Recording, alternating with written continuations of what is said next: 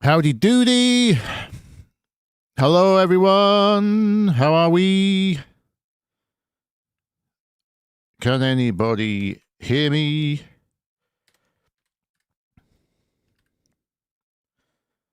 Save my session, live stream, September. Do we have sound? Hello, Techum. Hello, Matthew. Hello, Alex. Hello, Cook.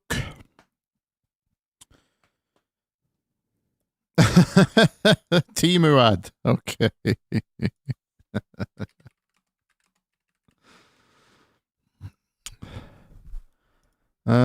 Interesting. I can't say I either endorse or renounce Temu. I can't really say anything because I do shop on Amazon. It's not much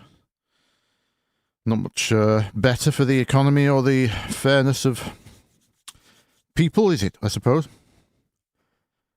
Hello, Mr. Brown. Hello, Anglish. Hello, DJ JD.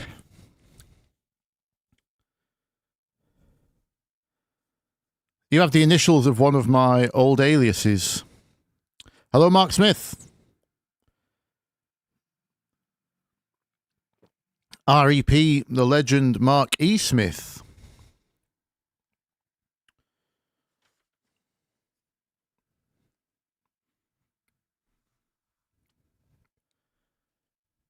I once went out as DJ Ginadakit for a laugh.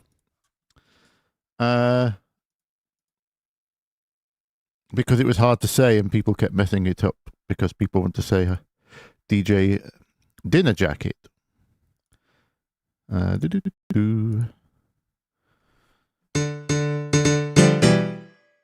can people hear the piano?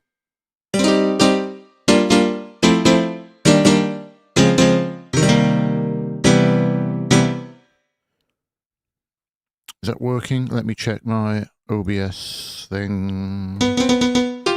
Yep. We've got it. Thank you, Matthew. Yes.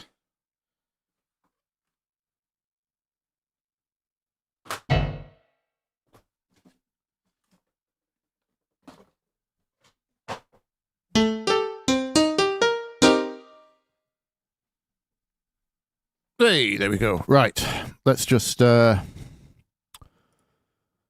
some music going, shall we? What's my latest mixdowns looking like? What was that?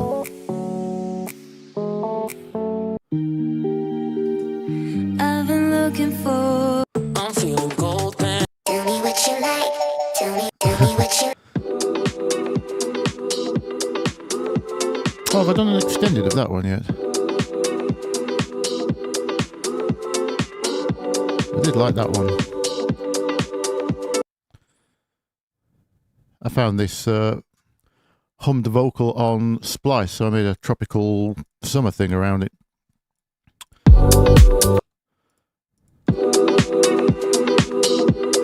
1 2 1 2. Yep, sidechain's working.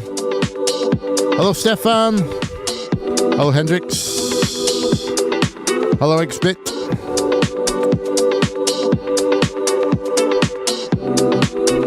Only just discovered my channel, Mark. Welcome. Thank you.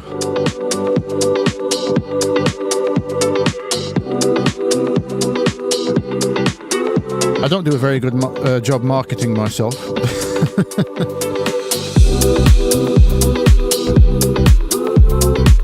That might be a bit loud for overall. Let's do that for now.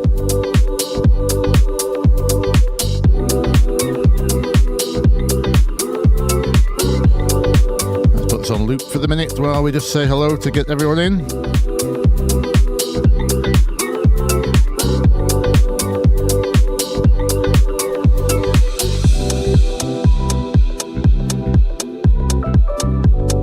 Mr. Brown, I promise no such thing. I know you requested moderation ability.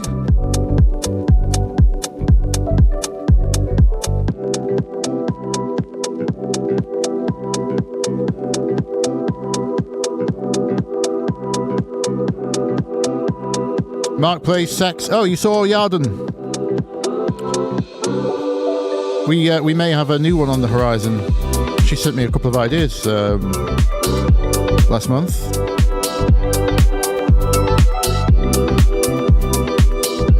Sunday Groove, yes.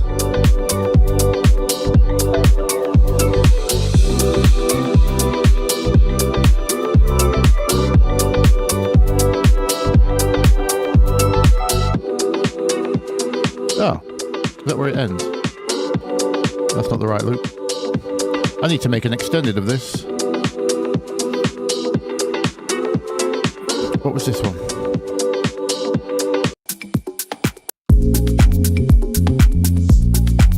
Oh yeah. I've been working on I've no idea what the genre is really. I'm calling it soulful disco. I saw this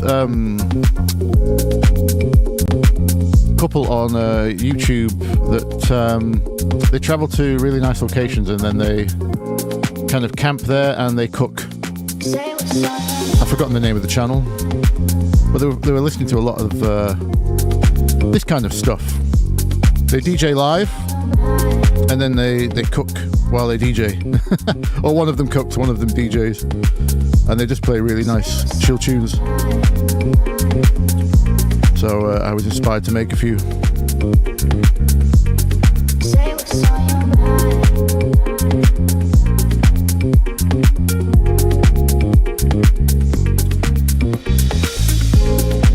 Yes, Mark. Yeah, Yarden's great. She's a very nice person. Yeah.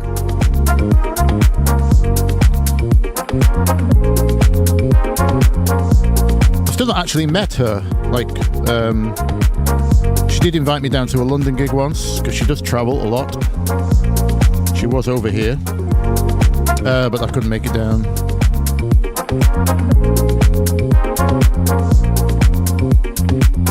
Sunset House. Yeah, why not?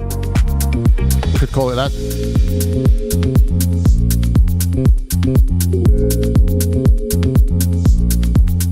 So today what I was thinking was I had quite a few requests for From Scratch series. Girl, don't call my phone up. I know where you been. Oh yeah, I got this vocal. You like to get messy when you out with your friend.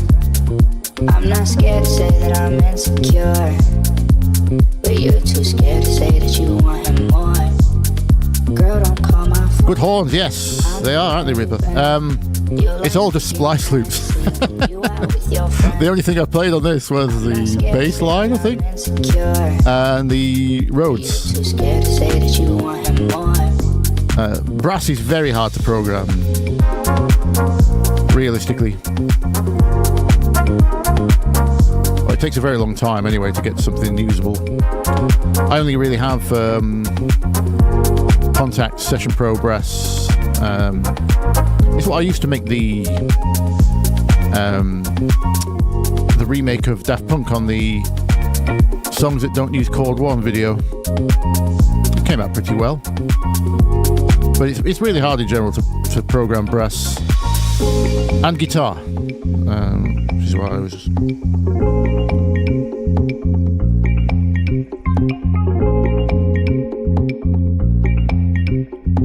Latin Tech. Yeah, could consider it that. Don't hold it back. Don't hold me back. Don't hold it back. Don't hold me back. Say what's on your mind. Don't hold it back. What we looking at here? Say what's on your mind. Don't hold me back. Say what's on your mind. Don't hold me back. Say what's on your mind. Your mind. No, it's a real brass sample from Splice. Bthelick. Say what's on your mind. Don't hold me back. Say what's on your mind. So Matthew was here first. What were you requesting? Paradise by Harry Romero. Trying to recreate the bass line. Yeah, we can look at that.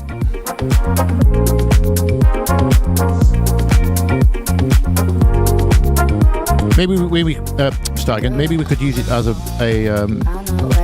basis for a song from scratch, and then take other plot requests to merge with it. Maybe. But you're too scared to say that you want him more. Bro, don't call my phone. I know where you've been. And Palua wants the bass from Angelo and Ingrosso track Skip. I worked with Steve Angelo before. Well, kind of. I did the music for one of his collabs. Obviously, I'm not going to say which one.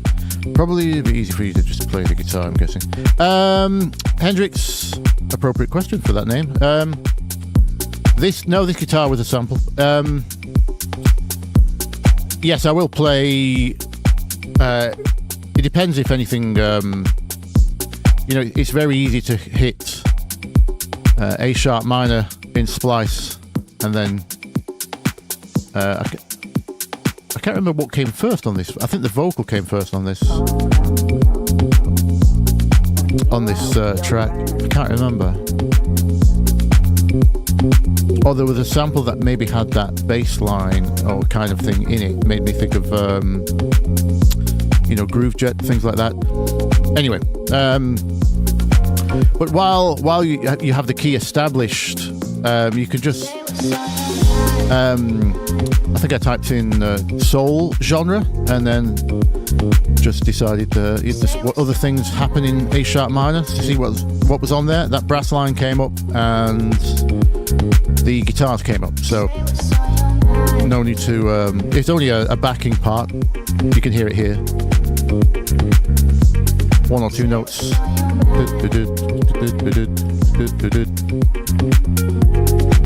Might as well use a sample. There's no reason for me to play something like that in.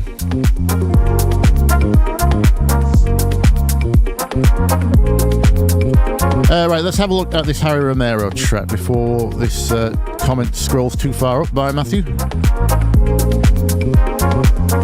Let's get demonetized.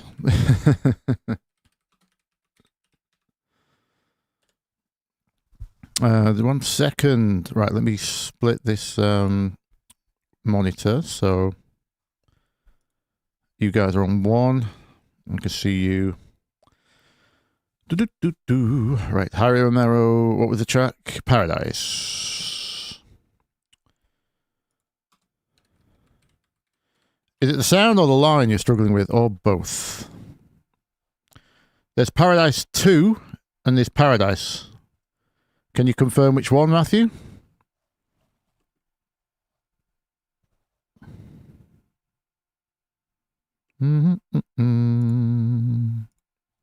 Is it this one?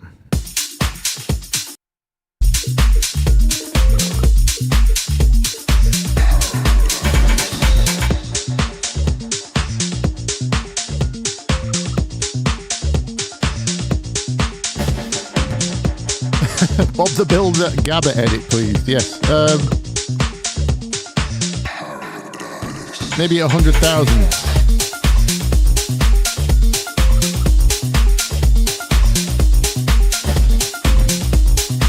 Is this not the original one, Matthew?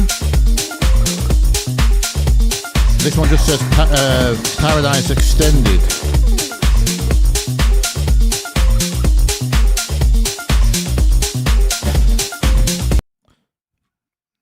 Interesting ARP.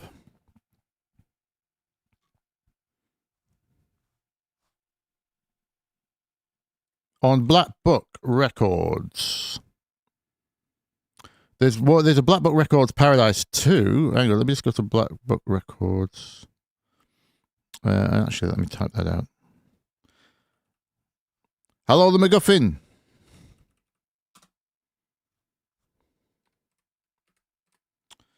Black Books, what a wonderful series. My fellow Brits will know. I'm not sure if it went international, Black Books.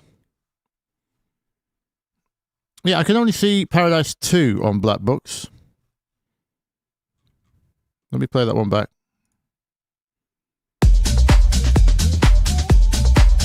This one.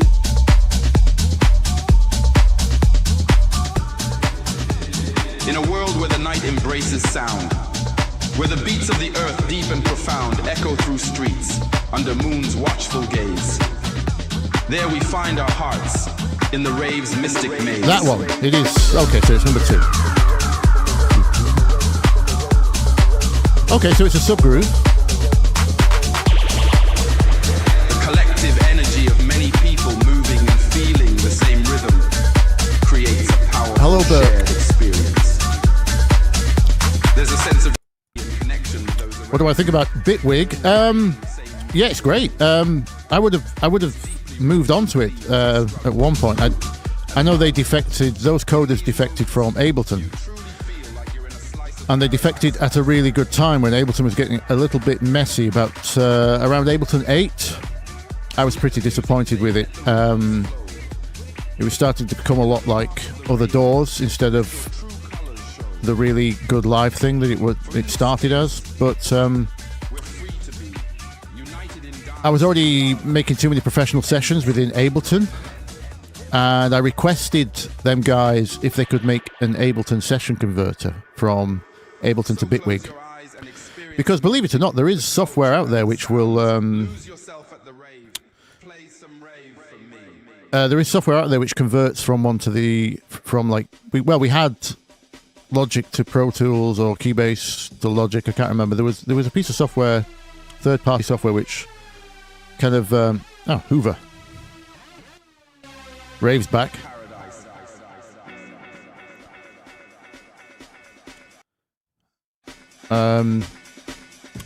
Yeah, so I requested, can you convert sessions easily? And they said no. And also, they didn't have any things in place which dealt with Groove at the time either, when it first started out. And I relied a lot on Groove templates in Ableton, so I never ended up moving. Oh, Matthew, thank you. You didn't have to. Thanks for the 10.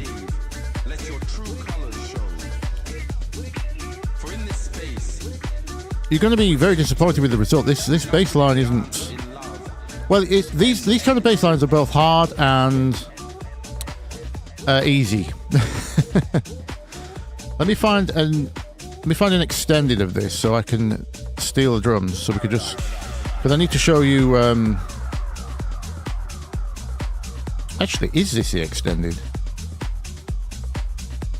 Because we've got an outro here. It's only a 3-minute mix, isn't it?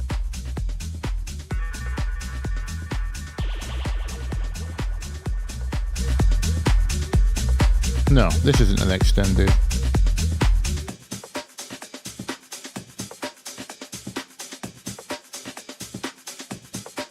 Let me find 1 second. Extended. Is there an extended mix out there? This is like a remix. There it is.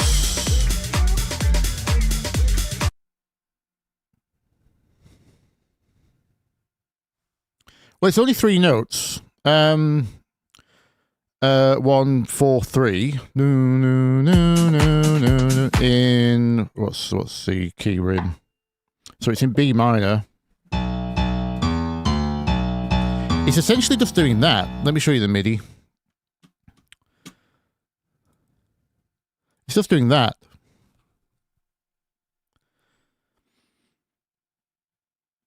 Really. The actual part, let me see if I can pull this across. We obviously have I'm not sure if it's just side chaining I'm hearing, or if there is actually an envelope on I mean, it's either coming from the percussion above or envelopes on filters, something like that. But it's not a bright sound, so it's the reason they're hard to judge is because they don't really have many upper harmonics, so that makes it both hard to hear and hard to both, as in both the tone and the pitch. And when you're down this low and this subby, with not a lot of upper character, a lot depends on the kick drum, because which kind of hinges on how it dances around that, whether it's audible or not. So length of kick drum, tone of kick drum, shape of kick drum, which is why I wanted to pull the drums in so we can have a look behind that. I have had a few requests for this kind of sub-type bass tech things. 1 second, let me just grab this track. Waiting for my hard drive to spin up. Let me put you on there.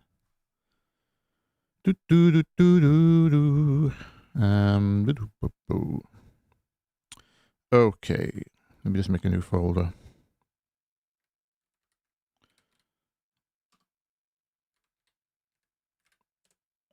Live September 24. Hello, Slimy. First live stream. Welcome.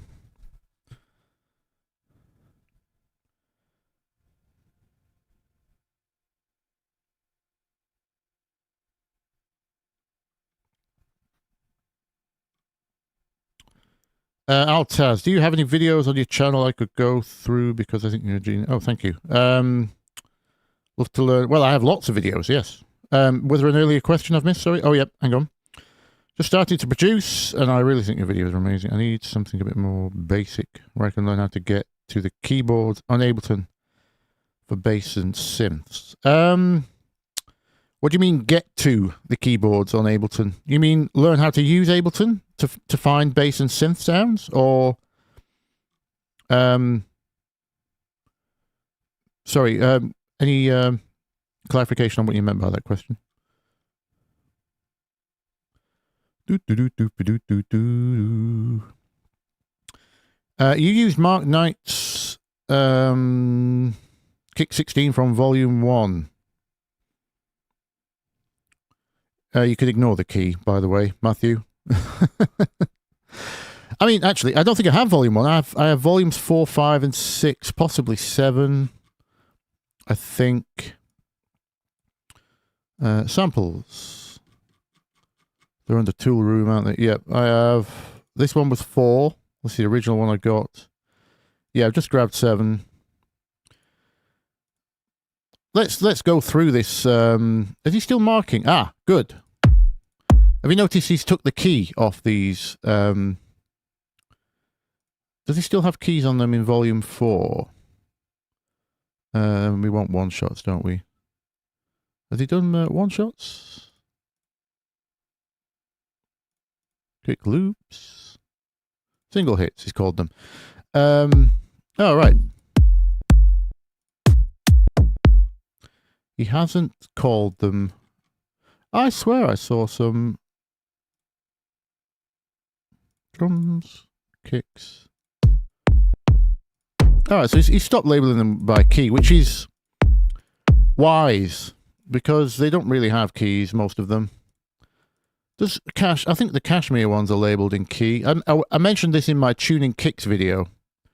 You could safely ignore the keys on... Here we go. Right. Here's a prime example. This. That doesn't have a key of F. That has a key of nothing. That might have a key of F because it's very long. And if you measure the very end of it, that might be an F.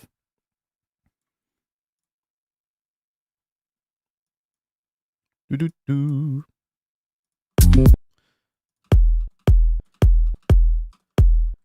For a drum to have pitch, it has to oscillate at the same frequency for long enough for us to be able to detect any pitch within it. Like if I sang a note but was extremely short, like but you would barely be able to tell the pitch of it. I didn't actually sing that fast enough because I'm not really humanly capable. But drums, the whole point of a drum is it changes pitch. It goes boo, starts high, ends low. And they also contain a lot of noise, not just tonal information. So you can't really, unless it's got a long subtone at the end like this. That's probably an F.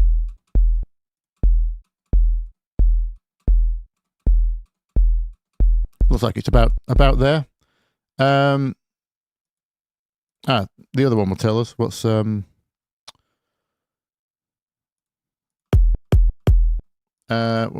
what's it called? Spectrum analyzer. I always forget who it's by. The new one I'm testing, Reflex. There it is. You'll see this.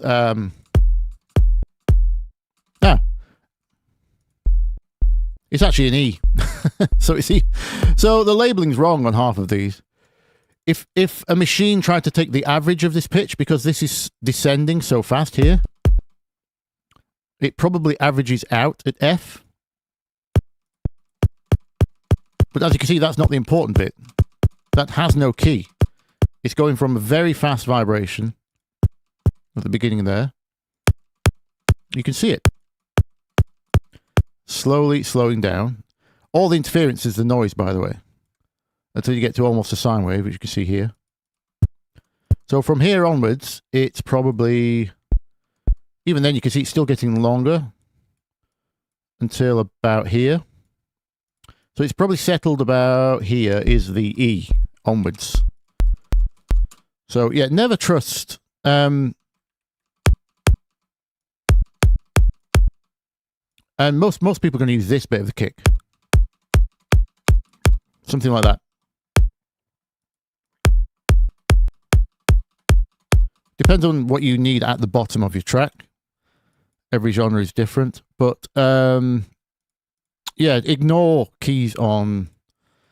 also, if it was A sharp's very high for a kick. You'll notice, it doesn't matter what genre. Let me just play you mine, for example, that's already on the screen. Kicks, the meat of your kick is going to be down around 40, 50 hertz, which is, where is A sharp? That's high. That's up near 60. So A sharp would be a very high kick. You might need a high short kick if you're in a very low key, and every kick down there just is either too long or takes up too much headroom. And your sub, it depends on your genre and what kind of track you. Right, so sorry, back on track. We can look at the kick drum here.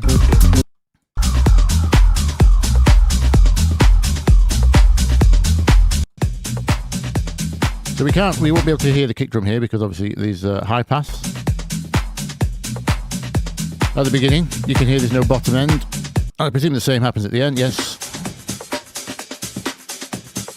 Yeah, we got a little Amen style break at the end. Ah, it's in the drum. Okay.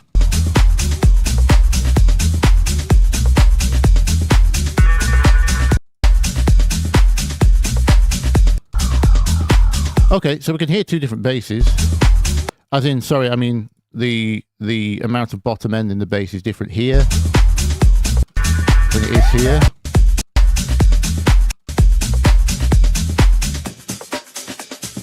So we get a truer idea of what the kick's doing towards the end here, because it sounds like it's filtering out the bottom end of the bass.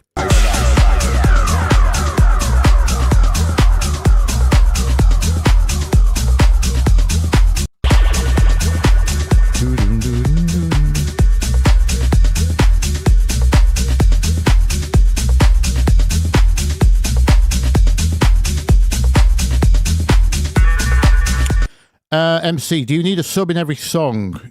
If the kick has enough sub, would you exclude? I have done that in the past. Yes, if it's some very problematic keys, like this is B, B, C, C sharp. Sometimes the only way to get like a good bottom end on those kind of tracks is just some kind of droning kick drum down completely out of tune, like down on F, E, and then you have the bass higher up with no sub at all. Just let the kick drum do the job.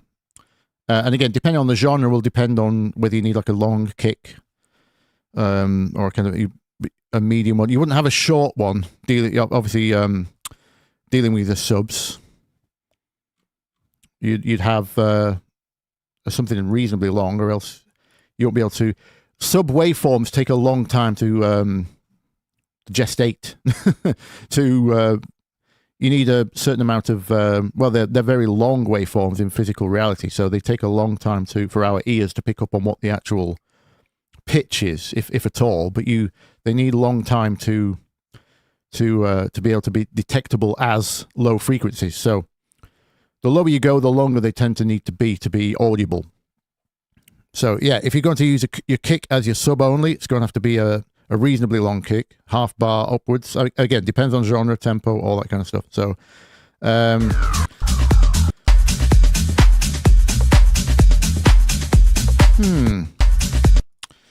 like I say, these are tricky because it's hard. It's so low, you can't really tell what is going on. We've got this upper tone,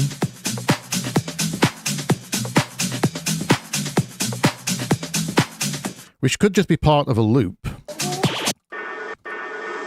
So close your eyes. World where the night embraces sound. Let me just look for more clues. He's running it all the way through, isn't he? Until the end. We literally just get the break.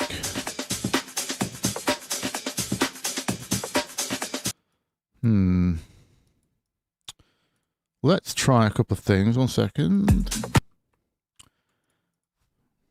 I can show you how I sometimes do detective work. Let's get the tempo in. Let me just delete my track from earlier. 1 second.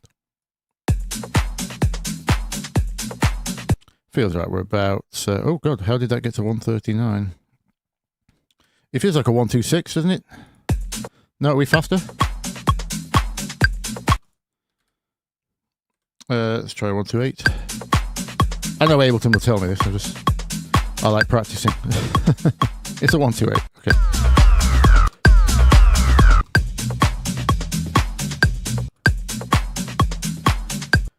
So what you can do, as long as you haven't time stretched the audio,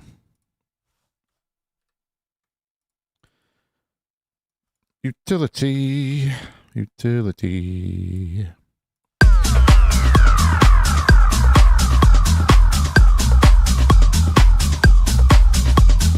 Oh, you did pitch it down, Matthew. I've just read your comment. Yeah, if it was A sharp, if it really was up there in A sharp, I would have pitched it down as well.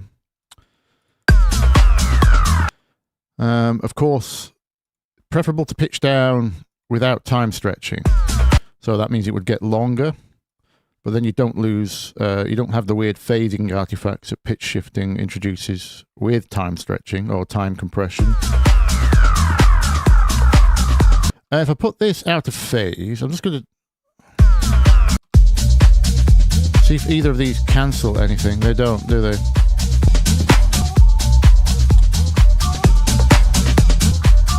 Does that mean it's does any of this cancel? Okay.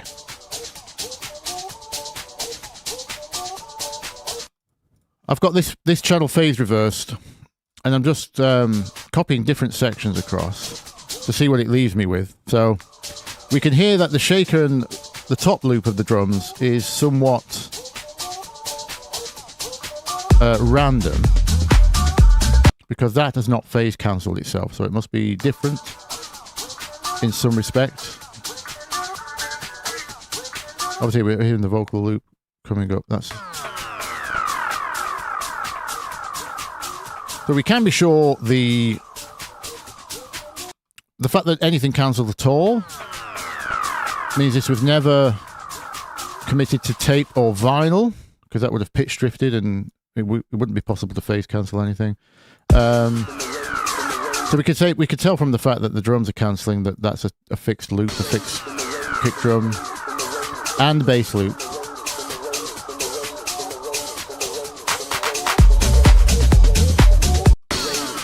And that's giving us a good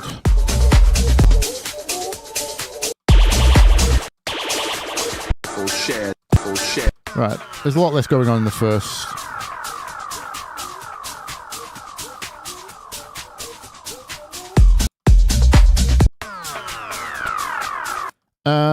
What we can then do is record that in. This is still guesswork time, by the way. I'm not... I'm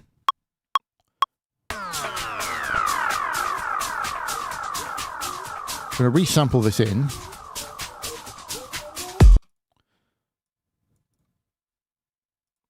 Then we're going to phase reverse that against the original.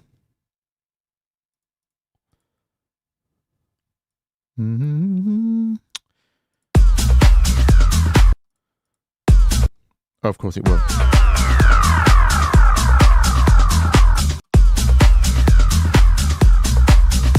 Alright, doesn't tell us much. I was hoping it would leave us with less drums. But no, that's not.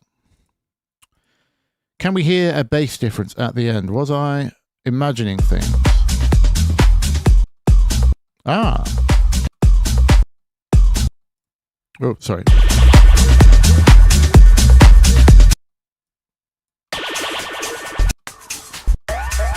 No, I wasn't imagining things. Right, yeah, so we've managed to expose his sub.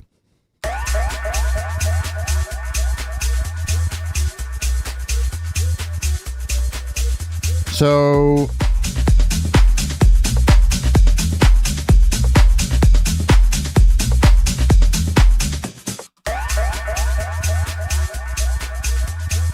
you can tell that's not there.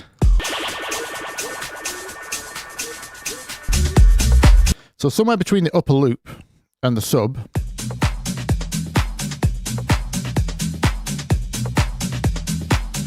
and the line is this anyway.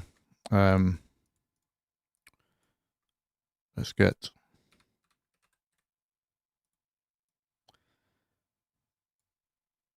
I wish Ableton would just show me the device, not the folders containing the device. Has anyone got Ableton 12, by the way? Have they reverted that back to Live 8 behavior? Because Live 8 used to be good at searching. So the bass line is just... We're going to be on B0, I'll take it.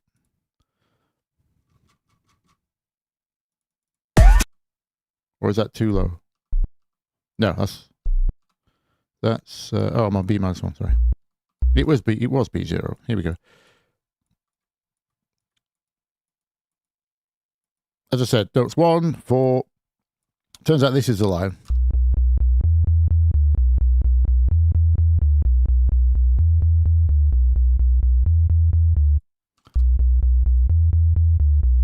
So we can hear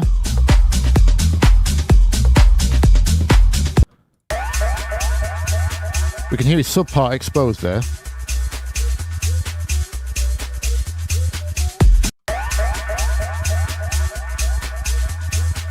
Let's just listen to the lows only.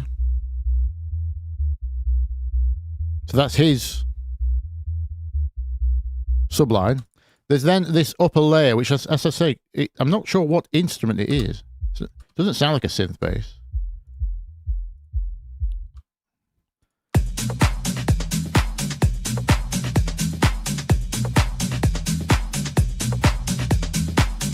It sounds like it's another record that's been filtered. It's got that,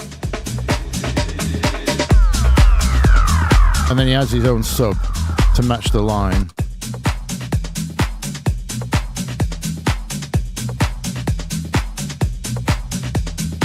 Because you can hear this whoop, whoop, whoop, whoop, which are artifacts from another instrument. I don't think that's a synth. That's a sample that's been filtered, and you're hearing one of the other instruments coming in and out with the whoop, whoop, whoop, whoop on top of whatever their bass instrument was on a sample, which could be anything without hearing that original sample out of the filter. You will not know. So if you wanted to make something like that yourself, you could probably literally grab any bass, or maybe a bass sample, and then just filter it basically to your liking. But have I got a good example? Oh, speaking of Mark Knight, I mean, it's probably a Mark Knight loop. He has all sorts of filtered things for his bass. So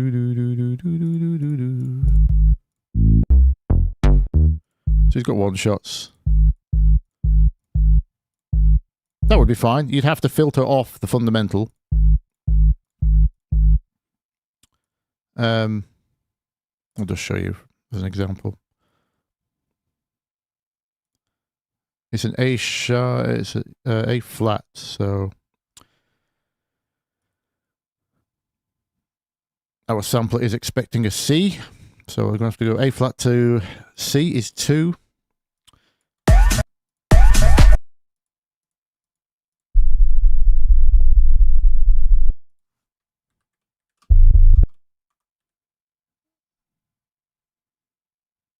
We need to do some, go up quite a few octaves. Oops. You see, note length is a problem when you use samples. We'll have to loop this as a waveform. That's the wrong key.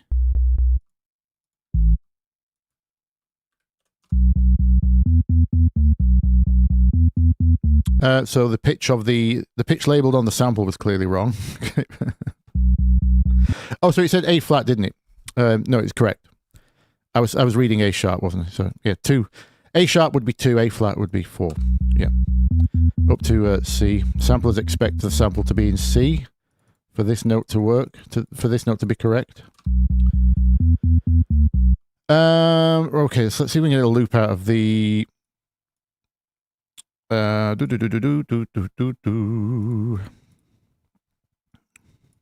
Just for those of you who want to know how to use samples as instruments, and if you do need control of a note length,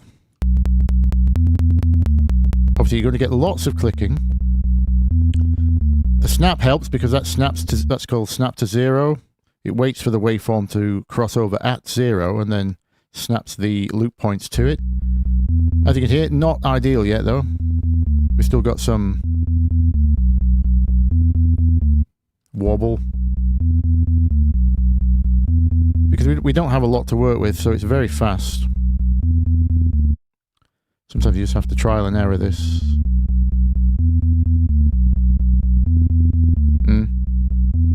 This is why I don't use like using samples for bottom end.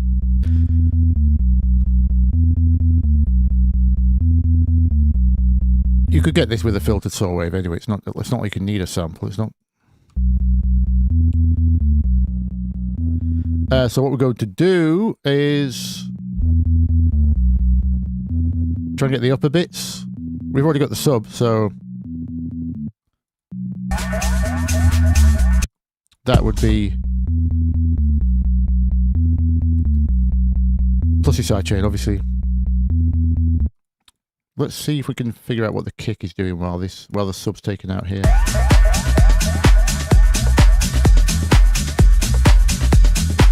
Yep, that's on.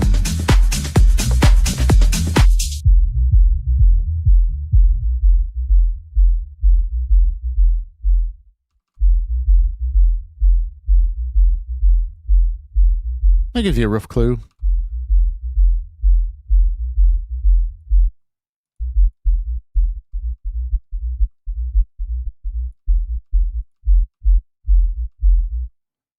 Seems to be about just over half length, about that.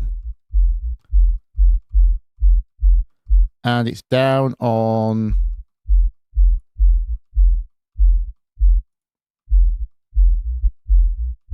it's like an F sharp maybe.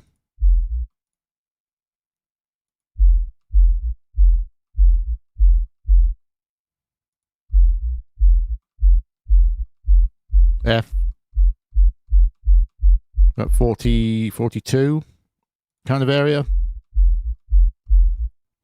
So it's a good half an octave away from the actual bass, which, as I said, is very high up on B. So this is an example of what we were talking about earlier, where you need a longer, lower kick handling your handling that bottom end down 40 hertz ish. Well, I say need. You don't have to, but that's kind of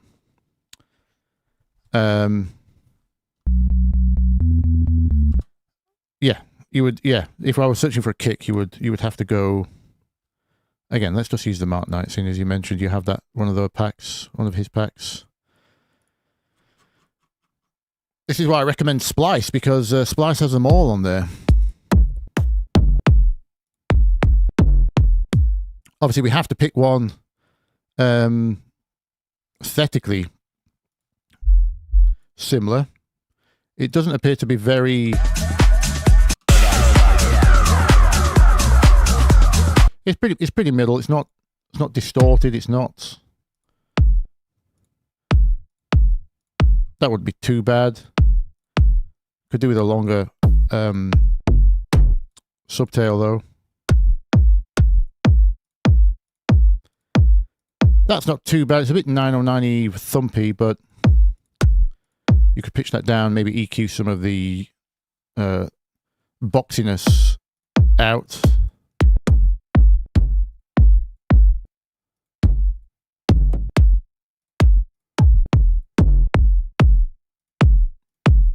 That's not too bad. Obviously, you don't want anything like this because the upper character is too distinct. If you tried to put that as 4 on the floor, sounds like someone's doing building work next door.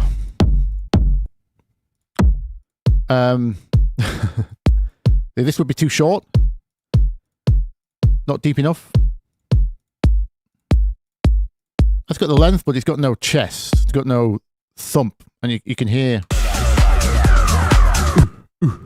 We do need some of that chest area. It's probably not long enough either, this one. You could pitch it down. You could try and EQ some chest into it, but again, you have to start as that would be pretty good. It's a bit too long, high up, that one. Ooh. Be good for a Fisher track. He tends to use kicks like that. I know exactly where that kick is from, Mark Knight. He's stolen that from Camel Fat. I'm going to make you dance. I swear. I'm going to make them dance. Give me 1 second.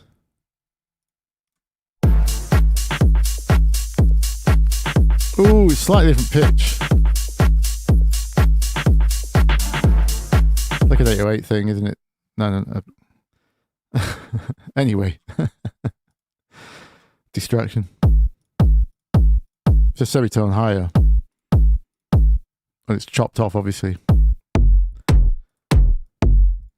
Again, no chest on this thing. Too characterful, too distorted. Like a hip-hop kick, that one. God, Mark Knight Pack 5 isn't good, is it? For kick drums. There's like 3 in there I would use. Rocket's not too bad. Actually, that was good as well. Wall. But you get the idea what you're looking for.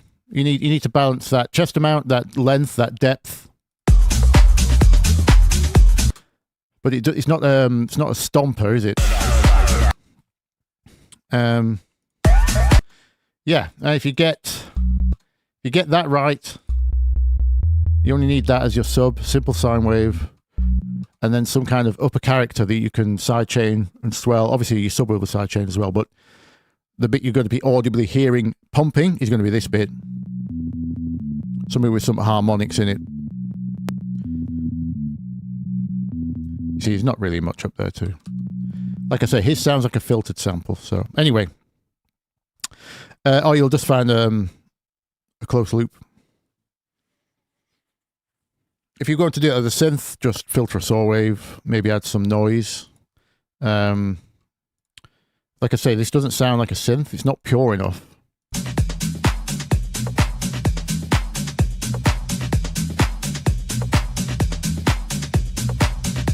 Can you hear that upper? Wood.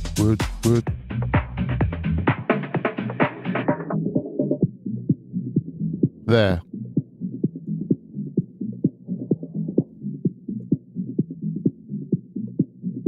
There's two things going on in that loop, which are tied together. There's something there, and then you've got the bass harmonic here.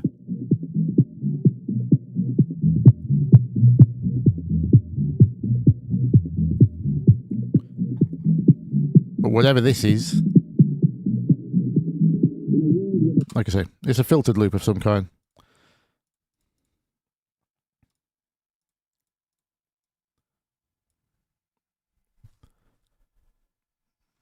I should have checked who sampled. Who sampled? See if he'd registered the sample.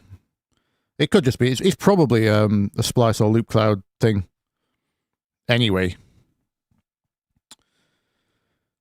probably, maybe.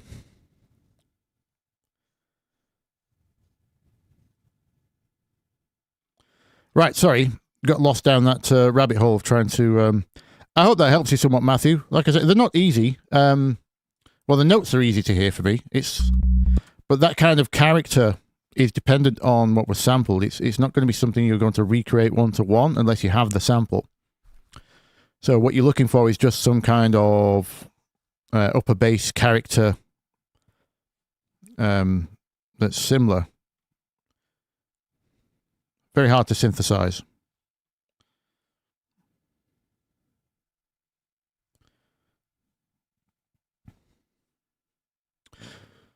Right, sorry. This coffee is making me do these little throat burps. Happens on stream a lot. I don't know why it happens on stream. I hope you can't hear those. I can't remember if my OBS has a noise gate on it. I think I remember setting one up. Anyway. Yeah, those techie bass lines are very...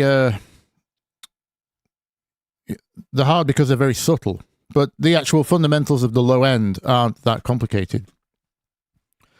Depending on, obviously, what key we're in is a large part of why this kind of kick drum has been chosen here.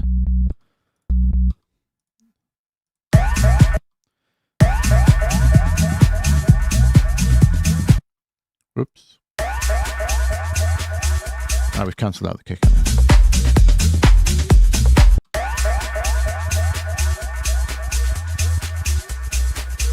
In fact, if I cancel that out, will we get the kick? There's a question. Let's sample that. 1 second. I'm curious now.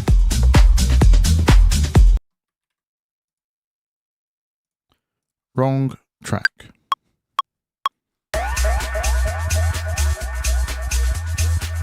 In theory, we should be able to phase cancel. Oh. I need to not talk when it's doing this, don't I? It's actually... It's resampling my my side shaker impression of my voice. Hang on. Shh.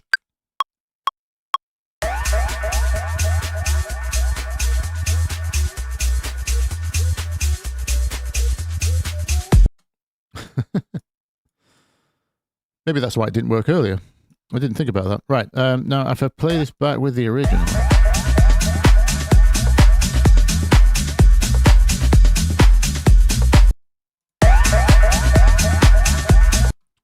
and reverse the phase of this channel. No, we still get the upper bass. Oh, of course. It never stops, does it? It's in the entire thing, apart from the very...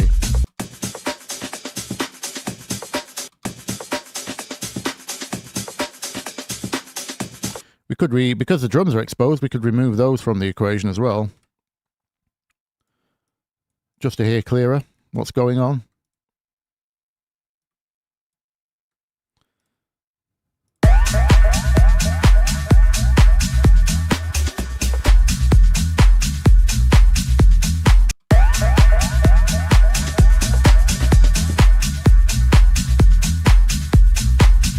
So now you can hear his top loop without the break.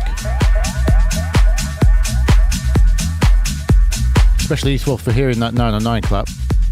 They're very hard to spot behind like break snares.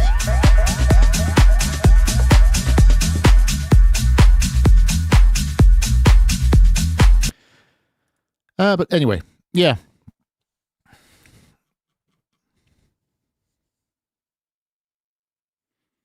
JM, you don't hear what at all? You're not listening on your phone, are you? I'm talking about very low frequencies here, so you may need good headphones. You will need good headphones, good monitoring to appreciate the differences down there.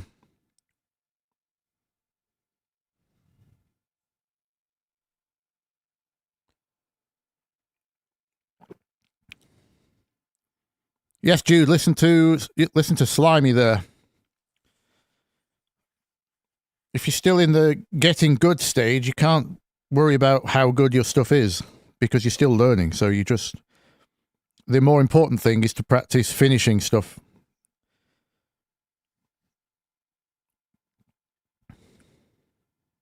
Oh, you can't hear the burps. Sorry. That's good to know. Thank you. The coffee burps. Thank you. Yes. IBS gate is working. I think it's acid reflux or something. You know, when it comes back up. And too much information.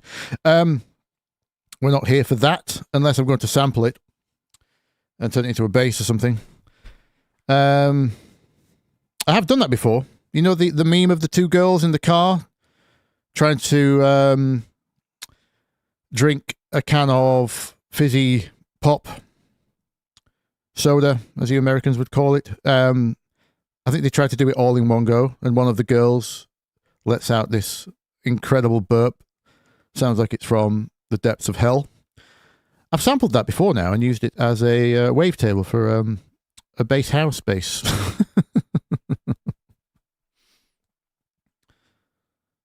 You'd be surprised what works as a wavetable. Thank God for the gate. Yeah, you can't be bogged down with how good things are because, well, the thing is, that bit never changes because I still have to release music not knowing whether it's good or not. Obviously, if you've got some data already, like certain tracks of yours have done well, you could do more of that. So you can be slightly more confident in, I think this is better than maybe another thing. Only in terms of results, though, to your audience. In terms of your own opinion, it's completely... You have to like what you do, obviously, but there's still that other complete void on the other side of how it will be received by your audience, and you can just never know. So it's definitely more valuable to finish things, throw them out there, even if it's just SoundCloud, not even like a full release. Throw them out there, just see if anything sticks, because that's all your early days really should be, because you're still learning, as Slimy says.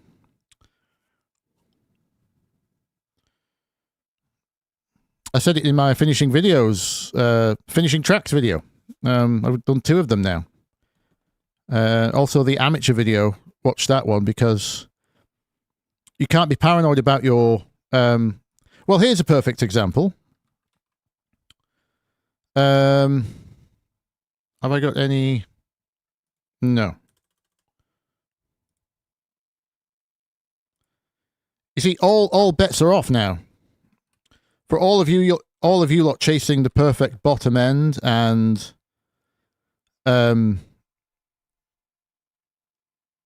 things like that. This guy, Pauser. Have you heard this track? Room Service.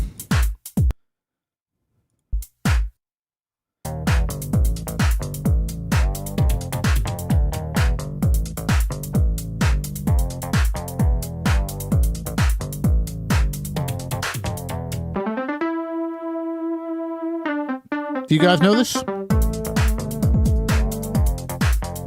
This sounds like it came out 40 years ago.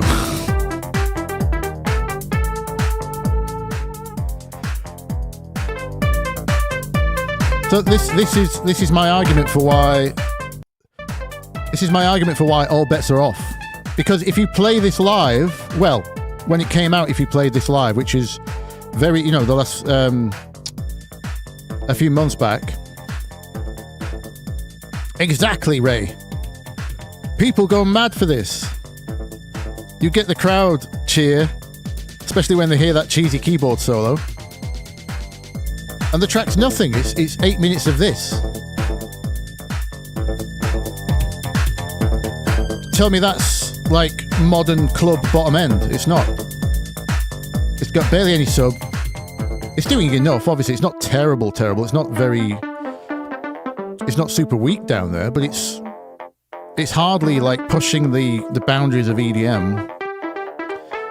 And the reason it goes off is because it's completely different to everything else. If this was your first amateur release and you thought it sounded terrible, yes, Hendrix, about 80, somewhere in the like 40 years ago, about 83, 84, yeah.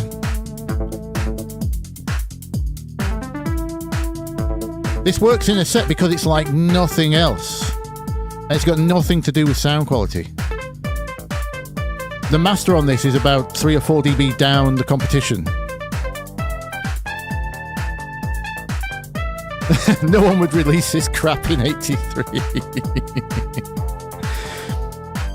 It's not a million miles away from Herbie Hancock's Rocket, is it? Another DJ friend of mine pointed out. Beverly Hills House type beat, yes. Obviously, aesthetically, it's cool. I like the bass sound anyway. I'm not keen on the lead, but the drums are kind of whatever.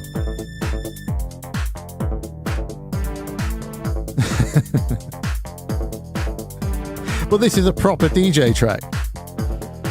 Proper DJ house track. Too cool for school.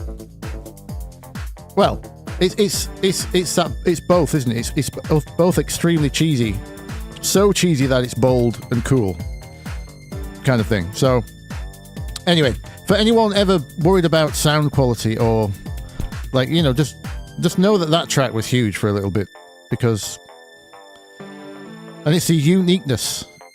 This is why I argued in my amateur video that what sounds amateur to you, because you're comparing yourself to all these polished major label guys, right?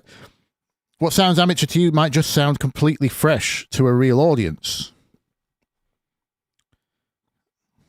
So you just never know. You have to finish stuff, put it out there.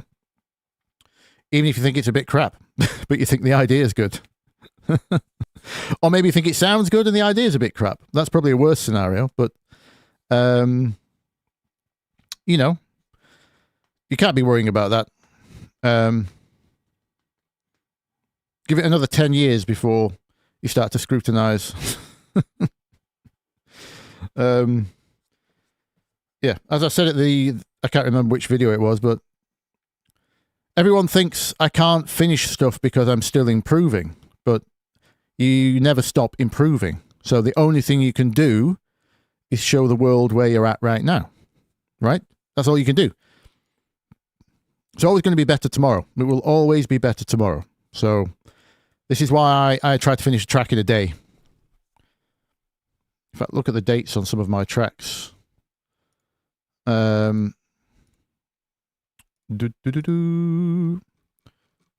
should see a few multiples per day. Depends how easy they came together. Where's my Mixdowns folder gone?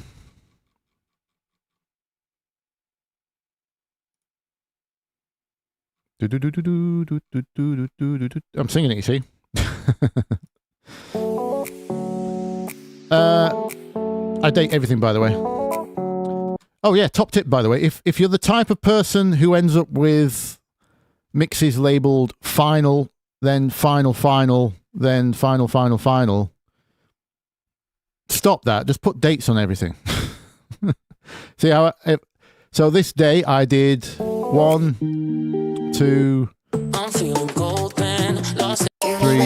4, I finished 4 tracks on the 16th of September. Some of these will be edits, like short versions or extended versions of things that an idea had already started.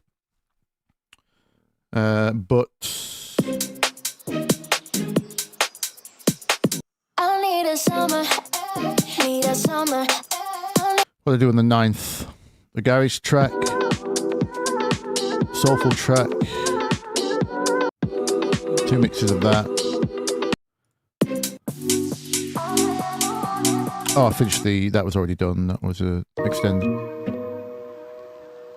I mean, Spotify. Oh, I finished that one. Another guy. I was obviously doing some garage on the 9th.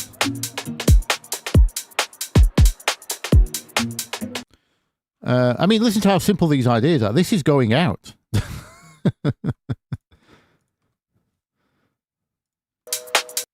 This is what happens when you've been doing it for a long enough time. If you run out of ideas, I think I found this Rhodes loop that was all wonky.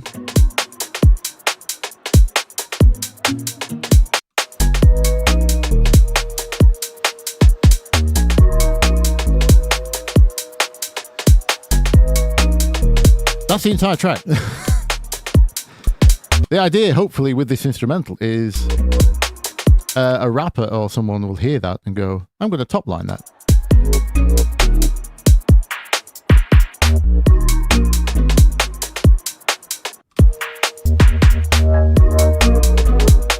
It did have a vocal from Splice, in case no one does top line it. To feel more alive, I want those eyes to never be lonely. Let's make this night the time of our lives.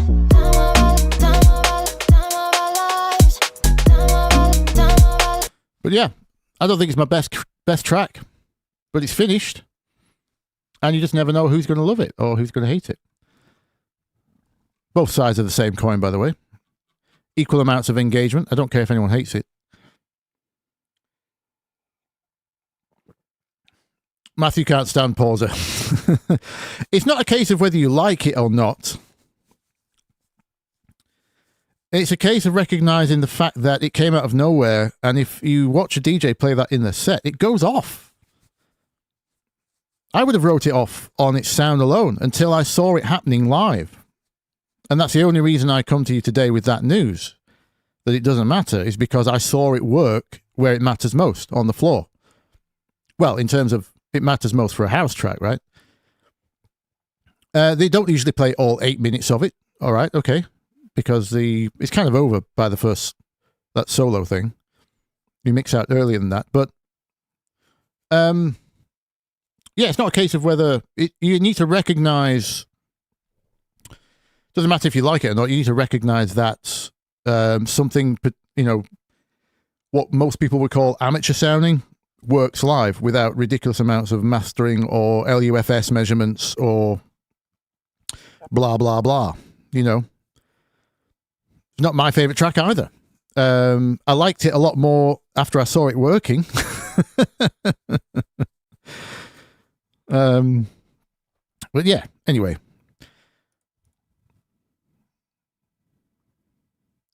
As Slimy said, yeah, get some stuff finished. Do I engineer my tracks? Yes. Watch my video on... I engineer as I go. I do it in the sound selection stage. So I'm either picking sounds or samples from scratch. And versus... I always have references to hand before I start the track. Preferably 2 or 3. So you can get an average of both sound profile and, you can cherry pick bits from other tracks that you like the lead sound from one thing.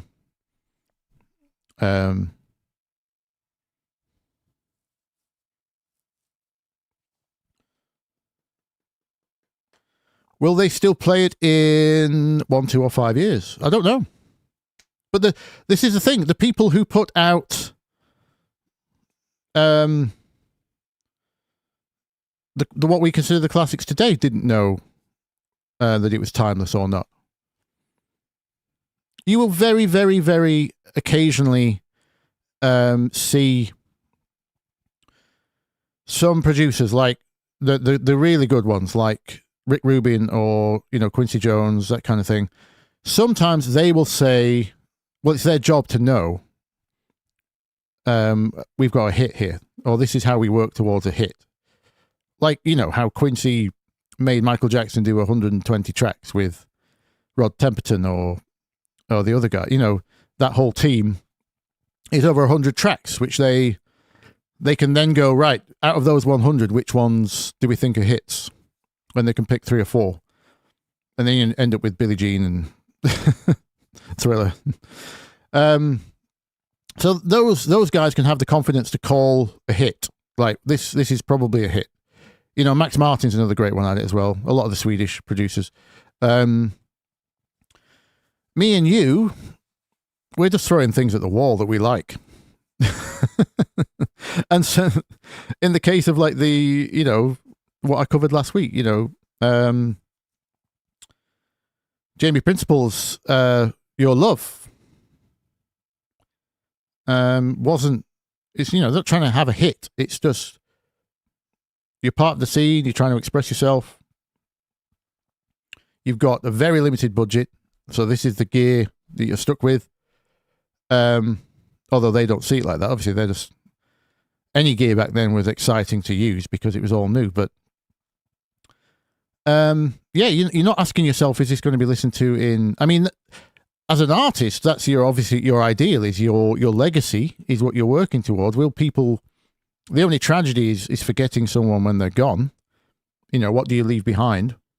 That's what I would like to work towards anyway. Nothing to do with money or fame or whatever. It's what are you going to leave behind? What dent are you going to make on culture, preferably for the better? So yeah, I mean, it's a question that matters. Will it be listened to in the future? Will it last the test of time? But you can never really know, I don't think.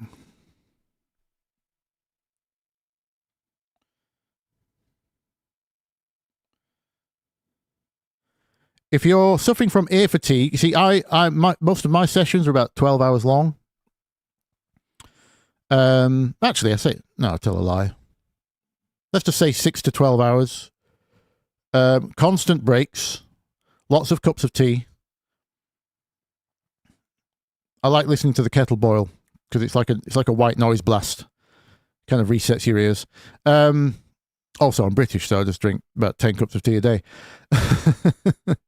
Caffeine's important in this equation, right? But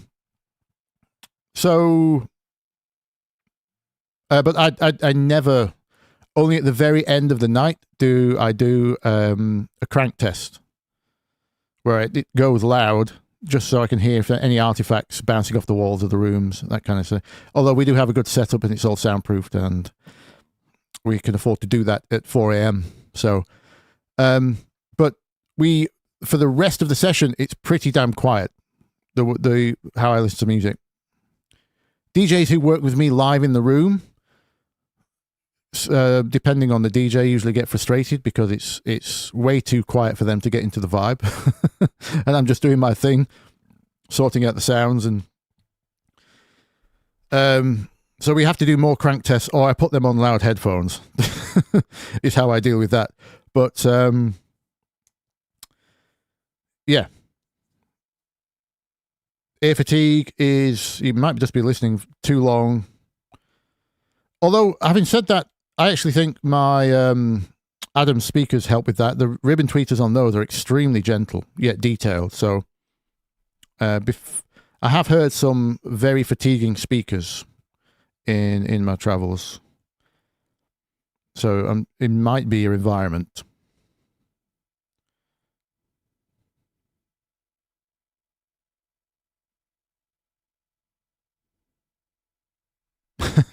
Going to try with a timer that tells you to touch grass once every minute. Yes. Going for a walk apparently is very good for you, for the music. Music inspiration. I don't usually personally have time. I work a little bit too efficiently and fast these days. It's kind of what part of what I'm known for. So, I only focus on one track at a time. I go from start to finish, one session, done, and then on to the next one. Might take me 1 hour, 4 hours, 8 hours. That'll determine how many tracks get done in a day. Or some days, I'll just do the 2-minute edit for, like, if it's just a very simple hooky idea that I think is probably more worthy of maybe potentially appearing in a TikTok video than it is on a club floor, then I will just put the 2-minute edit together and call that finished. So there's no pressure to, like, make a really, very involved arrangement. Lots of the hooks at the beginning, that kind of thing. And then on another session, I have a queue of a few of those, and then if it's a session where we're not particularly I'm not very inspired to write new music, I can just churn out a bunch of edits. Spotify 3-minute mix extended, work on the the club instrumental or the dub, because those take a different type of concentration. Changing a track that was like a pop vocal into a club track with a lot less of that vocal in it, so it's more of a dub track, down to one verse in the break tops and then just some vocal chops or hits here and there, that kind of thing. That's a very different side of my brain. So I often like to do that in a separate session. But by that point, the mix is done. I don't usually change much for the club version in terms of the actual, the mix, other than maybe lower the vocal overall. And then I can just concentrate purely on arrangement in that session if I'm not feeling my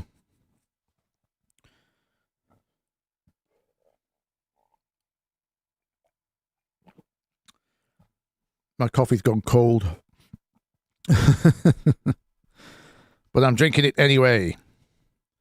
When deciding on a lead, do you focus on finding the sound first and making a melody? Ooh, good question. It's probably 50-50 with me, I'm afraid. I couldn't give you a definitive answer on that one.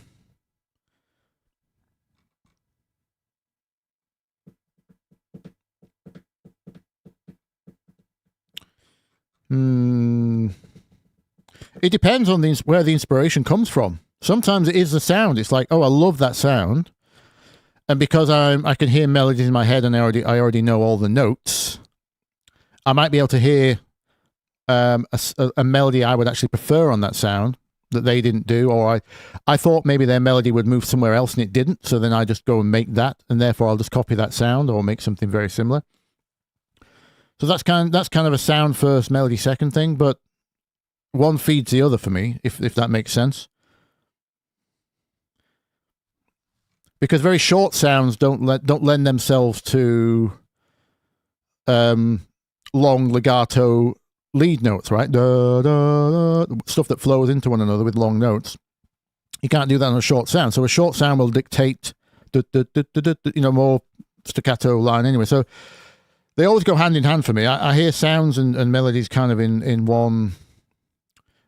I imagine that takes I can't remember how I used to hear it though, so I can't comment from a beginner's perspective. So it's just I've just been doing it for too long now.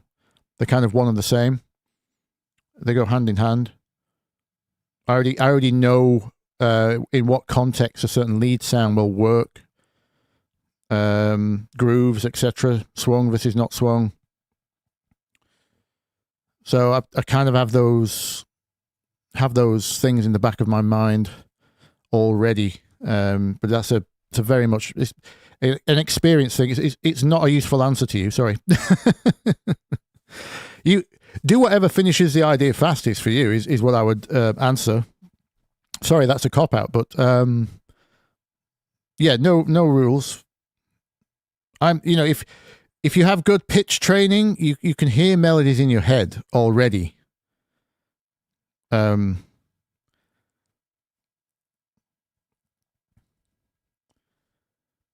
So yeah.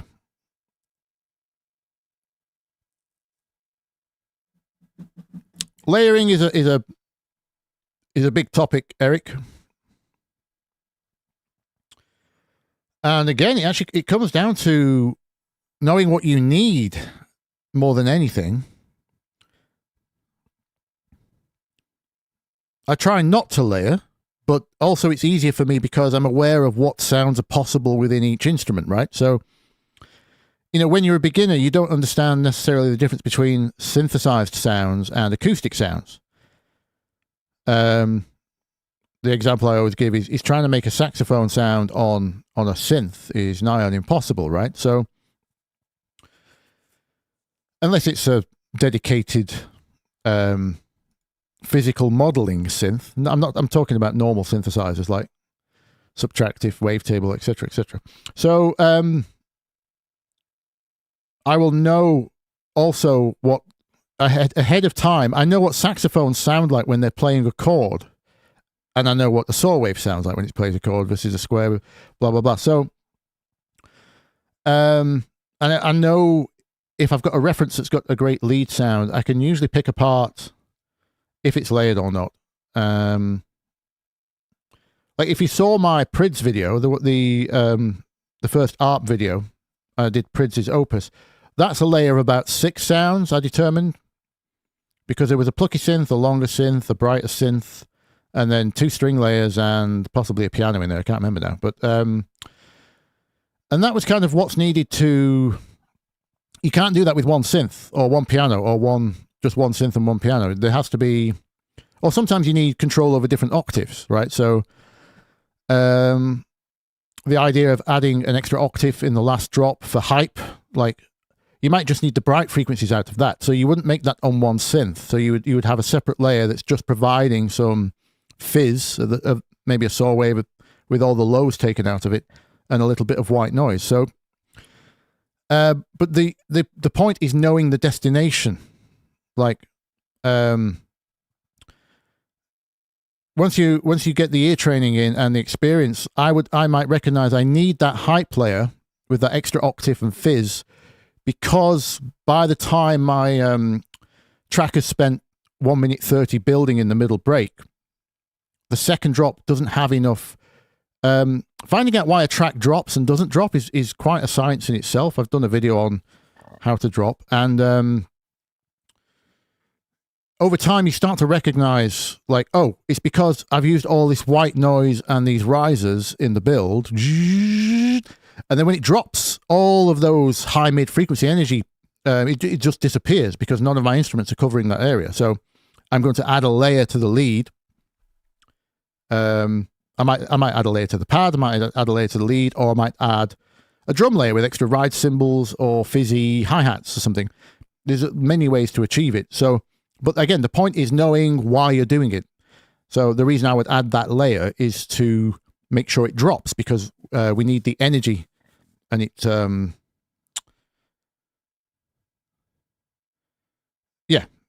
layering is it's multifaceted. There's no one answer, and again, it's very genre dependent as well. So, like I recently just talked about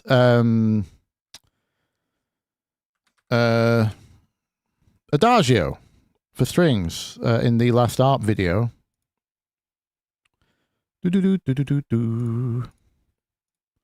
I called it Adagio done quick. This is not a recreate of any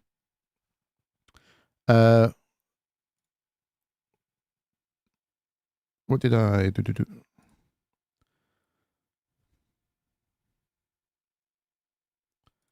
Okay, let's just drag those in.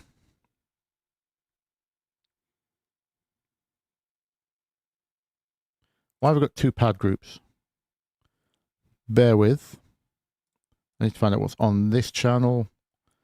You'd think I'd remember only doing it last week, but this is the thing with working fast. You kind of forget what happened. Oh, that's an old track because it's got lots of plugins missing. Filter Crusher, remember that? No, that's from another session, and it's years old.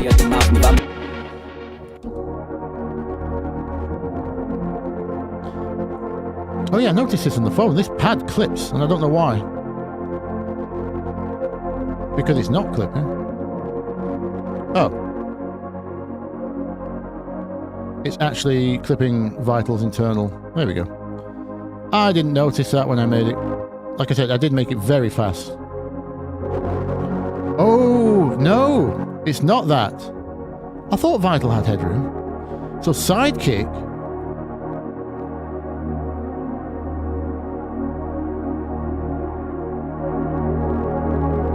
What's clipping? Is it Vital? Because Ableton, the EQ has plenty of internal headroom. Something doesn't have some headroom somewhere.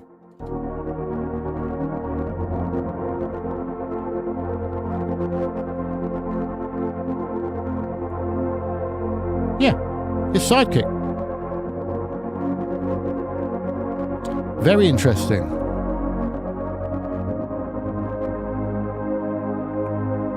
So Sidekick,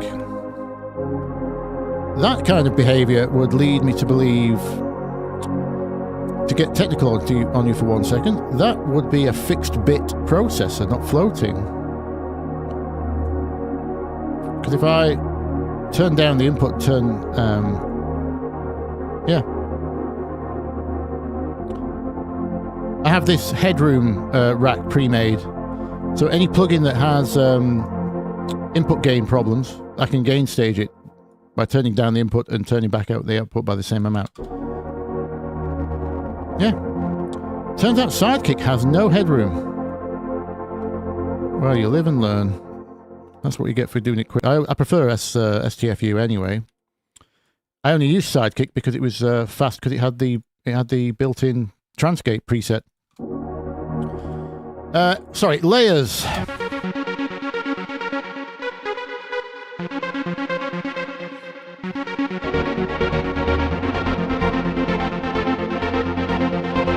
They're all going to clip now, aren't they? Because...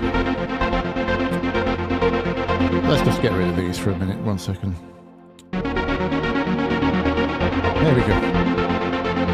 If you couldn't hear the clipping, then good ear training, by the way. Using the same gate pattern. Well, aren't we all? We all have to use the classic 90s trance gate. At some point. It's kind of a rite of passage. So, in the original of this, as I explained last week, you can't really do the classic ARP pluck envelope for this kind of trance. This is kind of the envelope you would need to have enough attack for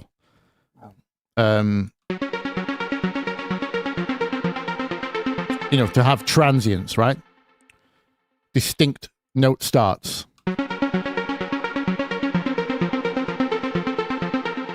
But it's just not got the same energy as... You kind of need the note length. So what you can do is just layer that with a pluck and then have the best of both worlds. And that would be the reason you would layer it. You would know you need some attack whilst you also need to keep the energy of that hype.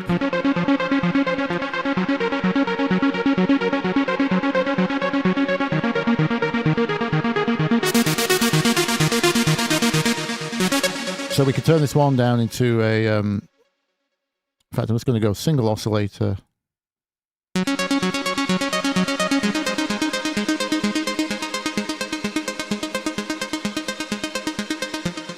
And because I know all I need it for is attack, it can literally be that.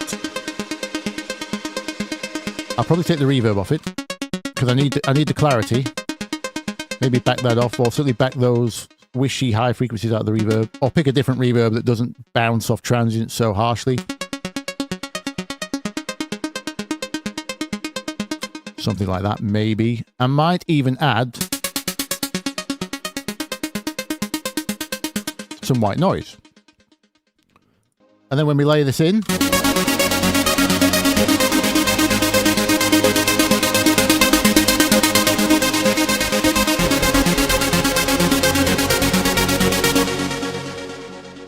Sorry, Adagio at 128 sounds very slow, doesn't it? But you get the idea.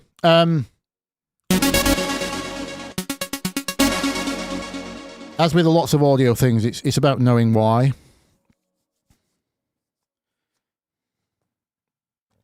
A1 Trigger Gate is by far the best free gate, yes. I should have just used that. That doesn't have any distortion problems. I feel bad because the company Rewired Records did actually shout me out, thanking them for mentioning this plugin in my Stutter House video. I know they're working on a sequel, sequel, Sidekick 3. So I asked for swing amount. I should get back to them and make sure they're running a 32-bit float engine at least inside, because that distortion behavior indicates that it's something's gone wrong with the internal calculation. If it is 32-bit 32-bit fixed, it sounds like they've programmed everything at the very top of the range and everything else is footroom, not headroom, which would be a waste of resources. So this is the problem Pro Tools used to have, by the way, when all the chips, the Pro Tools chips were fixed bit, and they had the cheek to charge double for the TDM versions of the processors, which were actually lower quality because the native ones were 32-bit float. Fun fact. Where can one acquire those racks? Which ones, Sonny?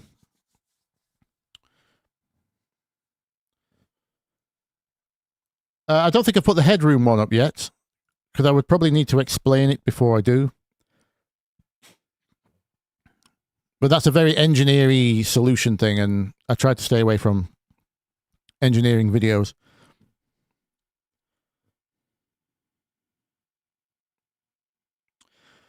Was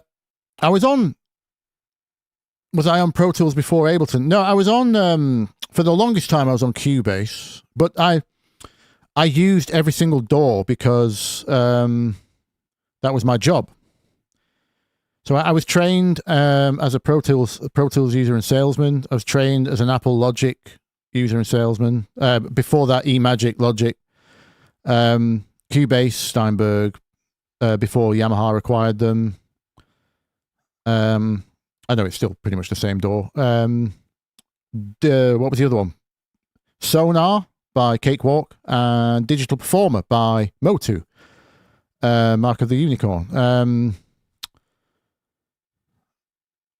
Yes, Sony Acid. I also what was Acid called before Sony bought them? Anyway, I think it's still called Acid, which is probably the most similar to most similar predecessor to Ableton. And also, for a while there, we thought Traction was going to be big, because Traction was very drag and drop like Ableton, when all the other DAWs were trying to be traditional mixing desks like Pro Tools, Cubase, Logic. The two big ones that came through, in my opinion, were Traction and Ableton, which behaved like modern software that you could... Oh, obviously, Reason as well. I was trained in all of those. I've used all of them. Dan CJ, yes. And of course, don't forget Music 2000 on the PlayStation 1. Thank you, Relax Max, for the 10. I discovered your channel recently, and it's a very good discovery. Thank you. You're very welcome. So, yes, I used all the DAWs. That was my job. I used to sell them. I did that for 8 years. I didn't work for any of those particular companies. We were a redistributor that sold all of the DAWs, and we had workstations set up, and there was a separate room upstairs for the Pro Tools people, because they were the big spenders. So they got their own room with a soundproof big glass door.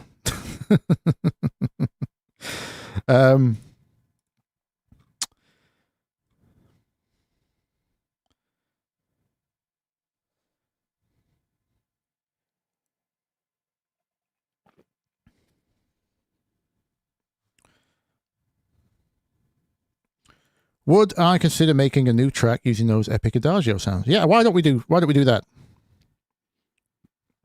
I did Adagio done quick. it was quick for me because I already knew the chords. This is one of my favorite pieces. So I already had this MIDI from, I did a tropical remix many, many years ago.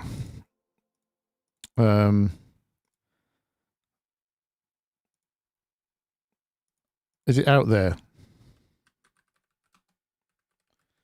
Under the name Chilean. Oh yeah, it's still up.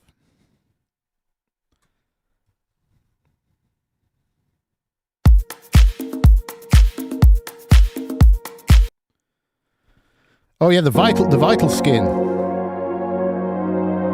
So this is my tropical remix. If I remember rightly, I used East-West strings for this. The Gold Orchestra. The vital skin is called Default Modify 2. And it's by someone called Pan Sony on the. It was just on the main Vital forums there in the. Yes, it is very glowy. It turns out they found out this value here is actually a glow value. I think.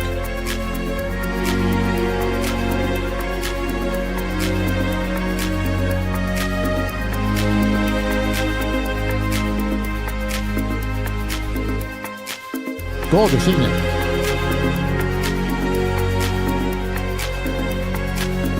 Now, of course, the only downside to Adagio for strings is the chord progression takes a very, very long time to come round. In fact, in the original Samuel Barber's Adagio for strings, it doesn't really come round until the second movement, which is like 5 minutes. But this was my tropical attempt.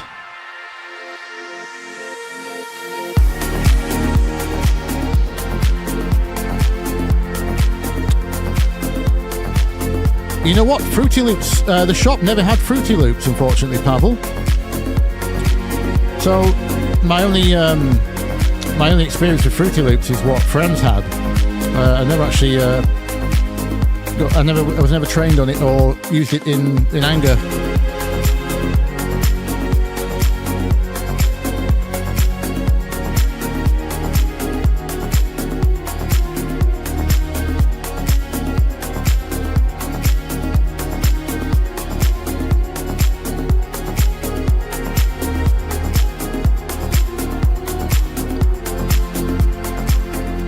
Yeah, what can we do? Let's make a 90s trance track. Why not?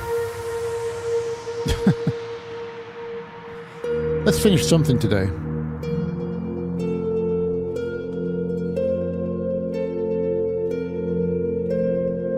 Oh, I forgot to put the nylon guitar in there. This is live, by the way. I played that, I think. It sounds like I chopped it up if I did, actually. Those triggers sound a bit clean. Oh no. You can hear the plectrum on some of the strings. Yeah, that's live. It's 9 years ago, so it's hard to remember.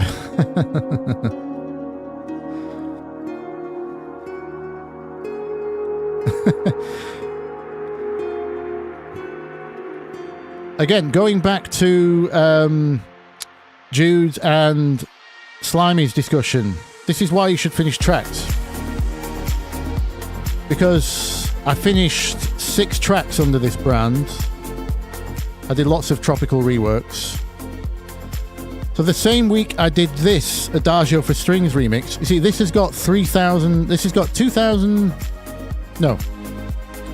This has got 48,000 views over 9 years. Whereas the Wicked Game Tropical that I did on the same template has well over 80 million views. And to me, they're both as good. I actually prefer Adagio for Strings chords than Wicked Game, obviously. If you're a chord lover, you can't not love Adagio for Strings. But it just shows you just never know. And the Wicked Game one didn't do 80 million views straight away. It was online for over 5 years before it got randomly viral, semi-viral. Yep. Well put, Tom. Finishing 10 tracks will teach you far more than 100 incomplete ones. Yep. But anyway. Wicked Game is a girl magnet, though. True. Yeah. I'm thinking of the lyrics. Although my version was resung by a girl, which is actually how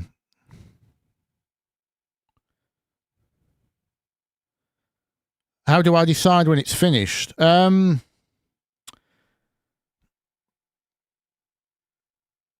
million different ways. Give yourself a deadline. Give yourself a track limit. Give yourself an idea limit. Make sure if you're referencing a lot, you'll know when it's close. Yeah, Chris Isaac was the original. We had it sung by Seren, friend of mine.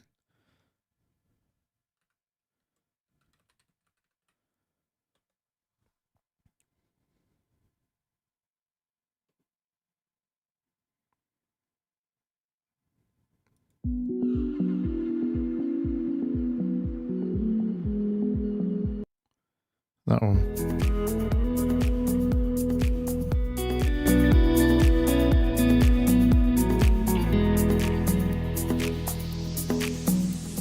The world was on fire, no one could save me but you. A strange word desire, make foolish people. So very different. Yeah, it is an interesting point that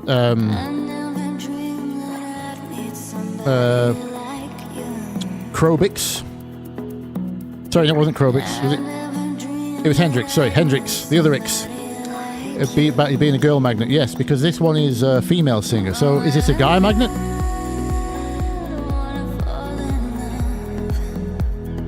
I kept the. I replayed the guitar, and it's just the original guitar line. So the only difference is it's in a Tropical House template.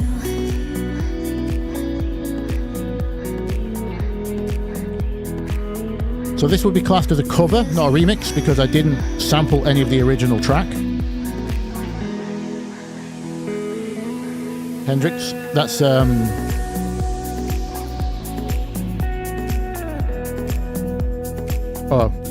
I really delayed those lead guitar notes. They're well behind the beat. You just have to when it's this relaxed. If you hear how late I am on the beat. Yeah, so one of the distinctions, Hendrix, between you need to cover or remix. So they're actually similar rules in the sense that you have to give 100% of your publishing. Your obviously because you didn't compose any of the song, all of that goes to the original artist. So you need to apply for permission first of all. The difference with the cover, like I say, is there's no sample of the original. You're not remixing any part of the original. This was all replayed, all resung, completely new recordings. And because of that, I can receive recorded copyright revenue. So when this song streams, the recording revenue comes to me, and the songwriting revenue goes to Chris Isaac or Warner Brothers or whoever owns the publishing right now. I can't remember. Whereas a remix is usually like a one-off fee. You'll be paid a one-off fee to remix the track, and you don't get any rights.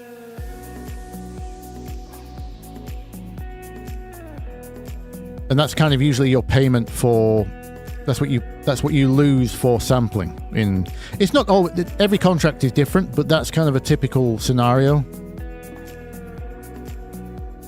And to do either, you need what's called a mechanical license. So the easiest way to do that is just use a digital distributor. We use DistroKid if we need a mechanical license for a cover or a remix, and they will sort out the permission and the royalties for you. So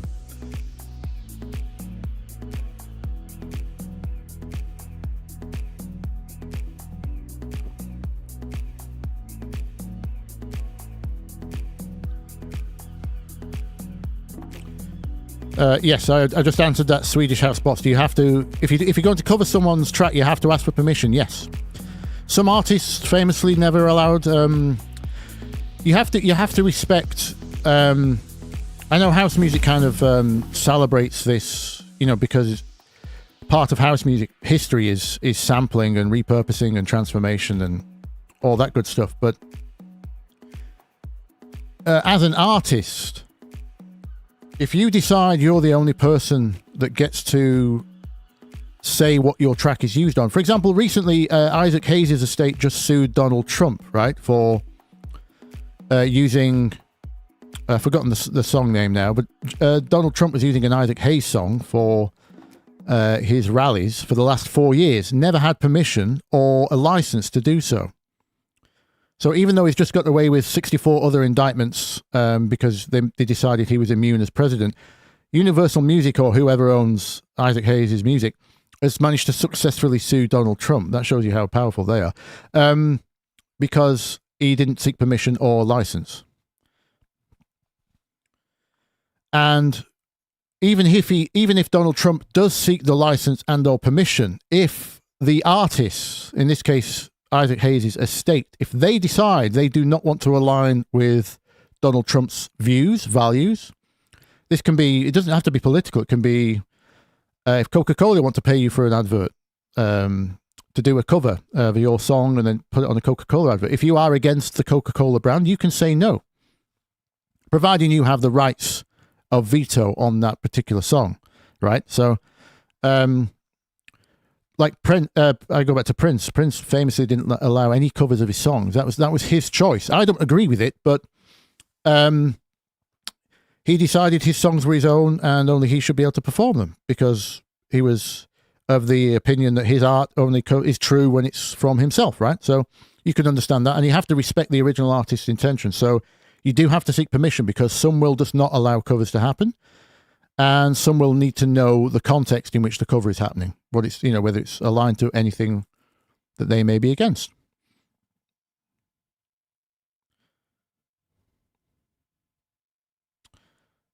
So I did add seagulls.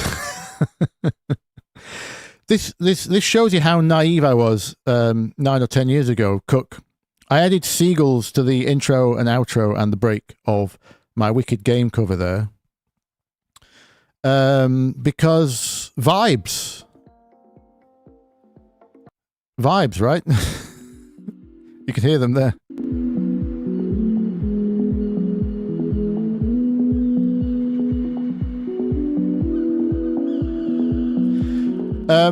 Because there isn't a beach, because I'm not used to being in Ibiza or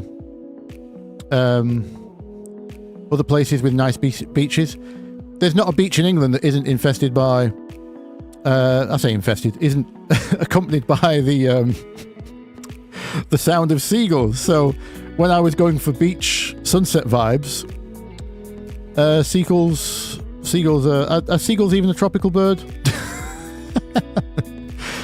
Not that Tropical House is technically truly tropical, of course, is it? But some DJs lambasted me for that, because yeah, kind of for some people that might ruin the mix in and mix out. But like I said, I stopped doing it for every track after that, because lots of DJs told me, don't do that in your intro and outro, that's really bad form. And then that's the track that goes on to do 80 million plus. So not in a DJ set, of course, but I actually never did it's a marine bird. Is that technically what? So I never actually did a Spotify mix of this. The only mix out there of this was the 5-minute extended with the drums at the beginning. to the point where all the pop listeners were listening on SoundCloud saying, why is it just drums for 1 minute at the beginning? Because they didn't understand what a DJ mix was. So I completely got the audience wrong. I got the arrangement wrong. And it still did 80 million. So, I mean, it's a cover of a great song. So, you know, there's obviously that. But there are many other covers of Wicked Game out there which haven't done well. So you can't just use the cover argument. That's the reason for its... maybe the seagulls were indeed the key ingredient, Cook. Yes. Good point. This is something I may have overlooked for the last 10 years. More seagulls. More seagulls in tracks. Certainly beach tracks. I should add it to these ones. I'm doing a bunch of... Actually, I think this one's already gone out.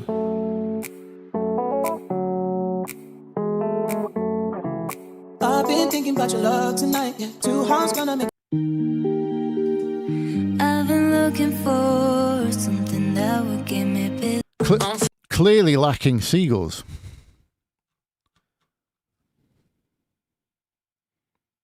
Did Avicii use seagulls?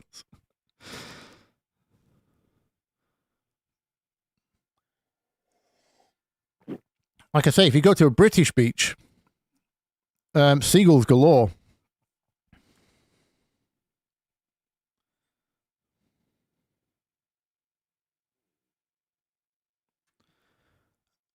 Yes. Carl.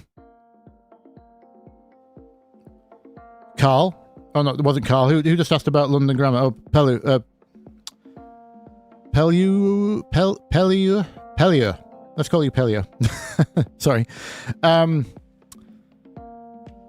Yes. The next remix I did after Wicked Game was London Grammar Hey Now.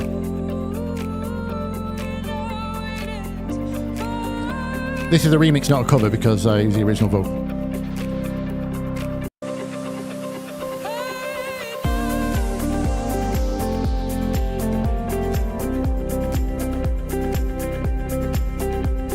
Well spotted, because that wasn't on for very long. You must have heard the first 3 chords.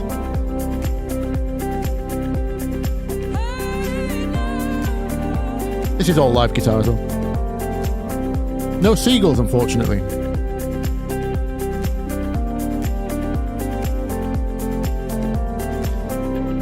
Great chords though. This is a multi-tonal track. Did you know that? Swaps between major and minor.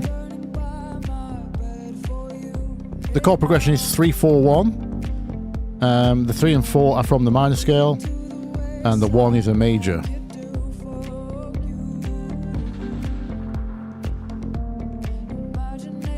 Actually, sometimes it goes 3-5-4-1, but yeah, the 1 is from the major. I'm channeling the Edge there, yes.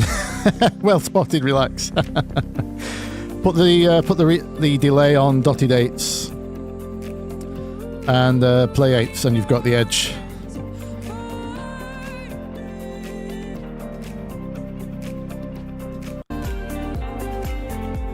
I do like that guitar line that came up with in the chorus.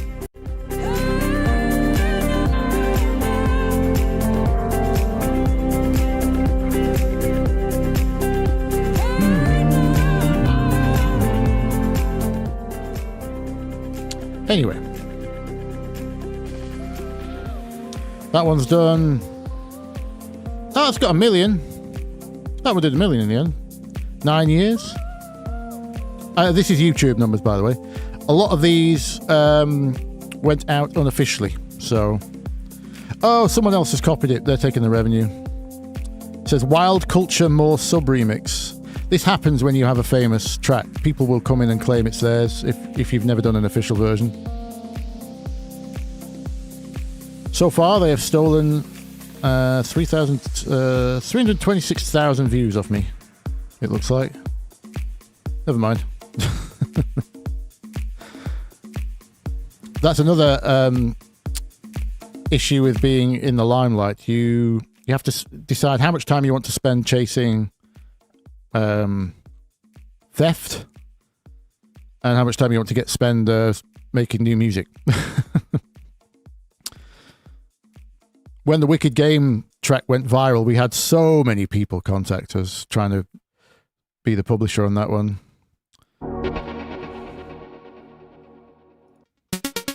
Ambulance chasers, as I call them.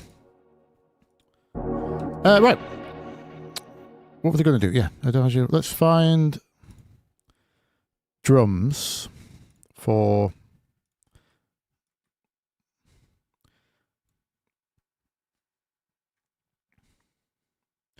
Speaking of tracks that don't use chord 1, Adagio for strings. Oh, I could show you a you know, this was just look at this EQ. Let's go 138, shall we? We need to bring the bass in. I'm going to use this template.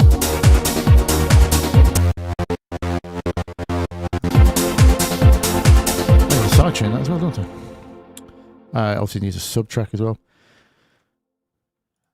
Yeah, this was done very, very quickly for the intro of the ARP video, and I never finished the recreation.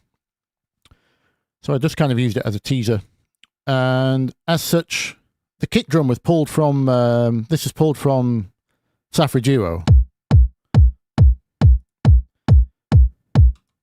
So this is just literally, if I take the EQ off, it's just a section of the outro from the original, gated with STFU, and then EQ'd like so. This should virus. Oh yes. Oh yeah. I need to install the OST Iris. It's a stereo kick in the sense that it shouldn't be.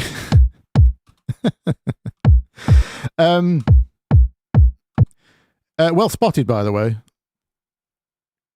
Pelio. I'm going to struggle saying that name for the rest of the evening, aren't I? It just reads very strangely. Sorry. Yes, I should have done that. You're very correct.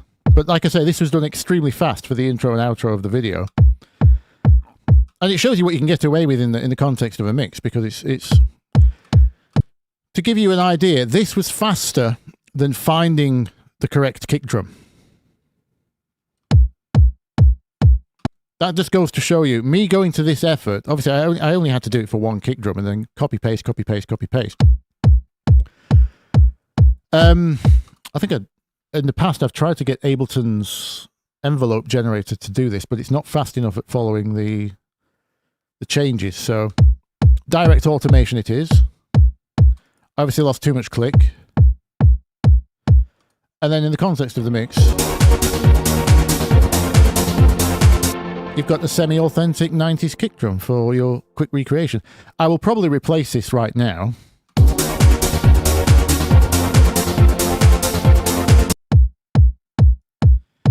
Because if I'm going to release a track, this kick drum's actually pretty high by modern standards.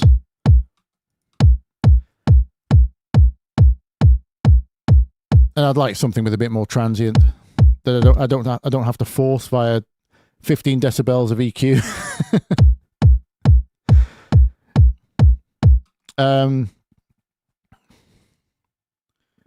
Yeah, seen as you know, Splice, the fastest way of searching Ableton these days.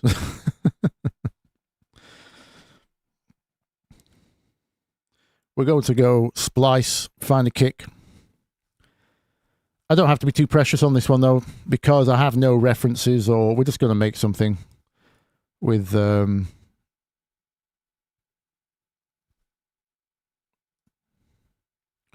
let's go genres. Trance, trance, trance.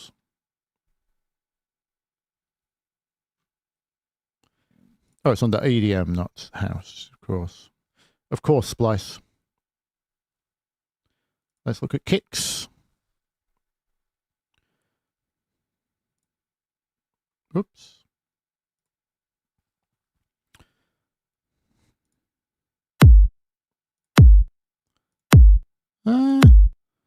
Very strange.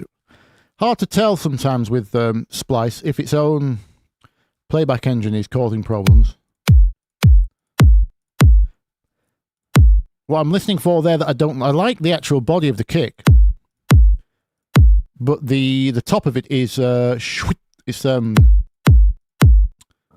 it's not, the transient isn't at the very beginning of the sample, which annoys me. I don't know if that would be a problem in the context of a mix. That one's also not a tick. I'm listening for I want a harder transient than that, because if I've got the transient, I can shape it how I like with the attack. There we go. Let's use that one. That's also very going sigh there. Oh yeah, it says sigh there.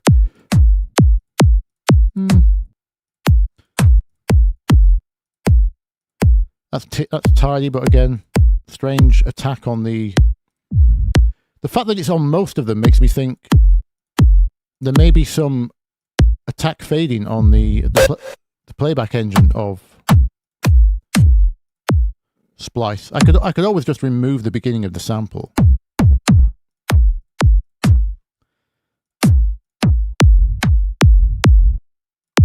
Oh, one with a built-in rumble if you don't want to put a sub in. Hey! Well, Wig and Peer.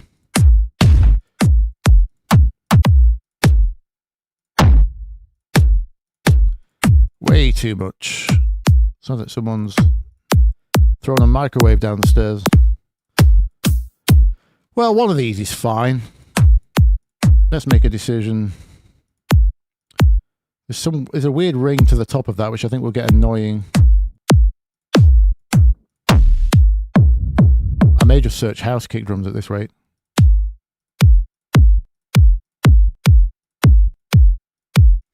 That one's got less of a pitch at the end. I think I'm just going to grab that one. It's fine.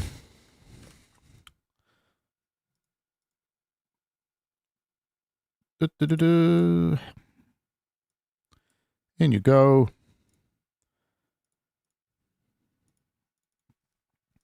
Turn off velocity sensitivity because that's going to make it really, really loud. We don't need that long.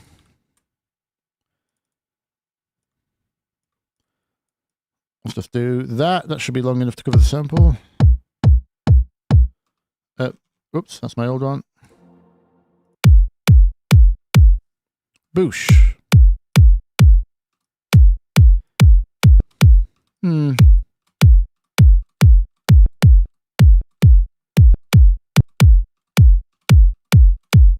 It's fine. It's fine. I'm not going to be too precious.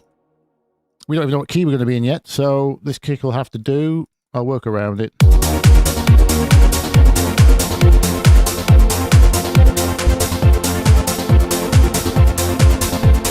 The difference a kick can make, by the way.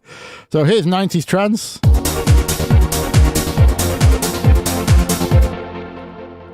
'24 trance.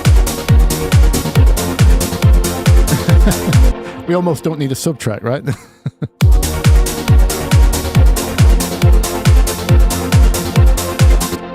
Do we ever use kick 2? Oh, the Nicky Romero. You know, I used to. I did used to. Is that the same? Is that the one I'm thinking of? I've forgotten the actual name of the plugin manufacturer. Something Factory. They teamed up with Nicky Romero, didn't they? For one of them.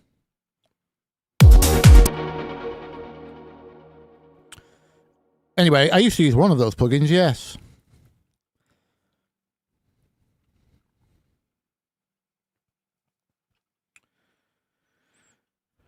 Max, yes, still fighting with kick drums after doing it for 2 years. I mean, it never really stops, to be honest.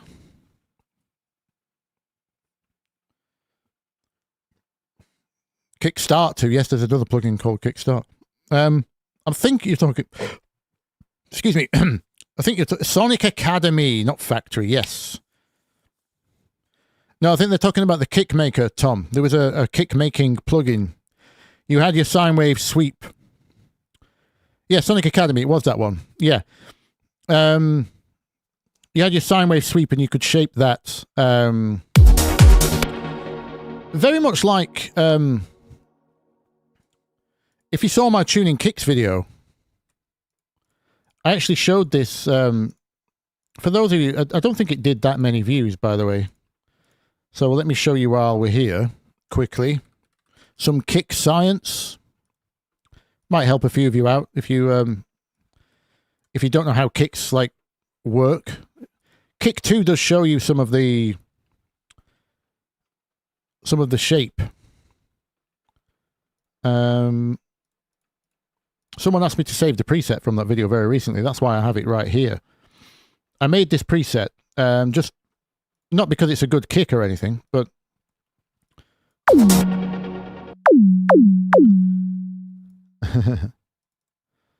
we're obviously way too high.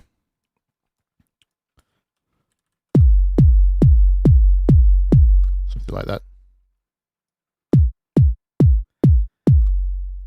But this is just ignore the hi-hat and the noise. That's just there for the initial tick.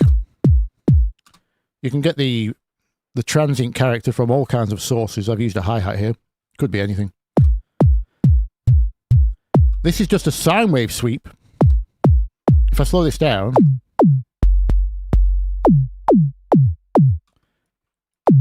you can see in slow motion what's going on. Let's just go to one kick. Now this kind of shape will vary. It might just be something like that.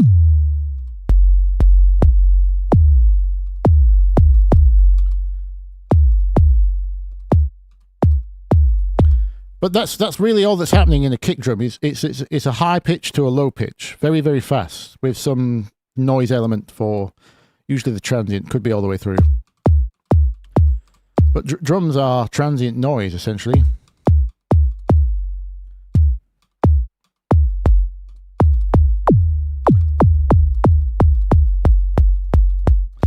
And the faster that goes,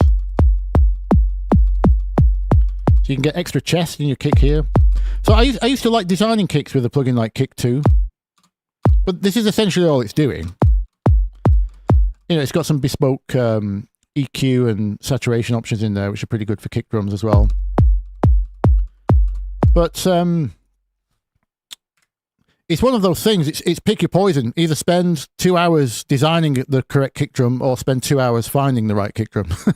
I don't think one is faster than the other, really, because it's so non-musical in a way. It's hard to predict what kick will work in a certain context, in a certain key versus a certain bass sound.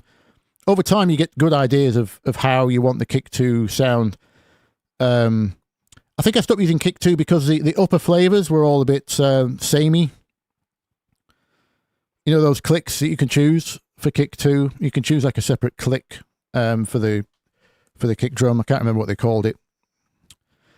But it wasn't like the main body. It was the top transient bit. And sometimes you just need a different flavor. Like you can't really make a 909 style kick with Kick 2. You can't have that oosh. Like, I'm not sure how to describe it, but yeah, I just mentioned 909, Max. Yeah, just read your comment there. But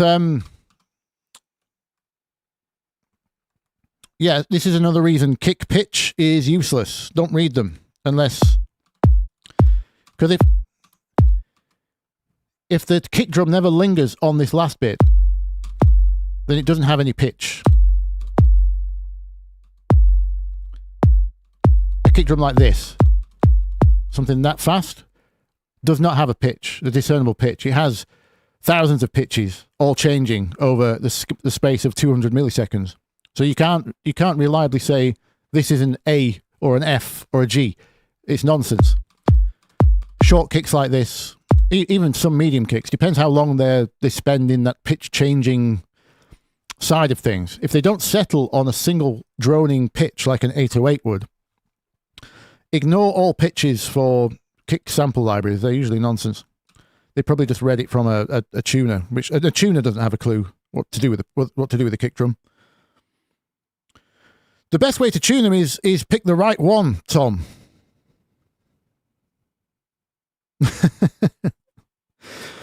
The only reason I would use a tuned kick is if I was making hard techno or hard style, something that needs that, that long, distinct pitch. Everything else, I don't tune my kicks, usually. Maybe a semitone here and there if it seems to be clashing. If I think I've picked the perfect kick drum, or I can't find that flavor anywhere else with a better pitch, then I may pitch one or two semitones either direction to get it out the way of the bass. But again, it all depends on the bass part, the genre, the tempo, how long, what's covering your subs. We'll try and get into it a little bit now, because the reason I picked this splice one, I mean, you can hear the difference, right? So what I was listening for is covering the depth.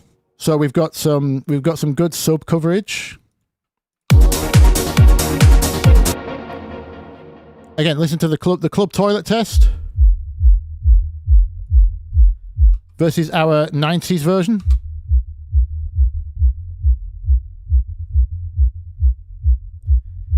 You hear how, I mean, I've not got a sub bass in yet, but you can hear how high, and we're getting the chest thump off that one, but we're not getting the depth. So I was looking for both chest thump, depth, and like I said earlier, I was listening for that transient as well, that tick at the beginning, because that's what's going to cut through.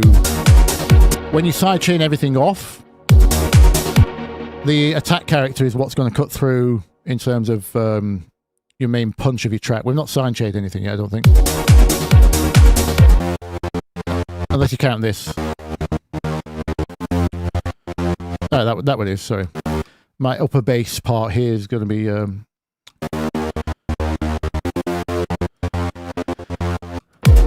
But I'll tell you what, let's get the sub in so I can judge the pitch of this kick. Well, we're not doing Adagio, are we? We're going to have to we need to make a track. Problem is, how do we make a track that's anywhere near a tribute to Adagio? It's a bit too special. I need to come up with just some gorgeous chords in general, don't I? And then we'll make a riff around it. So let's work on some chords first. Sorry, we can't go into bass science just yet. I'm gonna have to do the chords first on this one. In terms of because I've got no reference. Normally I would do the bottom end first, like I said in the how not to master your tracks video. Let's pick something in the middle that doesn't cause us any bottom end problems, like F, G, F sharp. Seeing as Adagio never uses chord 1, maybe I can pick a higher key and then just never use the chord. So Safraduo was 6757, wasn't it? That was classic. Can we do something like the Michael Woods, where it goes briefly to chord 1 as its turnaround, maybe? Let's get a bit of a mood going. Let me just copy these drums. These were all, I think these were all splice loops. Again, I made this very quick. Super 90s clap. What I call a rattle loop. You can hear it somewhere between a shaker and a hi-hat with reverb on it. Sometimes you just need that I call it mid-busy. You need that kind of mid-busy sometimes. Again, see your references. I was clearly lacking a good open fizz, so there's my open fizz. But anyway, yeah, these are, I think, mostly splice loops again, if anyone asks. Let's pick... it's going to be hard to undo the demoitis of Adagio for strings because it's such a legendary track, but I'm just going to go A minor for ease of showing.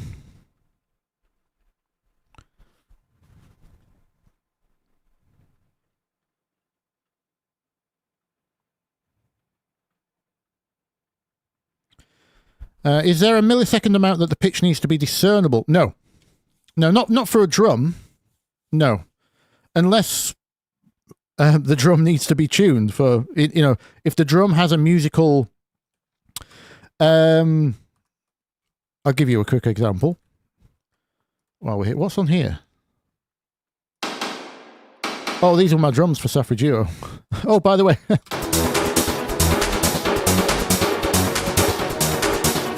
Look at the ridiculous amount of samples I had to find to get something close to Suffragio. I couldn't find any single hits that sounded anything like the bongo song, so I had to layer a bunch of stuff. Stick clicks and bigger drums and congas. Anyway, that's what that track is. Yeah, pitched drums. For example, none of these are really pitched. You couldn't hum me this tune, could you?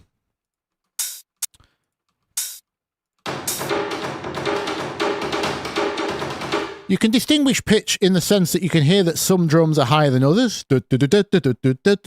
You can hear the fact that there are pitched kind of, you know, one drum is pitched higher than the other, but you couldn't hum me a note or a tune from it. And it's no different with a kick drum, right? So if its purpose isn't to be a bass line, again, see my tuning kicks video if you want the more coherent script of this, not my distracted rant. But yeah, if its job is not to be a bass line, to be tuned full, then no, you don't want your drums to have pitch. You want them to be transient noise. You want them to be drums. You don't want them to be musical instruments.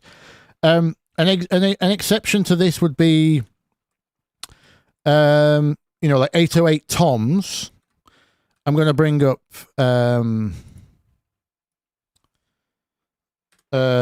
have I got it on me?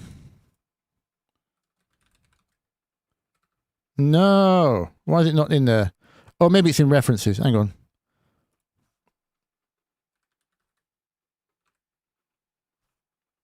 Dennis Ferreira, is it 1N? Oh, it might be. No. It's not. Let me just play it on YouTube for you. If you don't know Dennis Ferreira, I Heard You Say... Hey, sorry, it's called, is the original track. So these are pitched drums which are playing a musical role. Although they are synthesized drums, they're often 808. They're not real drums, like...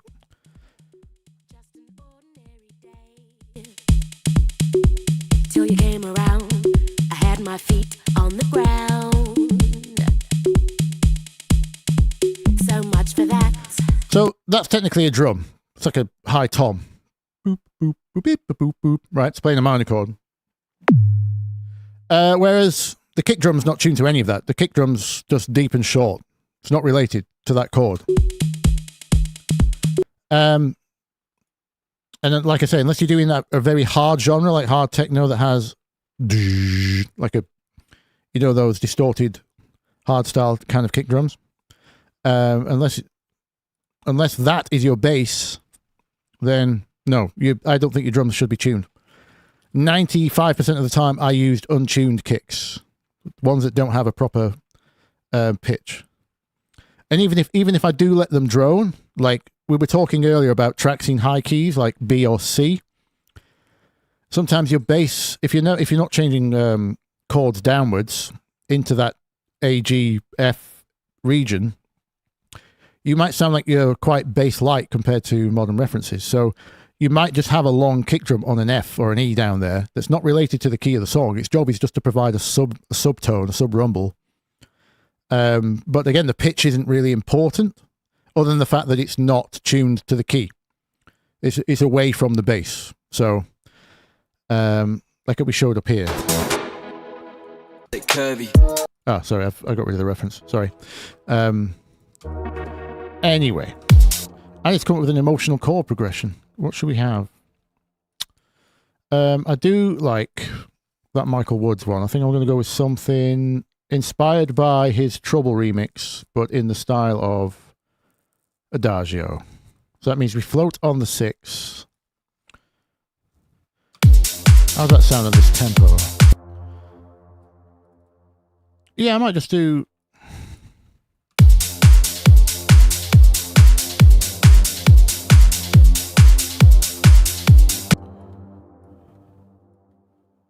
something like this.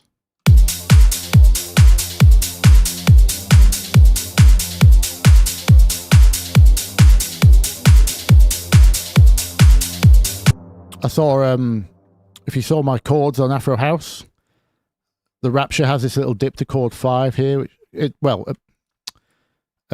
some point it's not in the same place, but I kind of liked that, so I'm nicking that. Well, we'll see how it comes out when I get the riff going. I'm going to do a very simple arpeggiated riff based on the chord. Then we're going to turn around on the tonic. And then we're going to come round here. And I'm going to set the loop like this. You'll see why in a minute. Let's just make the rest of the chord. That's practically a bass note, so I want to be higher than that. Let's just go with this inversion.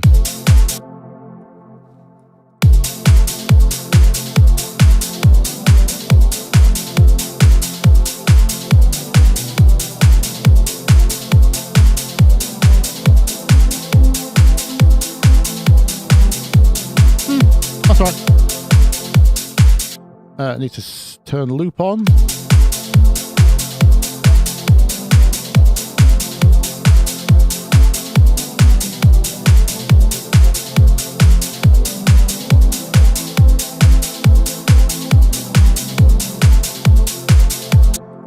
Okay, I'm going to take my bass notes, which were these ones.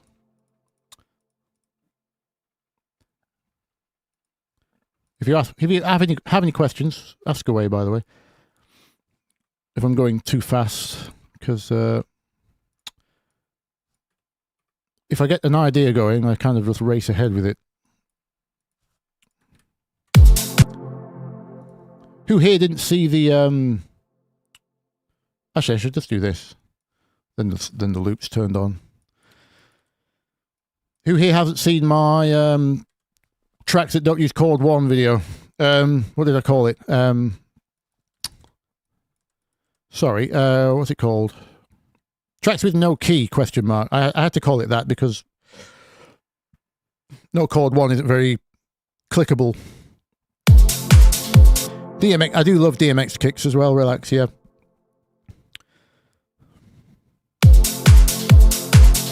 Great top click.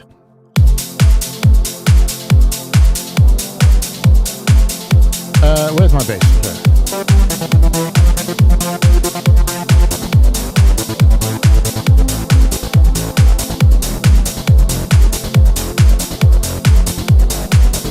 So if you don't know how to do gates, see my Stutter House video. I just realised I need to put these. 1, 2, 1, 2, yeah, sorry. Yeah, the no key video. Right, now I'm going to put a sub in so we can hear. See, this bass is covering sub frequencies. If we look,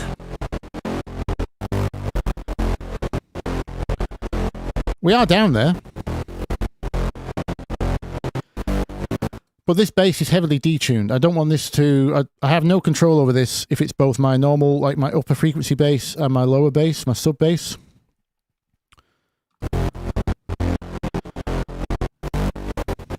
So I'm going to create a separate subtrack. Again, see my bass processing video if you want to know more. But the idea is we just put the sine wave in on the actual sub. See, an amateur mistake might be to do this with this bass. Something like this. Because there's your subs, right?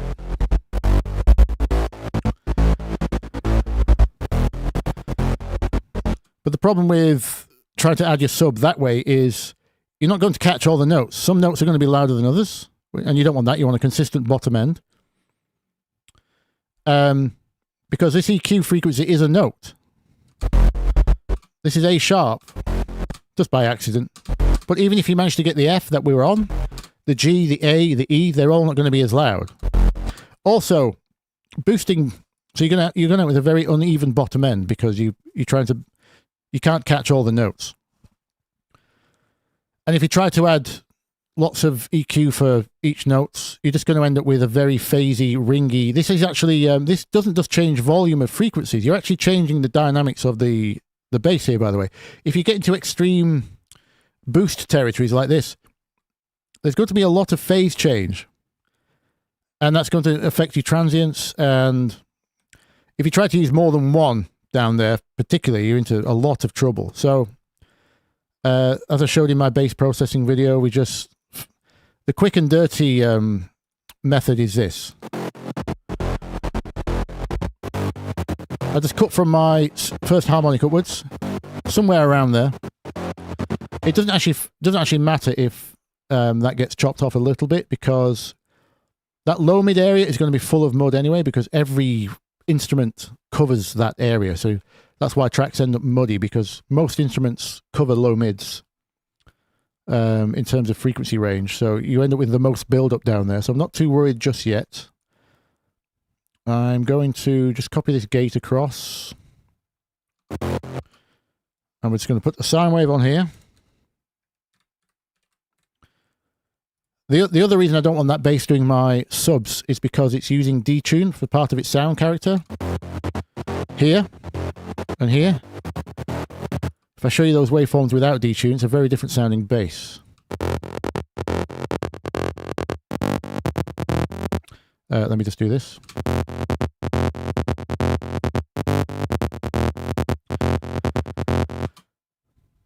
Again, there's no science to these sounds. These were made extremely quickly to do the Adagio demo, but as you can hear, it's a completely different bass when it's not detuned.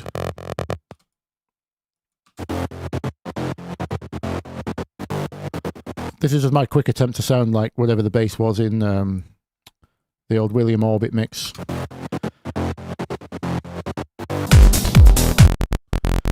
So we had our sub, single sine wave.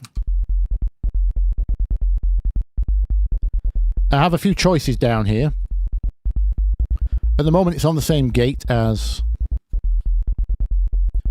I might release some of the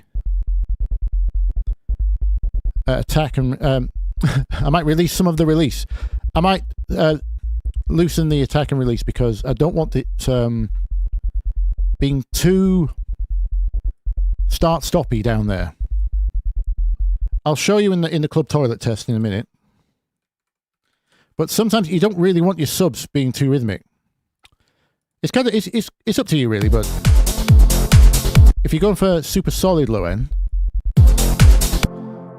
you might want just longer notes that don't represent what the bass is doing above. Again, just literally covering those bottom frequencies. It depends kind of on a lot of factors. Depends how big a system you expect it to be played upon. Tempo, obviously genre dependent. But we'll do both. We'll show both. So what I'm going to do now is do a very specific sidechain. So I'm going to put one of these on my kick drum. We're going to see how long that kick lasts.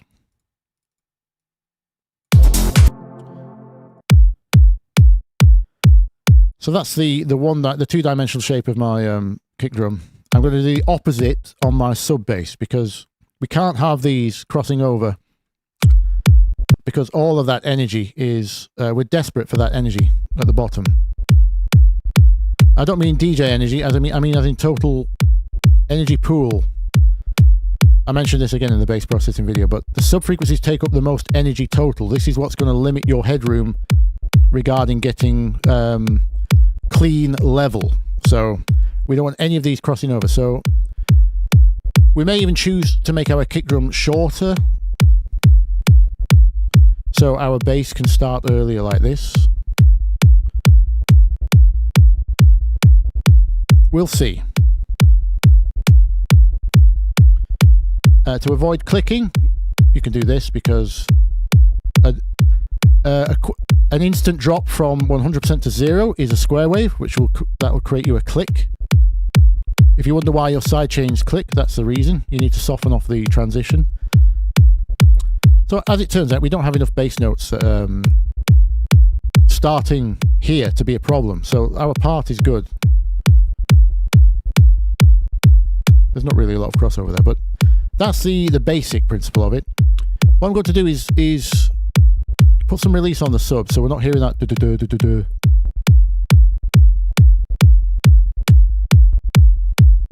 Oh, one note at a time, sorry. Make sure your basses are monophonic.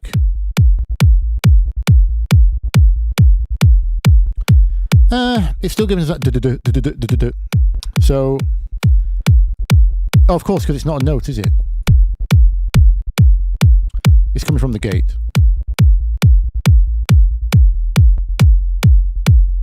There we go. I might do that. So we're not using a lot of that rhythm. Then when you listen to what's going on at the bottom,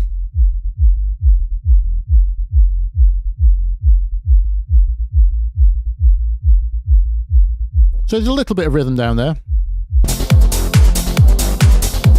but this could do the this can do the rhythm. I actually don't like that fizz we want. Something like that. I've not decided on pads or leads or anything. So I may use some different voicing on these chords. Let's get a lead in.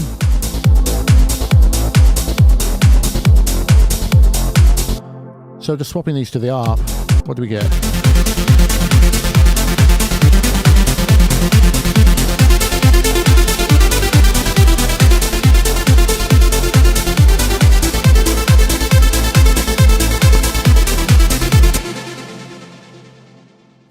All right. Now I'm going to use a real sidechain off the kick drum for my lead because I don't want to be still pumping when the kick drum stops. It's just me being lazy. I didn't mark our kick drum, did I? So you could just obviously do this with automation and then use your kind of STFU, your volume envelope plugin instead of an actual sidechain. But this is just a quicker way of doing it. The sidechain on these upper elements doesn't have to be, and now I've got two kicks. Let me label that one old, so I know which one I'm dealing with.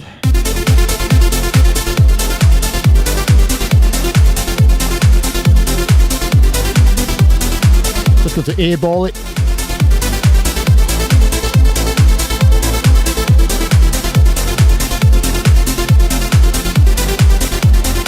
Again, we've got no, that sounds too fizzy to me, but we've got no reference. So I'm actually going to leave it because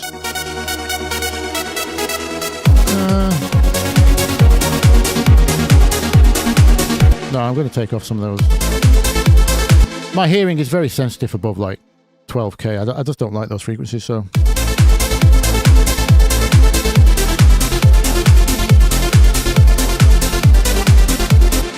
So let's program an actual lead in. I'm not happy with anything that's coming out of the ARP. I know I didn't try many, but I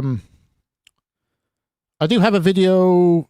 Someone requested me figure out the ARP from an old techno track called Union Jack by Red Herring. Sorry, is the track Red Herring by Union Jack? I can't remember now. I might have got that backwards. Anyway, it's almost an acid line kind of thing. So I have a video coming up on how to design these kind of ARPs. It's not just a trance thing. You could just do a common thing is to use note 1 and note 3, which would be this of our chords. Oops, I am half the speed I need to be. Sorry. 16ths. I'm not going to use the full note length, or else you won't be able to hear it start and stop, because, like I said earlier, this trance sound is not plucked. So you might end up with a pattern, something like this, as like you.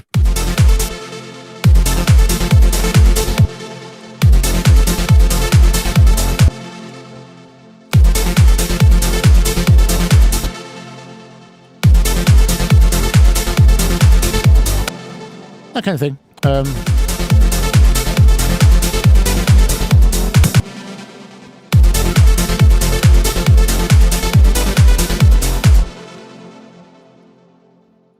That could be one option, or you don't have to go doubles here. We could have octaves instead. There's a million things we can try here. Or you could span more octaves. Maybe that's your last drop, go up the octave. Or this could be the other note of the chord. So far we're just using 1 and 3. Put the note 5 in. Or we could put a 7th in. Tug some heartstrings. That one would need to kind of change depending on what else was surrounding it. So I'm going to stick with the obvious. What's my lowest note here? I think this could be lower. Let me try 2 octaves here. That sounds particularly 90s.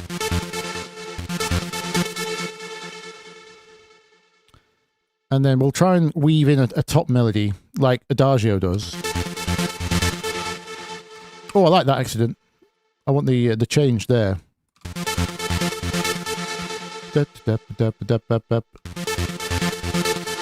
I like that top syncopation.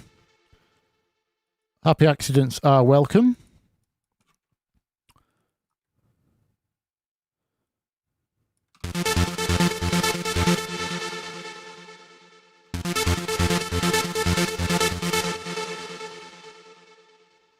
Now, do we change exactly on the chord change, which would be, or do we go slightly early there? I think we go slightly early.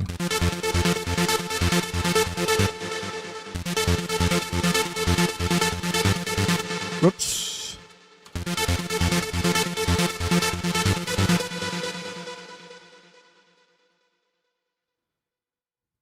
Let's see. What does it take to get us back down to?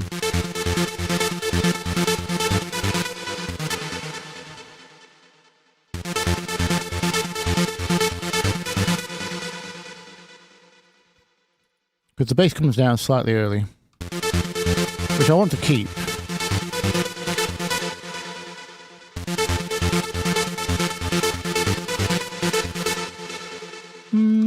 How does that sound with everything?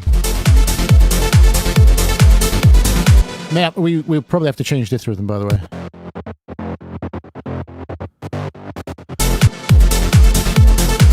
In fact, actually, let me decide on the. Oh, you can see where I tried to do the gate envelope here, by the way. I ended up just using this one. This one's no longer doing it because this isn't.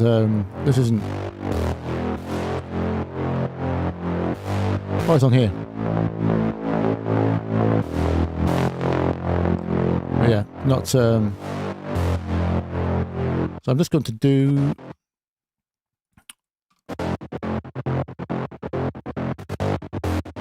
Just going to use that rhythm. Keep it simple at the moment.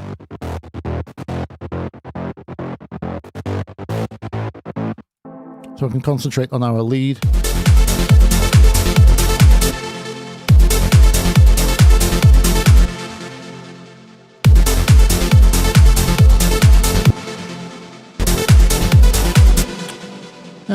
I think I want these late. It feels strange, this starting here. So I might do this.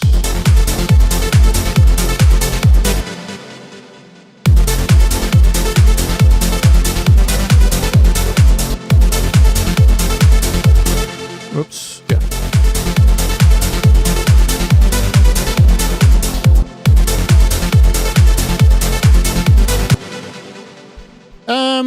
I find Splice a bit quicker these days, Max, for finding kick drums, yes. Only because Ableton search is so slow.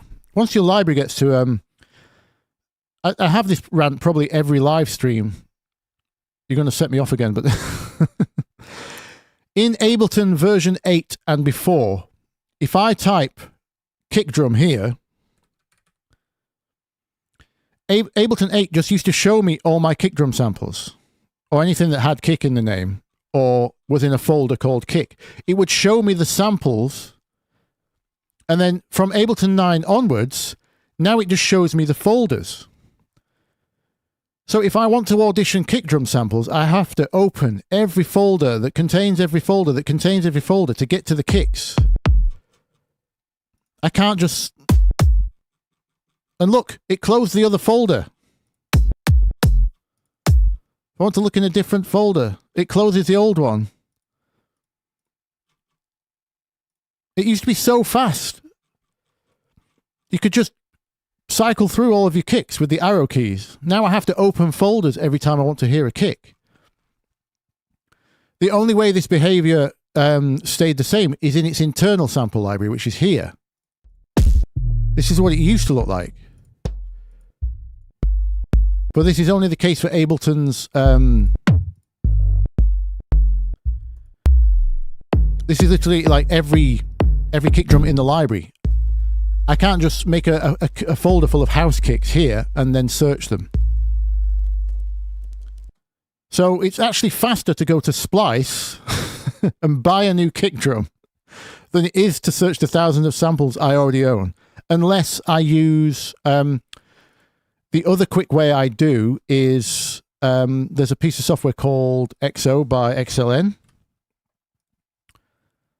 You'll see me use this on live streams before. This is the other way I search my kick drums or any other drum sample. This is the other problem with it though. This happened last live stream. Sometimes it just stops working. Anyway, if you look that plugin up, there's actually a new free AI-driven sample finder for your own samples, which I spotted the other day. I can't remember who made it. I've bookmarked it somewhere.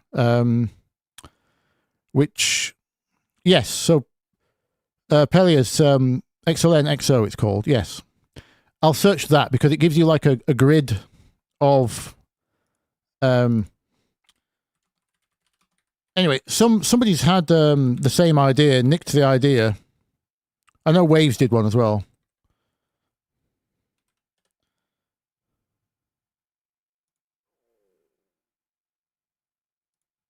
I'm just trying to find the name of this new one. I presume I saw it on Bedroom Producers blog. But anyway, yeah, anything that clusters similar sounds together. I know Ableton 12 has a new...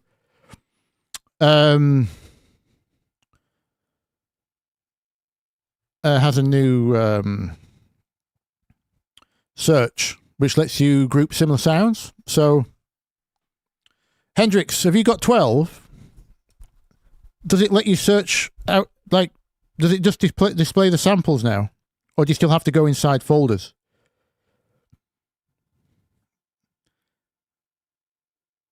Because if it wasn't for plugins like XO, I would have gone to Bitwig. That slowed me down so much.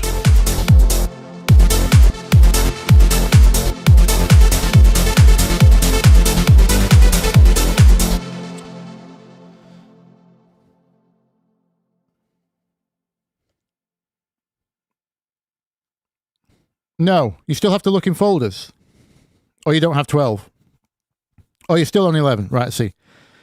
Jared, does soft clipping your snare or clap cut back... save you an extra 2 or 3 dB. Does it help sound quality when going through your master chain? No. No. This is why when people say my not mastering method is the same as Baphomatrix's clip to zero method, this is why I say no, they're not the same at all. Because it's actually very counterintuitive. If you pre-clip before your master clips, you end up clipping the clipping, because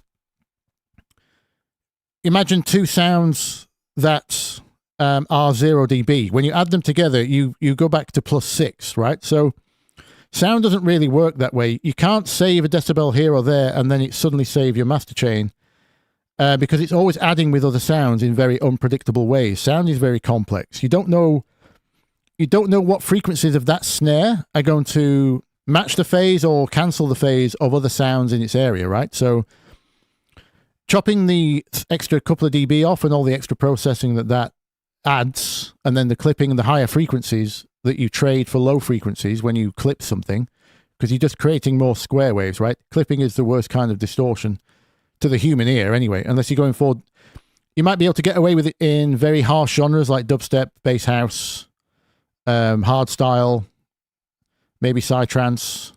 You know what I mean by hard genres, right? So stuff with lots of bright frequencies can mask clipping more than others. So, but no, I don't pre-clip anything because what all that does is then reduces the dynamic range of things that are reaching the master bus, which then reduces the number of things that can transparently clip fast at your master bus. If that snare drum had a very fast transient that you've just now shaved off, it will actually sound worse at the master stage. You will because you're now going to clip the clipping. If you still use a limiter on your master bus, it can save. If you've got a very bad behaving limiter, sometimes pre-clipping can save the limiter doing weird things. But in general, because I don't use limiters usually, so in general, I don't advise it. It's not, sound doesn't really work how you think like that. You can't save yourself level beforehand. You just end up with more clipping of clipping. And that just makes any distortion that is happening on your master bus, be it via limiting or clipping, just makes it 10 times more obvious. Because like I say, you're just exponentially clipping more things. You're just distorting the distortion. So you got harmonics on your harmonics for no. Yeah, 0 + 0 = +6 in music, not 0.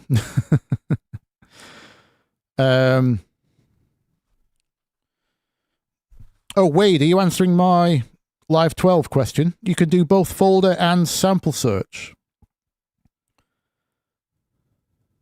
So it has two behaviors now. I mean, if you said you haven't got the ear training to Jared, you said you can't hear the difference, then don't bother. I would just say leave it alone. Don't pre-clip because someone told you to pre-clip. If you can't hear the difference, then I would say err on the side of caution. The less distortion, the better overall. Unless, like I say, you're going for a deliberately nasty sounding genre and it thrives on that kind of digital distortion, then that's a different thing. It depends if the distortion is intended or not. Some snare drums sound better clipped.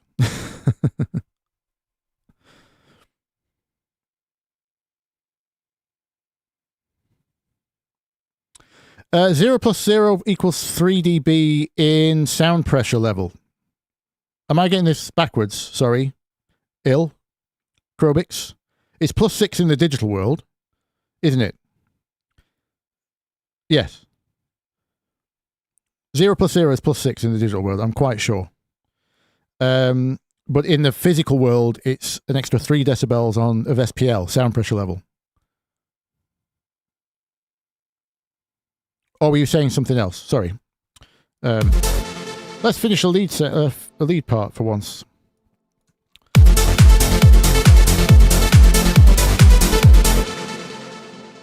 One thing I need to check, by the way, I've not checked this at 0.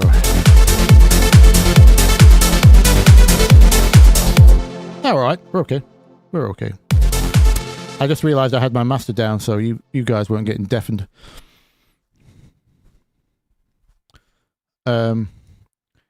Yeah, I might have forgotten my science on that one. I'm pretty sure +3 is sound pressure level in the real world, +6 digital, as in dBFS, because you have to remember there's lots of different decibel standards. not all decibels are the same decibels.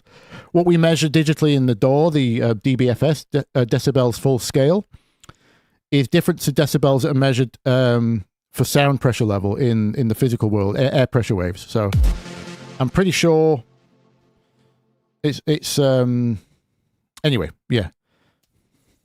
I'm pretty sure it's +6 in the digital world.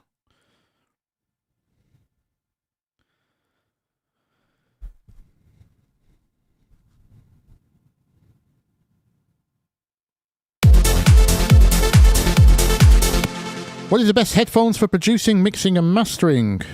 Arnold asks. I don't know about best. I've used HD25s. I'm on them right now. They're not my main. I don't do all my production on them.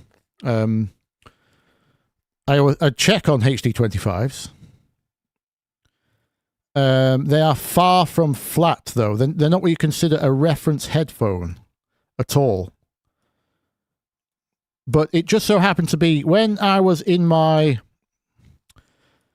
early days of attempting mixes, my mixes all had a consistent problem, probably due to the fact I was on very, very cheap Tannoy speakers in a completely untreated bedroom. But all my mixes had this problem whereby the mids would be heavily recessed, and I would have a very muddy, overly prominent low mids area.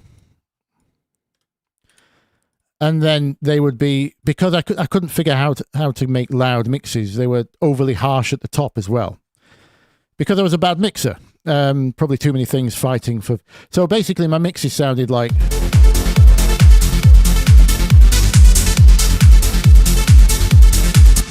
That was my early mixes. And the first time, the thing with HD25s is they kind of already like this.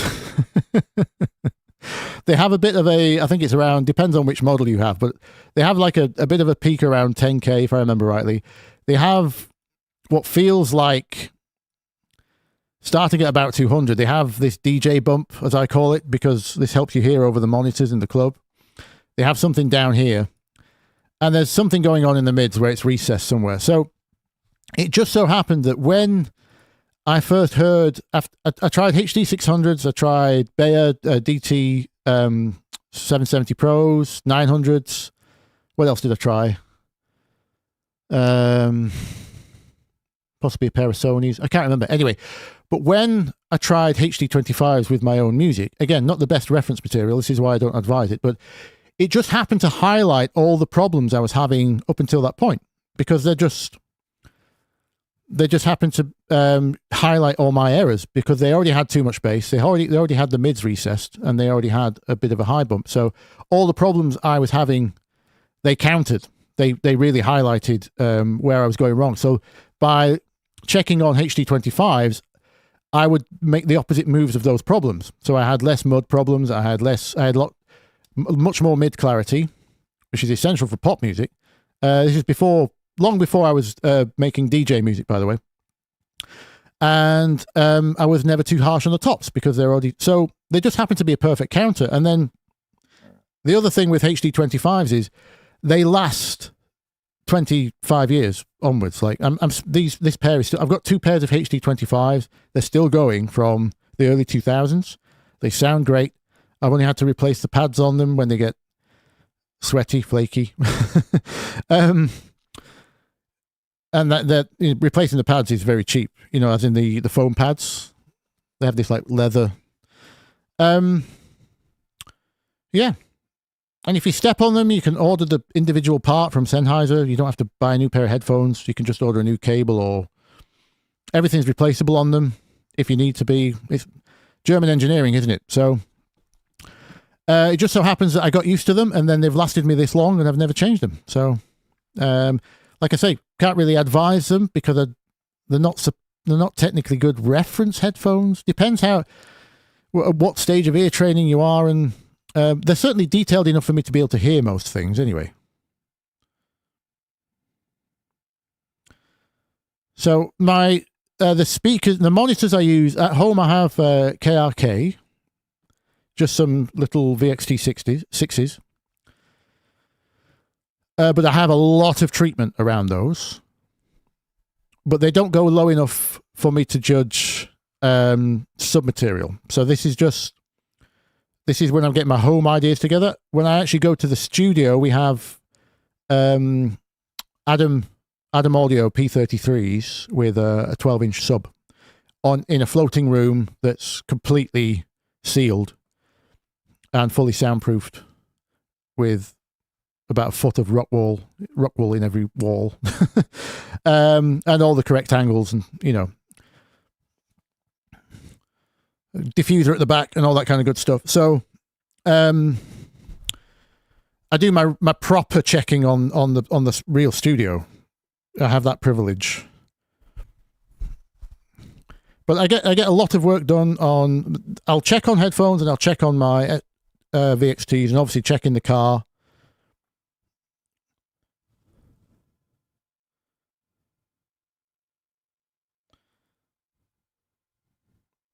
Triggers broom. Only fools and horses people will get this. Your Bayer Dynamics lasted 2 weeks. They're German. They shouldn't last that long.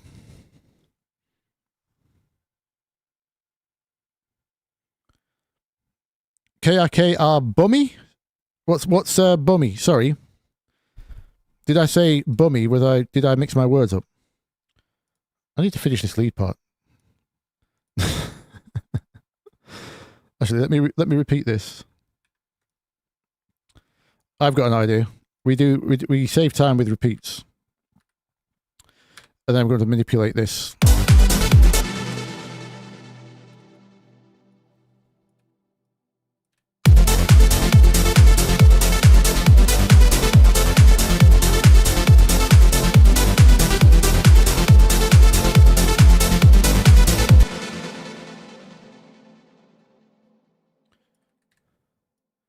Still not happy with this rhythm. I know English.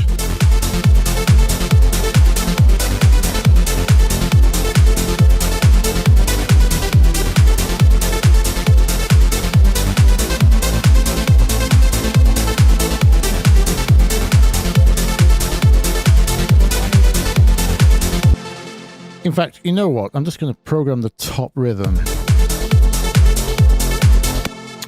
That's what's...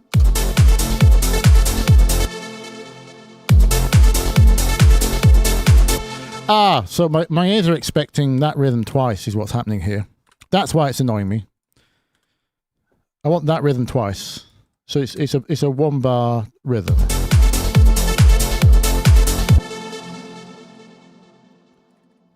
I get it. And then I can change it here. So we can hear the chord change. Yes, that's what I want. Let's fill in the gaps. Oh, by the way, you don't have to go every 16th. You can do this kind of rhythm. For people seeking options who aren't used to programming ARPs, or you don't literally have every... In fact, I might do this.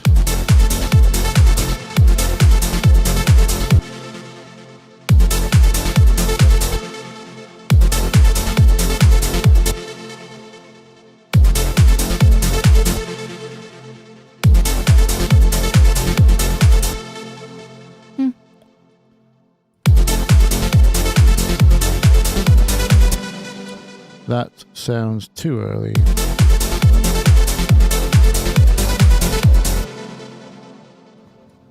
That sounds cleaner than the...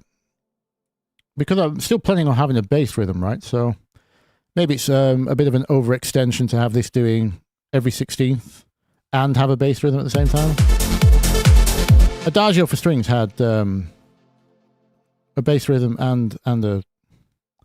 Although it had a lot more notes to work with in the chord, so I can't copy that exactly.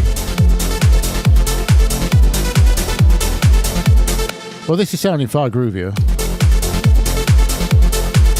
Oh, boomy. You're asking, do the KRK, are the KRKs boomy?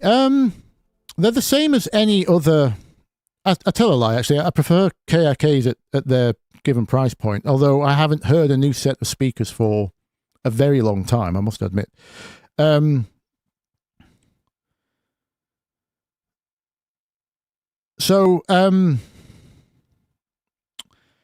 have to be aware when these are what are called ported speakers.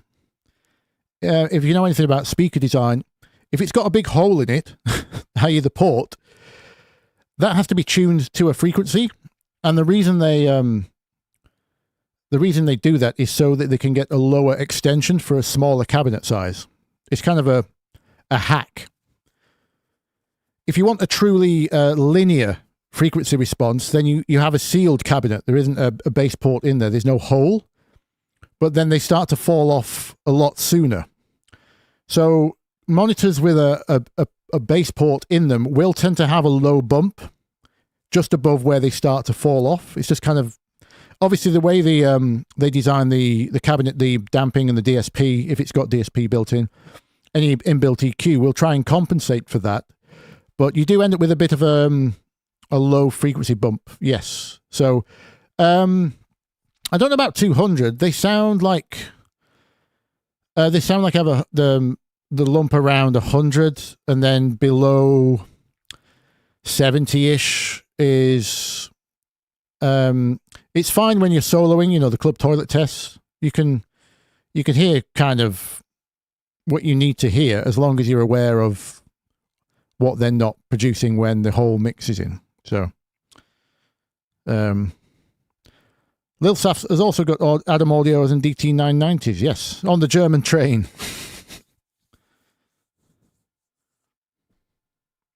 I nearly said Viva la Germans, but Viva la is French. Don't know why I wanted to say that. Viva la Deutsch. Any German people in the chat know how to say the equivalent phrase in your language?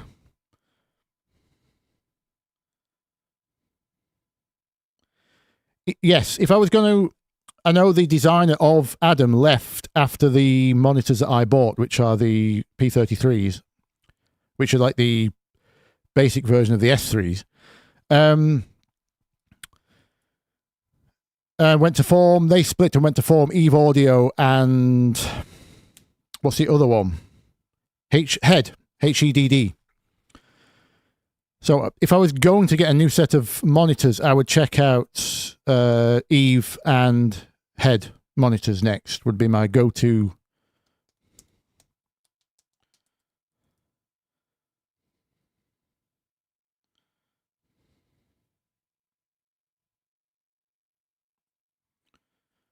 Anyway, yes.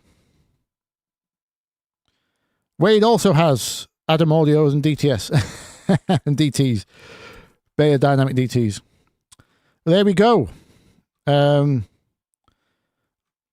answer is, who asked about the headphones? Sorry, forgotten.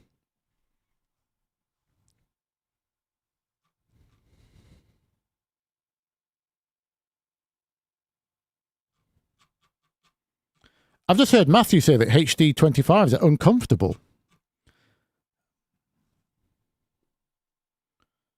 That's the complete opposite. The other reason I like them is you can wear them for about 12 hours. And they're so light. Do yours have a lot of spring tension or something? Es lebe Deutschland. Okay, thank you. Thank you, Ben. Fellow Ben.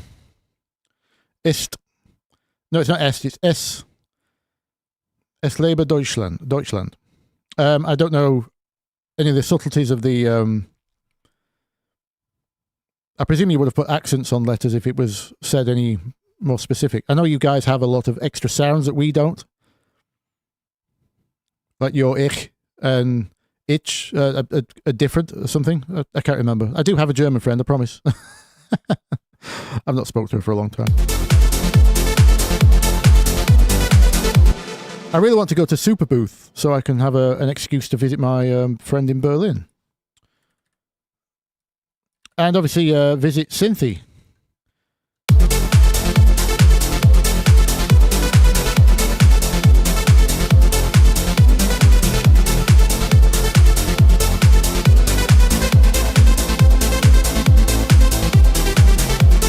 There we go.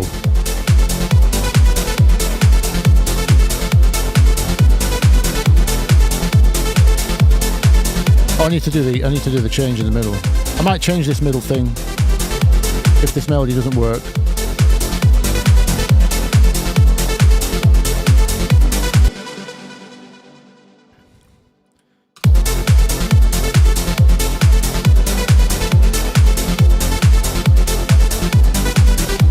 I think this voicing is wrong on this chord. Too dark.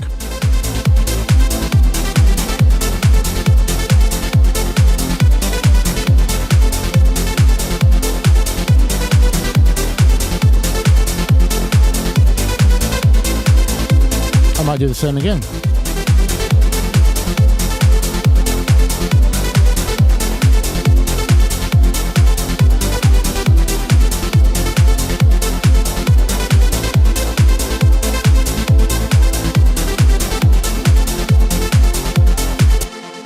What happens if we just drone?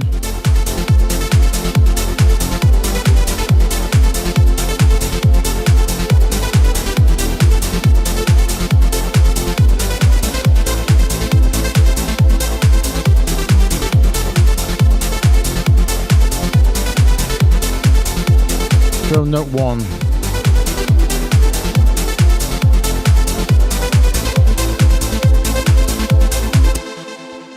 Yeah, I think I'm feeling the open voicing is going to be better. So this actually goes at the bottom and the third goes at the top, because that chord just landing on the note of the melody just sounds better, I think. Whoops, got these wrong.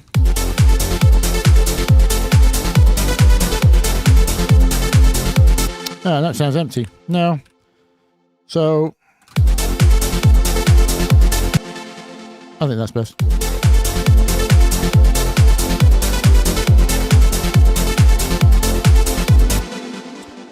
Normally you wouldn't voice a chord with 2 lots of the third inside it, but this just sounds like it works. So I'm going with it. Go with your ears. That's why my instincts told me to open up the voicing and put the root note at the bottom and then leave this third at the top, but it turns out we need the mid energy, I think.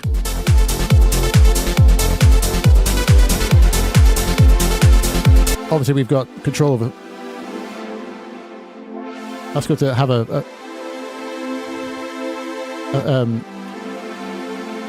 have an effect. Right, sidechain. I'm going to use the same sidechain as the lead for now.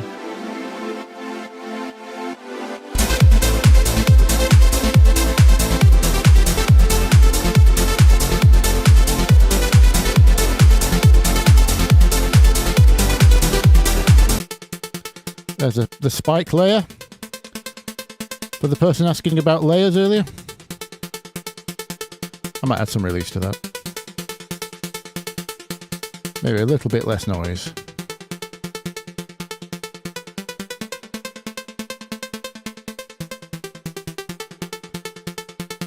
Is it worth using a brighter waveform like a square or something? Let's have a listen.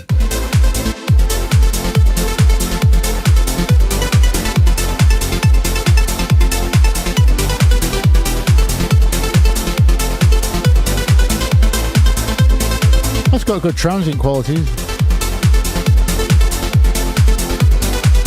Might be easy to blend.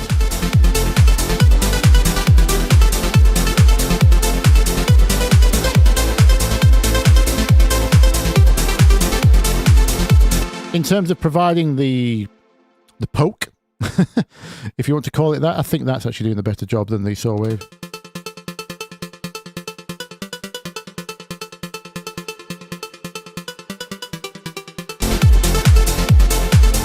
Yeah, because we don't need anywhere near as much of it now.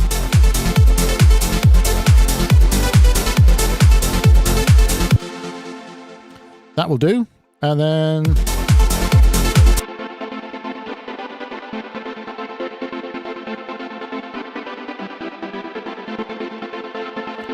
I'm just gonna.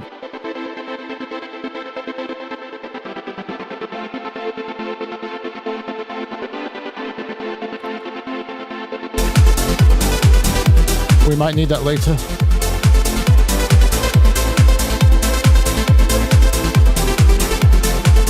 But that sounded like a good last drop.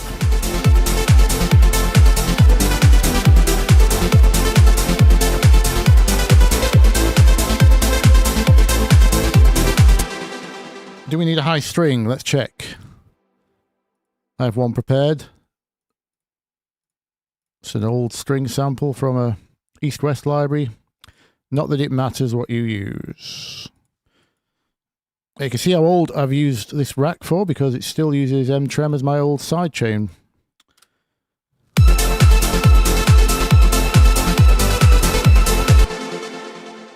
Not one. Actually, no. On the 7th of the chord there. Would be nice and dreamy. Let me get the sidechain on that and bury that in the background.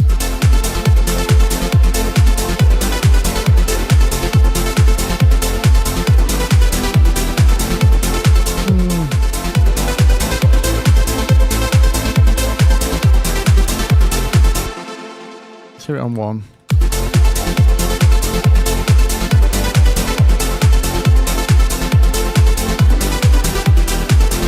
Can I have both? Maybe the 7th would be really quiet.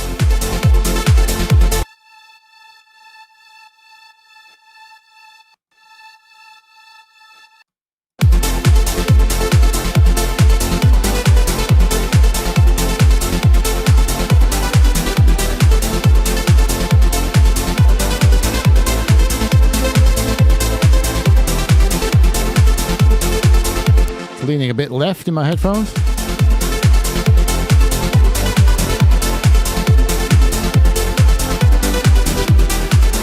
Okay. That sounds like a good last drop. It's not worthy of Adagio, but it's got some of the vibes.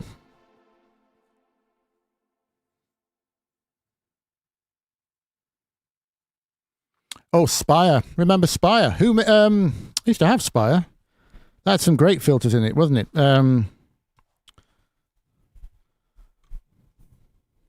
What do you mean by warp sound, by the way? Who's been asking for the warp sound?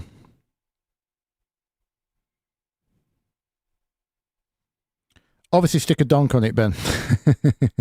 Boom, boom.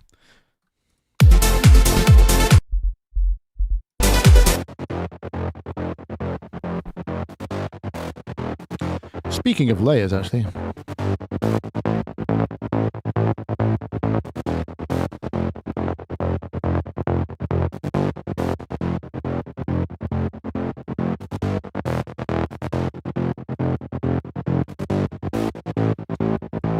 Oh, maybe I need that for...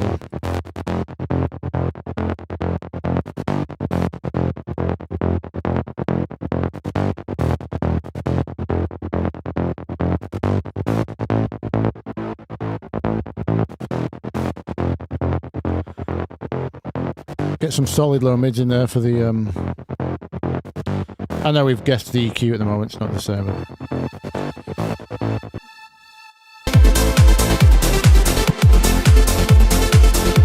Sounds like we might need some of that support.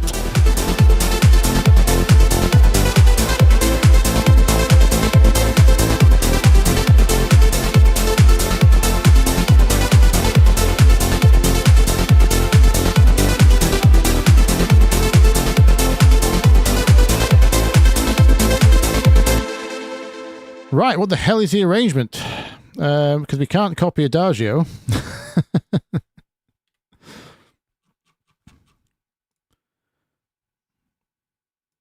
Do we go vocal trance for the break? Do we get some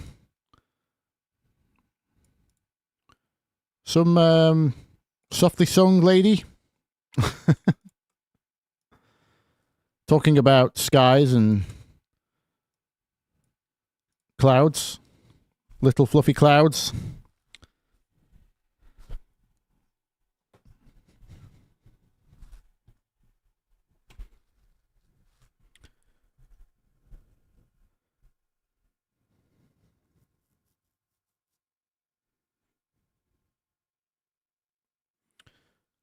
A speed garage version. We'd have to swing everything probably. But obviously speed garage and trance are similar tempos. It's just that your groove is very different. But then again, the streets put trance over hip hop rap. So speaking of spoken word, Nick, I'm thinking of what the streets did to what was it called? Their big one. I mean, they had a few big ones, but if anyone knows the name of the track, let me know. I've forgotten it. The Streets. Seagulls. Shall we find? Do I have? I don't even know if I have them anymore. You know, I have a Foley folder, but I'm pretty sure this folder came much later when I decided I need to start collecting. Yeah.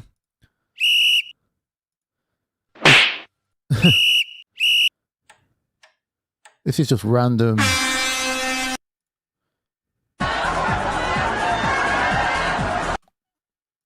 Atmospheres. Seagulls. Does anything come up?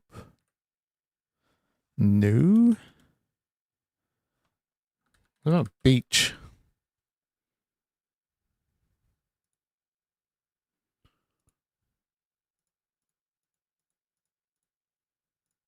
Oh, there's a loop called beach, is there? Tonal. Oh, guitar. Doesn't sound like beach to me.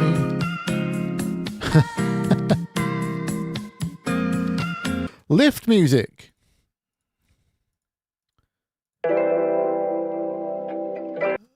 It's not going to be in here, is it? Impulse responses. Where did I get them from? Would be a good question. I'll tell you where I probably got them from. Blinded by the Lights. Thank you. Yes, that was the street song that had trance over spoken word. Or spoken word over trance, should I say. Let's make some space. Nothing's automated, is it?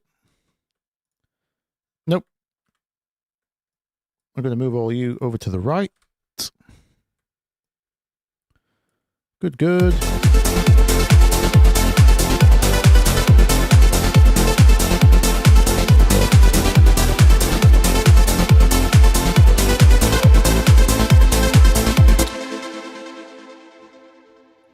Let's do a build.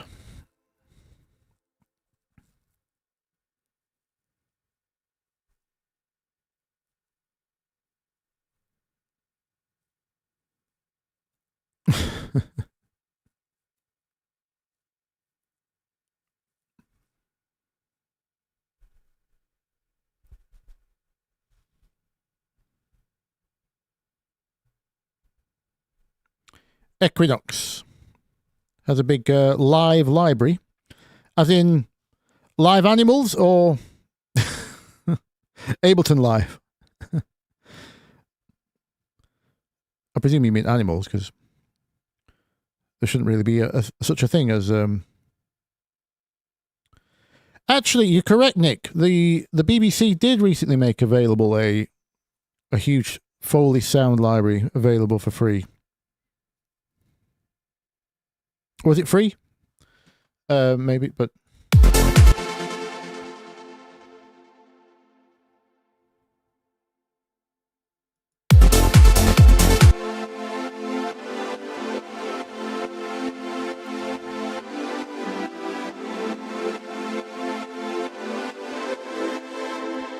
Right, I'm just picturing how we intro here.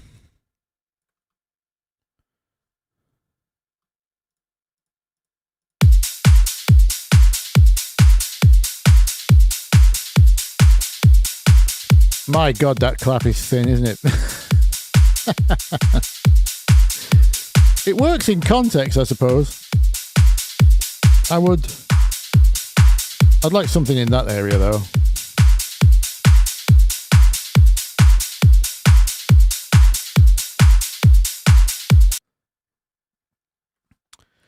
Let's imagine our bottom end starts at 30 seconds for the mixing.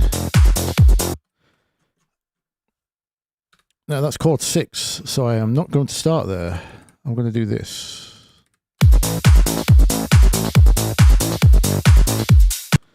That's going to be the mixing.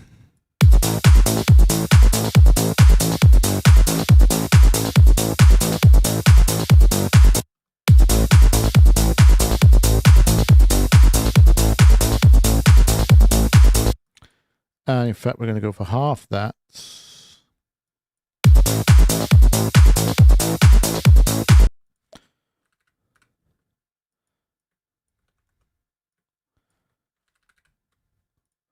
I don't think we got enough hooks in the song yet to do a proper arrangement, to be honest, but I'm going to kind of rush finish this. Start with a high pass on this.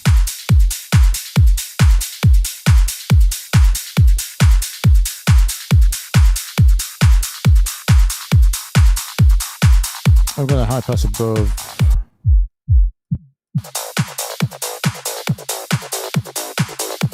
$125 or something, 120. Doesn't matter. Sounds alright. Whoops. That is not what I intended to automate. Let's go.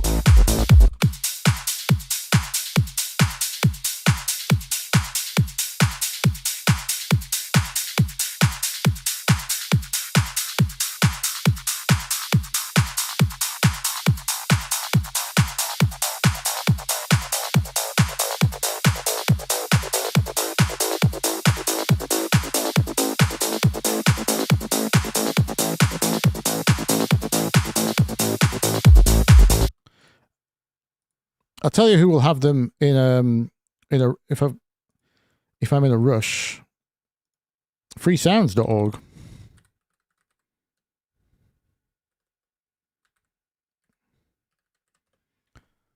Those are user uploaded files with usually a do what you want with it license attached. Oh, is it gone? That just came up with a domain. Oh, it's not a plural. Seagulls.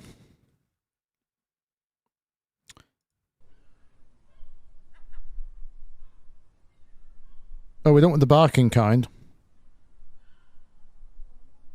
We want the high-pitched ones.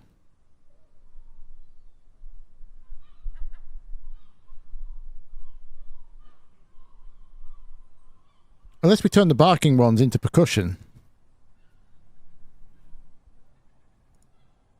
What's this one like? They're very distant, aren't they? It's not a seagull. Oh!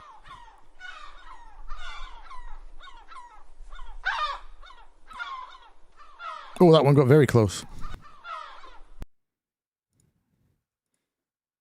Now I just have to try and remember my password.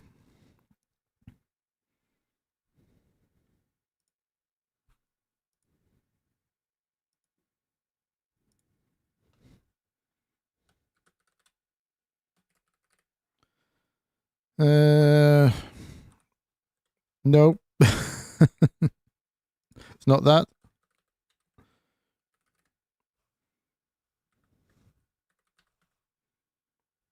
You can smell fish already. Fish and chips.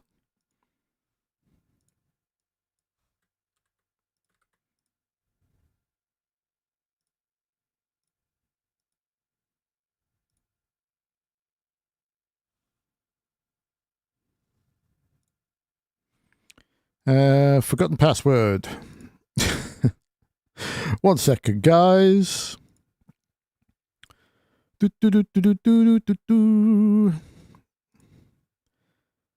Reset password. There we go.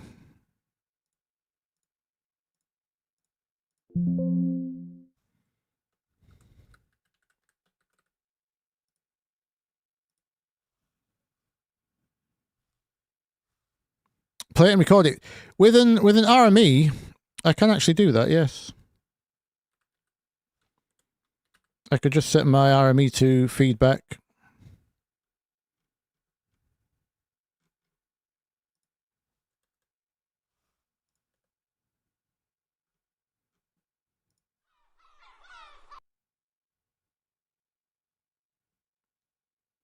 It's a Creative Commons license.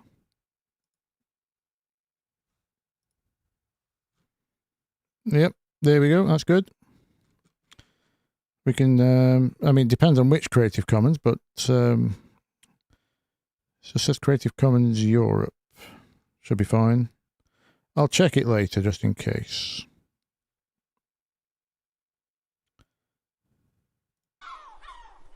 How do I download? How do I download?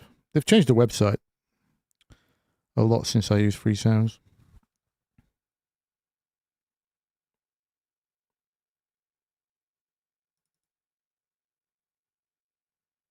There we go.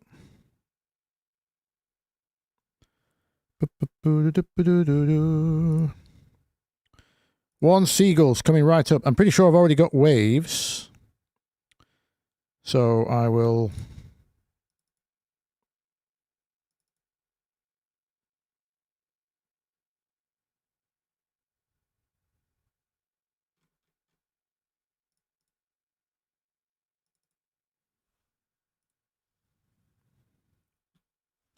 Of course, Splice should have some as well, shouldn't it? Pretty sure I've got waves. Right, we should now have Seagulls in the Bthelick folder.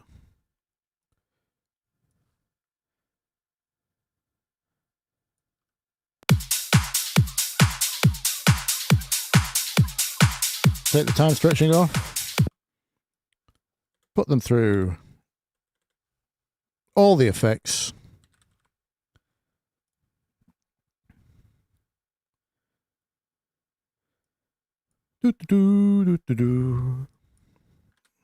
Any delay will do.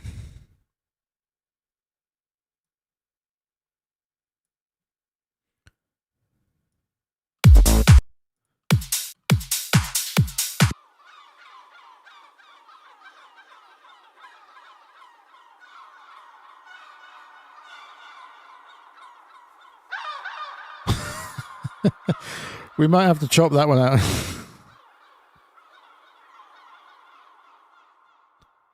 Let's have a look at some waves. The hard part is looping the sample without it being annoying.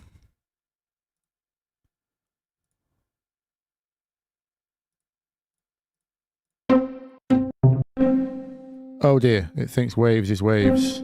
.wav. That's impulse waves. Oh dear, oh dear. Oh. There we go. These are the ones I actually used. Because I put them in a sample pack.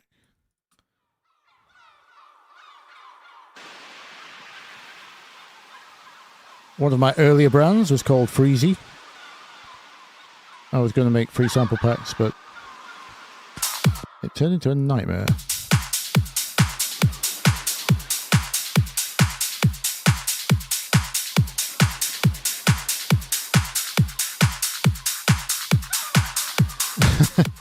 I knew that one. This one here is just going to stand out like a sore thumb, isn't it? This has to be... actually, the waves are going to cover up the noise, so we can just...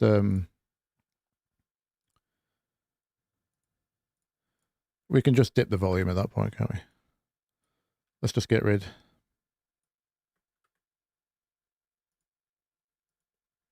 Or maybe just have it very low.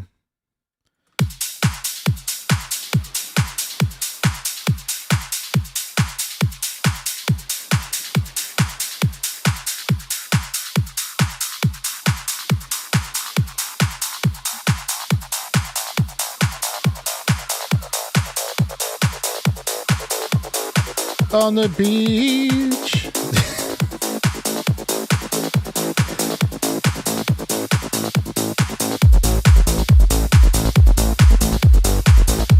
And that's probably where the effect should mix out.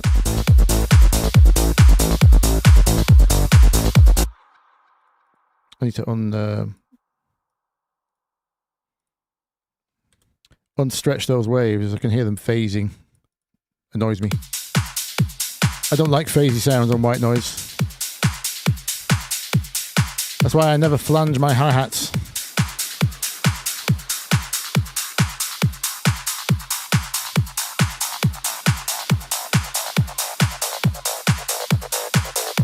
Let's get a crash in there.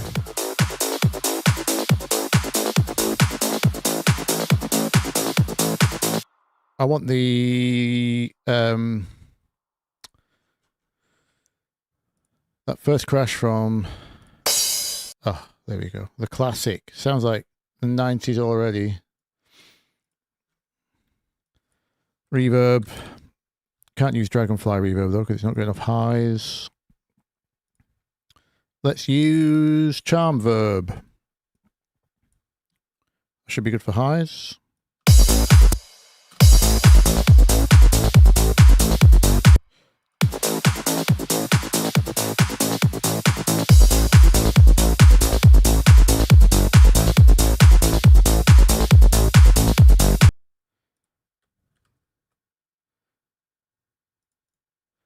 I think we might need some white noise. Actually, let's use the same one I use in everything. The John Kong clap thing from Left Wing and Cody. Where did I put it? It's in here, isn't it? There it is. That.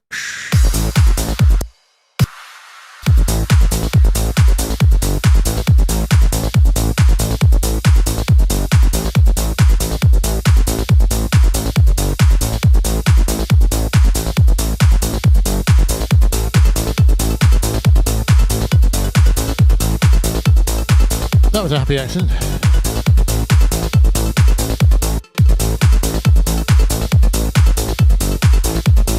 Let's put that on the one.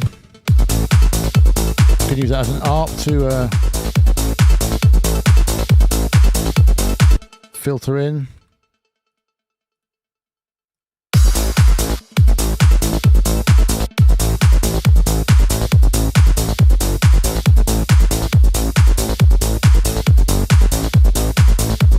Then I think we're going to need a breakdown with pads and an appropriate whoosh sound. Ooh, you're a bit loud. We're going to have to swap the bass from its pulse to just a simple fake Reese.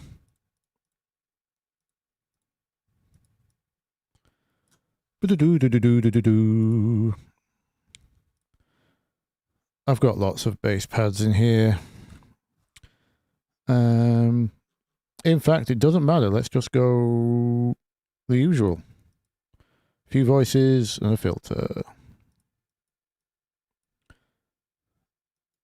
That is my bass pad.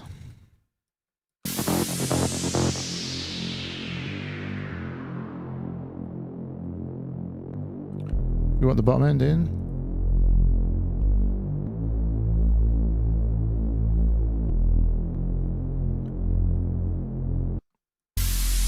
Warmer than that, warmer. Something like that's fine. I don't want this to have more bottom end than the sub in the drop though, so we're going to actually just carve off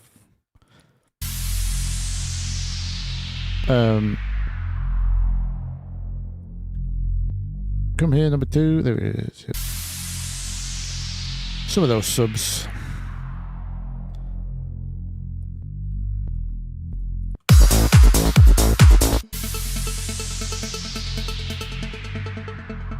No, I'm going to echo those off, I think. I'm going to use the variety of sound tape delay because it's got a great tail. We might need high strings. Trying to multitask here, not going well. Sorry, I'm not interacting with Yeah, this is live stream. What do you mean, Krubix?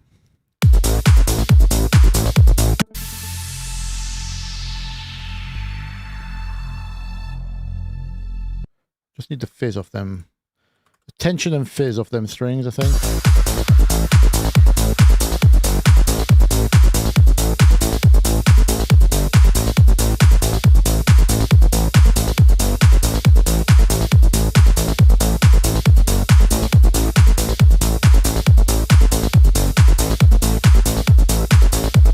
Probably gonna have to fade the padding as well. Who's having click problems? Andre? What did I miss? STFU, the click.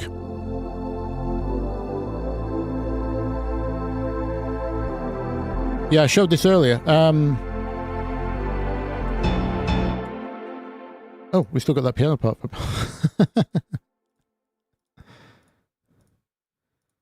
Let's just mute those for the minute. Oh, hang on, have I just muted all my drums? No.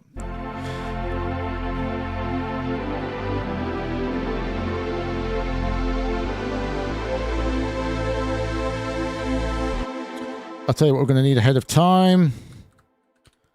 Build snare. 8 bars. Let's take... I don't want an 808, I want a 909.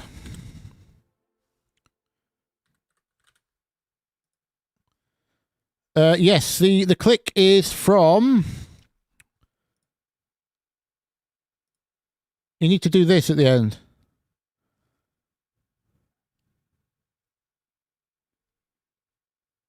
If you create, this is, if you go from 100 to 0 straight away, you're creating a temporary square wave, which obviously has a lot of high frequencies. In fact, it has technically infinite high frequency harmonics. So yes, on a bass part, that's going to be really obvious because you're suddenly going to end with a loud spike momentarily. So you just need to not have an instant, drop from 100 to 0 on your sidechain there. That should stop it clicking. Or don't forget to check the release or attack of your sine wave subs, because again, same principle. If your actual synth patch of your sine wave has an absolute instant attack or release, those will also click. So check between those three things. You should be click free, or mostly. You may still hear a little pop when it's reducing the sound by a lot, but that won't be a problem underneath the kick drum itself. The main thing is you can't hear it in the mix. As long as it's not exposed anywhere, it shouldn't be a problem. I've forgotten to do it tons of times, and it's probably only helped the transient of my kick drum, to be honest. The extra click on the bass. So snare drum again. It doesn't matter. I just want to grab it from the... yeah, this has got 909s in. The old drum club pack.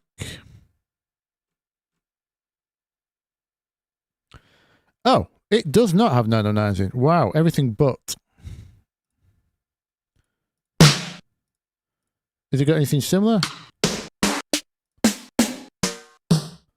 At least this is not going to do the job. What about the Boss? Do they sample them? That's 808. That is Simmons. More 808 and other stuff. Yeah, they went sample based, didn't they? 808. Okay.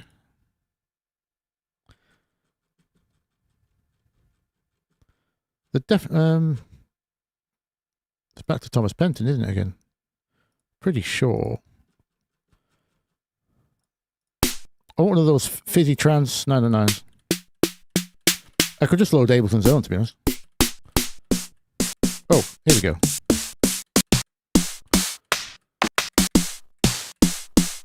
Oh, with a good attack still. Let's do that.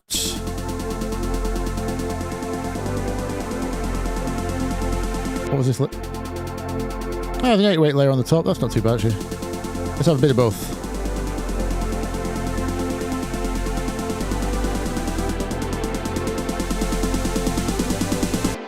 Let's do the envelope so it gets, the notes get fizzier as they go higher.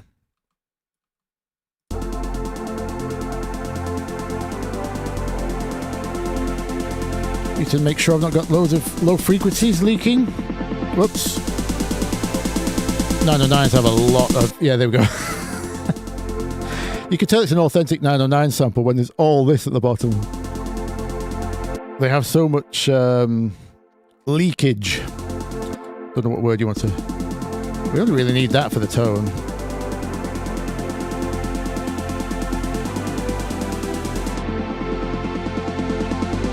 Let's just do that for... whoops. The lead's going to be coming up yet. I'll need to judge that later.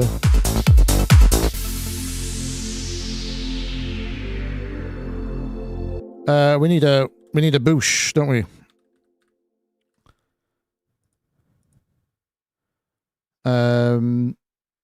Pretty sure Kashmir's got some good ones for impact. They're called impact effects.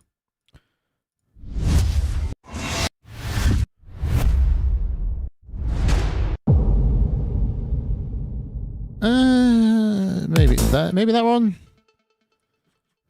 Doesn't have to be loud.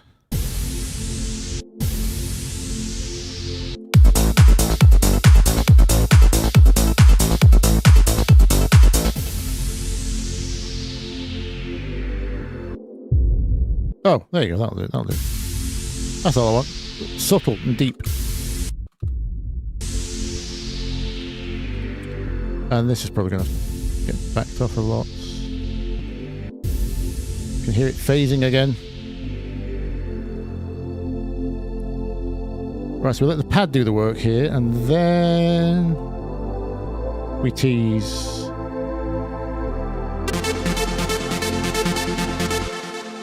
Is this always on the way up? I think it is, isn't it? We just want people to hear the pad first. Actually, speaking of which, I need the pad to come in on chord 1. Which is that one. But let's just make a bar of chord 1. Doesn't matter if we can hear it re-trigger because it's going to be fading in.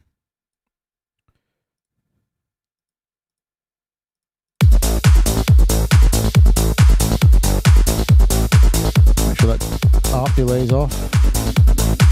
Oh, this hasn't worked. Oops, wrong loop.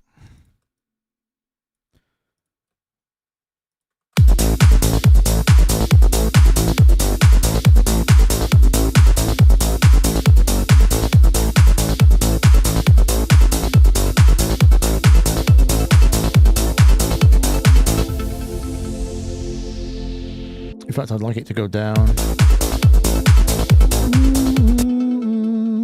Down to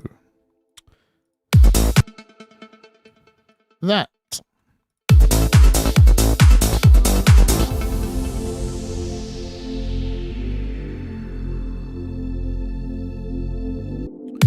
Kind of prep your ears a little bit.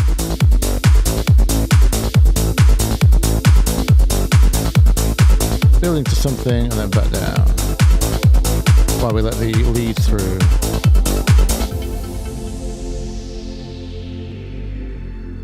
So we turn up the delay, repeat on that ARP.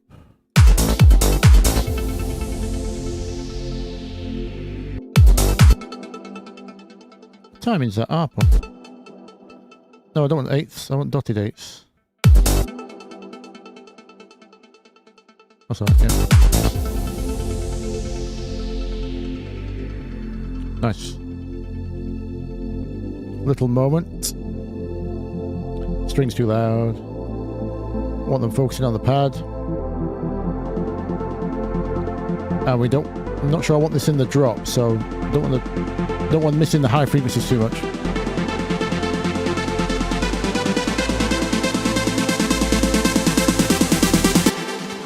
Yeah, that sounds like it's going to work. Now, can we drop padless, I wonder? Just lead and... In fact, I don't think I want to go full brightness on the lead either.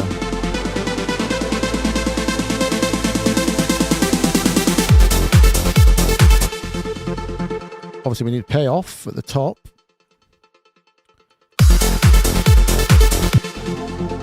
Otherwise, all that energy built up by the snare just goes missing.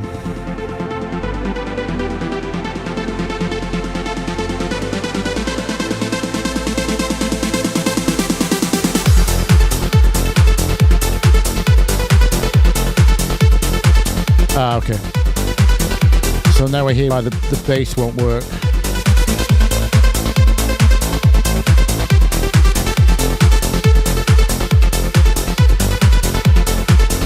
Turn up one of those loops.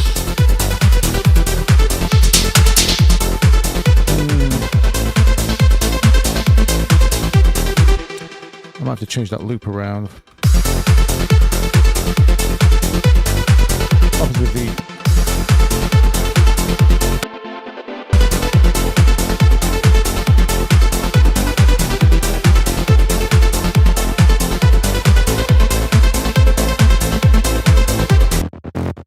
Yeah, so I think I want the bass rhythm to play similar to the... This sounds too ploddy to me, with fresh ears. All these other instruments were clearly masking it earlier. So I need to program the same rhythm as our...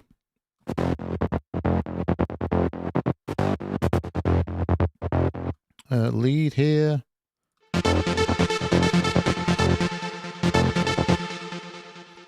So it's those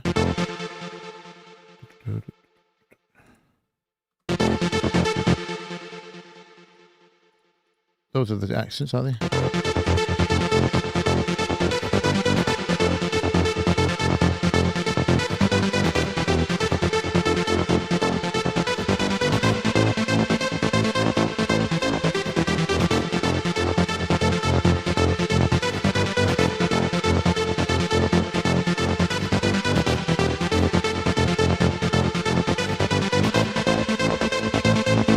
See how that sounds as a drop.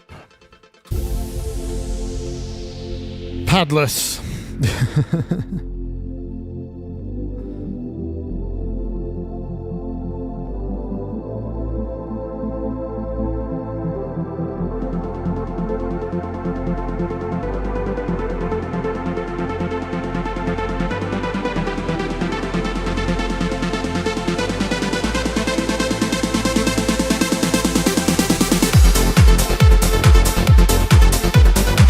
Oh, we need to fade out at the bottom end, don't we? I'm probably going to need some kind of noise rise, I think. It is 90s trance, after all. Inspired. From memory, no reference. Yep, pull the bass out, there we go.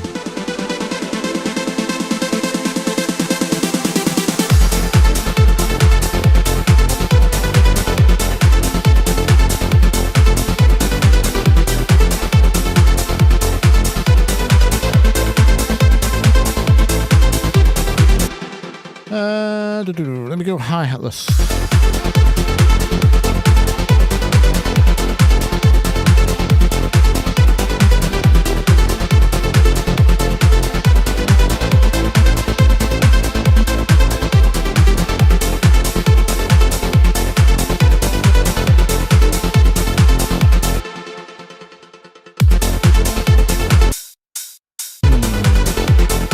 They don't sound like they stop fast enough, but they are. So something psychoacoustically in the other loop is making it sound like I've got longer hi-hats than I have. Maybe I just shorten them. That's helping. For the first half of the drop, I want that to be the pickup.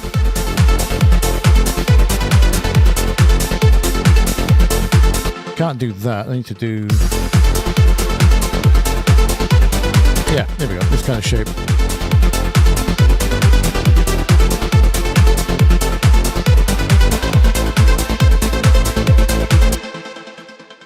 little kick gap as the chords come round.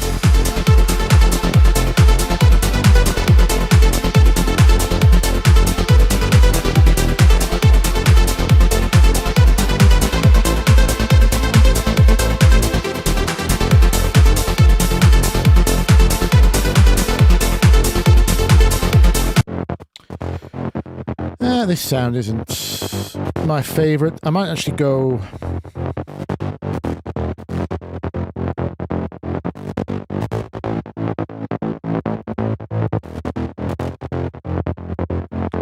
a bit less detuney and warmer. Oh, this is useless anyway, isn't it?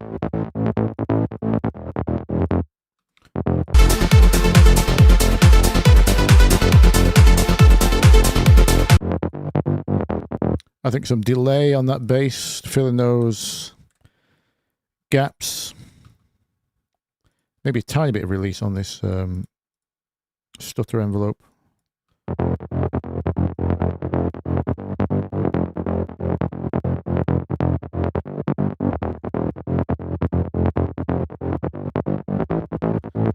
Yeah, I'm hearing delay. Let's get some pingy-pongy, bouncy 16th maybe.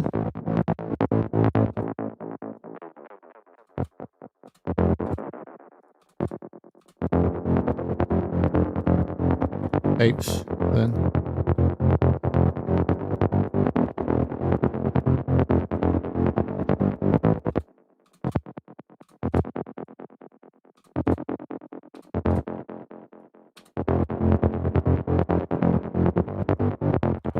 High frequencies only.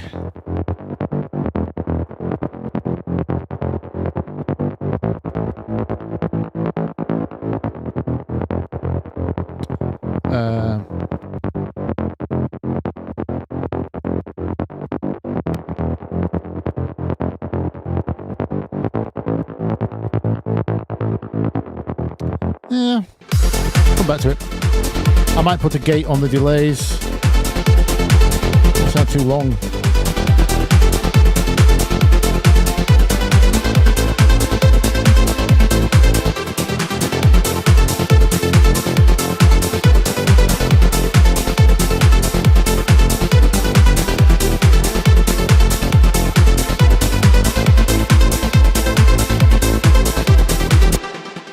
Okay, some kind of mini breakdown here. We voted spoken word, did we?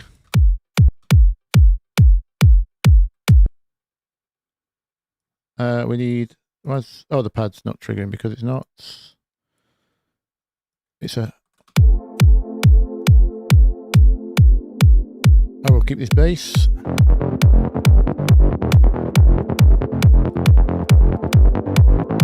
Kick drumming is a bit ticky at the top. Too much tick.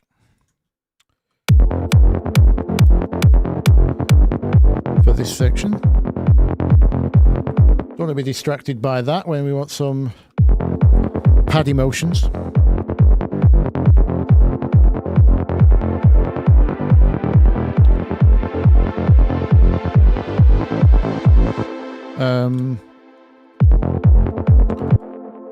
So that sounds like it's going to come up too soon, I think.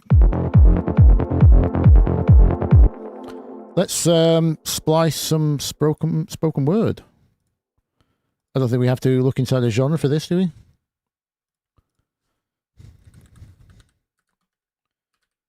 I just released a track that had a nice spoken word in French. It was all atmospheric. You have to understand how things are up here. I don't even love you. What's the phone call? The number you have dialed is... I just wanted to let you know that I miss you. What's that thing called? And we are all connected, like tides around the world, being pushed and pulled by an unseen force that stretches out to the moon. That could work.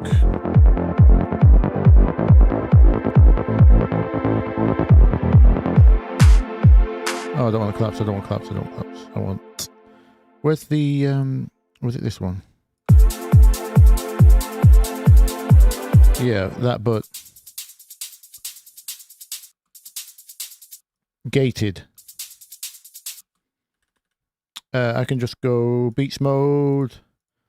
Forward only 16ths. Here we go. That'll do us. Anyone else getting Prodigy Prodigy vibes off that pad?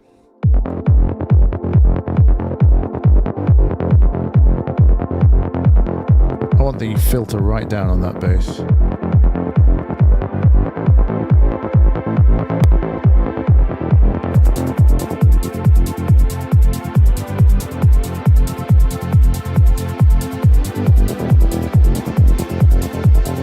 We don't have many high frequencies, so there's no point filtering all the way up, because that will sound like it's going all the way.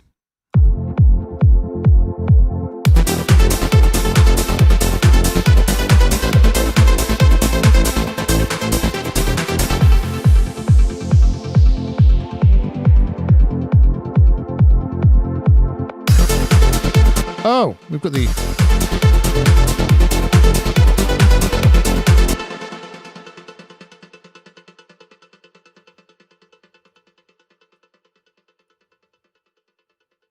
I thought I threw this delay at the end. Oh, I've made a mistake. What is this?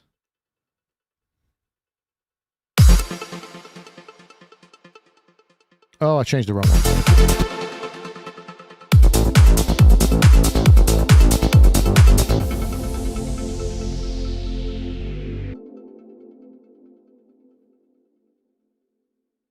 My bad.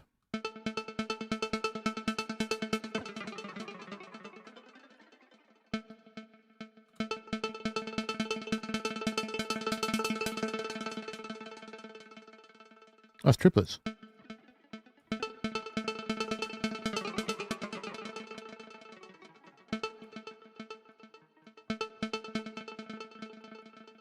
I need to see the interface. I've forgotten where the dotted... oh, that's triplets. So I was right. It was up here.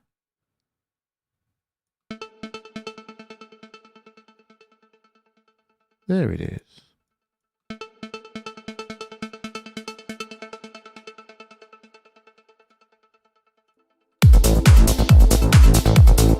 Before the reverb.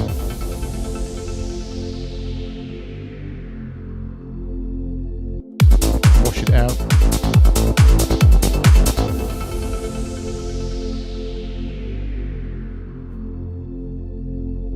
Maybe we go back down. Something like that.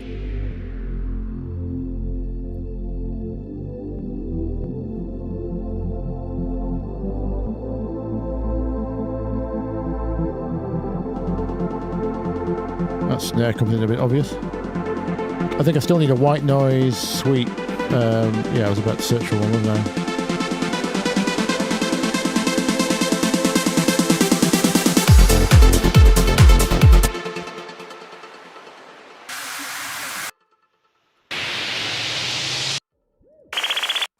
I don't like the bubbly one. That sounds like it might do the job.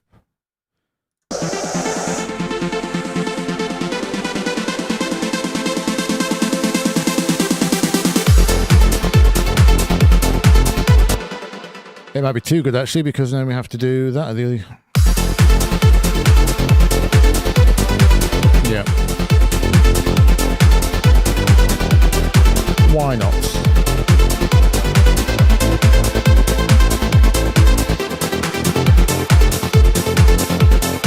This is still far too pokey. Yeah, it sounds like it's around there. We need the low mids, but we don't want the growl.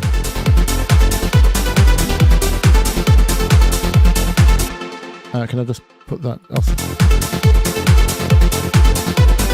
Oh! I didn't realise this bass already had something on there.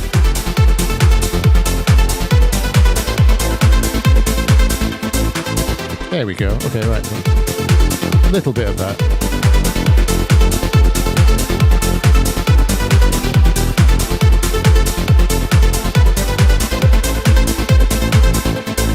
My instincts are telling me something around there.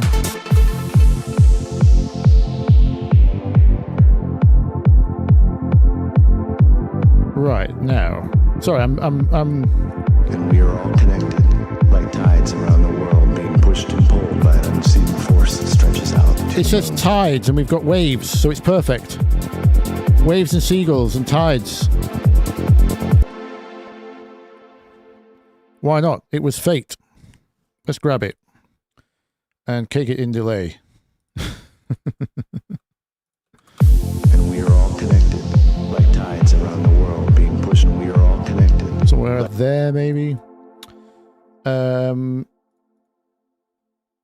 Let's grab the reverb and delay from the seagulls. And we are all connected, like tides around the world, being pushed and pulled by an unseen force that stretches out to the moon. And we are all connected, like tides around the world. Think of it on quarters. Yeah. And we are all connected, like tides around the world, being pushed and pulled by an unseen force that stretches out to the.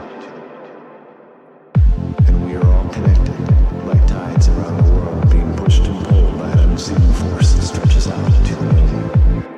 And we are all connected. Don't need any high frequencies in them repeats. And we are all connected, like tides around the world, being pushed and pulled. In fact, he has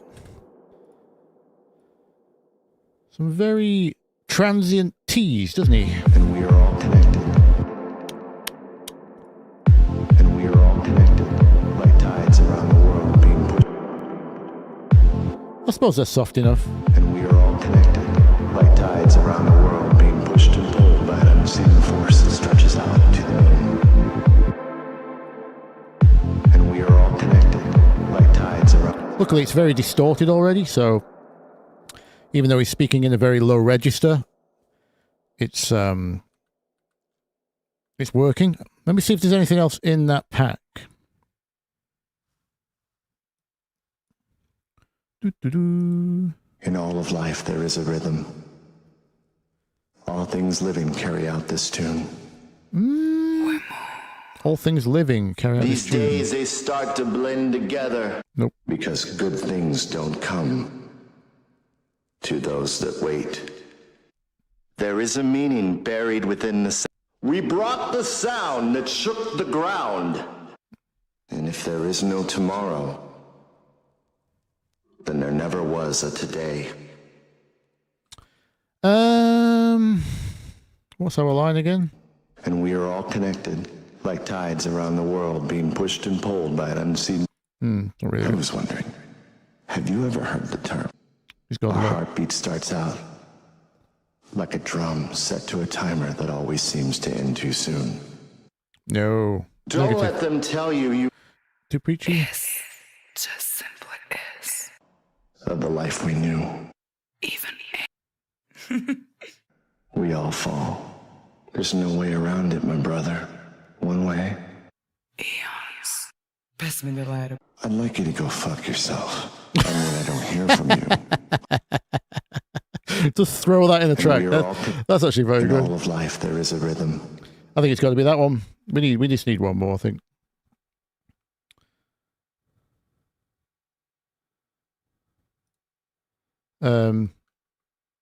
Yes, let's do that.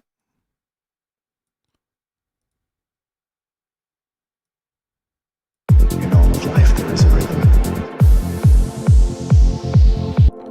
Let's turn these up.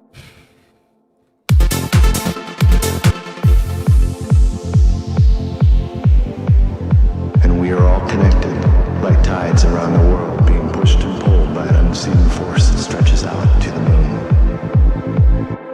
Too soon. I think maybe all is on the beat. And we are all connected, like tides around the world, being pushed and pulled by an unseen force that stretches out to the moon.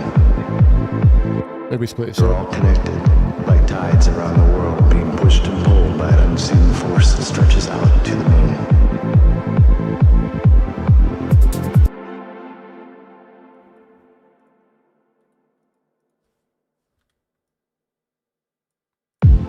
And we are all connected, like tides around the world, being pushed and pulled by an unseen force that stretches out to the moon. In all of life there is a rhythm. All things living carry out this tune.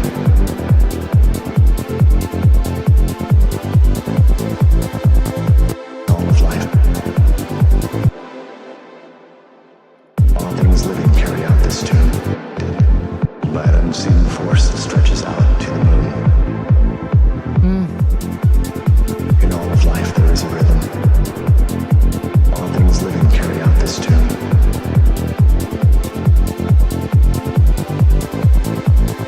In all of life there is a rhythm. And we're back in In there. life there is a rhythm. All things living carry out this tune.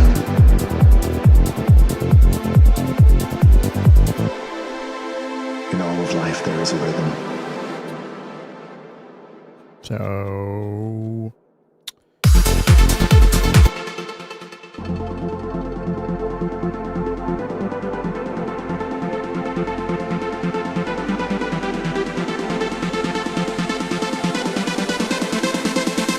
we go back around again, but with the long hi-hats, and I'm going to keep the pad in.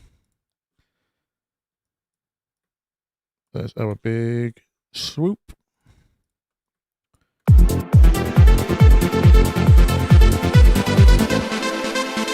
all of life there is a rhythm. Maybe have rhythm on an echo. In all of life there is a rhythm. All things living carry out this tune.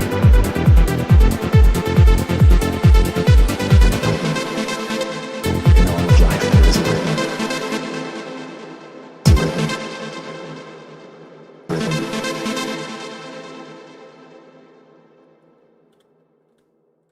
Rhythm. Needs to be on a half. Rhythm, rhythm, rhythm, rhythm. Yeah, that one will do fine. It might be a bit buried by the lead at this point. I'll sort that out later. In all of life there is a rhythm.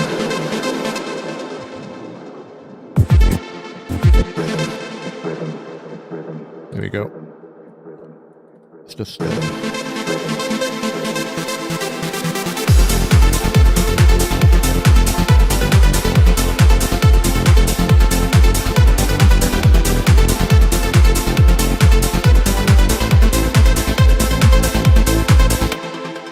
oh yeah, tooth.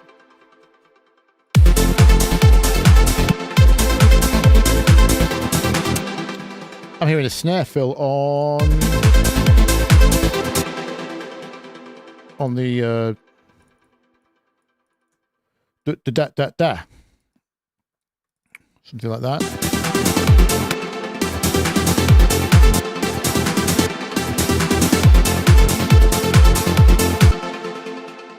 Might as well keep the energy up with another.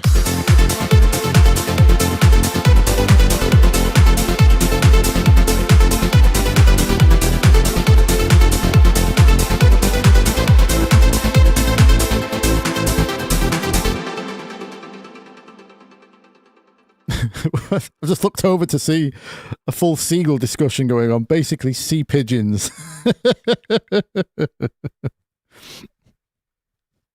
The loud seagull needs to come in after he says he's living. No, the loud signal is gone.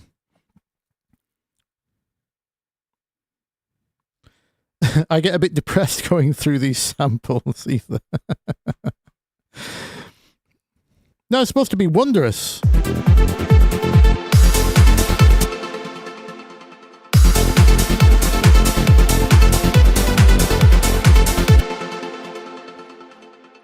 I want you making shapes and staring at the sky and, well, the lasers, and wondering about the meaning of life. That's what this kind of track is supposed to be, isn't it? Wondering about the meaning of seagulls in the middle of your trance track. pondering that mystery forever. And we are all connected, like tides around the world being pushed and pulled by an unseen force that stretches out to the moon. Actually, In we'll keep all that of life there is a rhythm. I'm going to filter that. All things living carry out this tune. In all of life there is a rhythm. Damn it, wrong one. That's the one I want. I think the kick either needs to high pass or... In all of life there is a rhythm.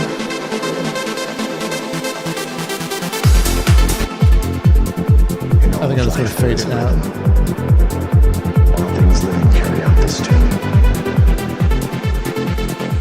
In all of life there is a rhythm. No, it can't stop there because of that. In all of life there is a rhythm.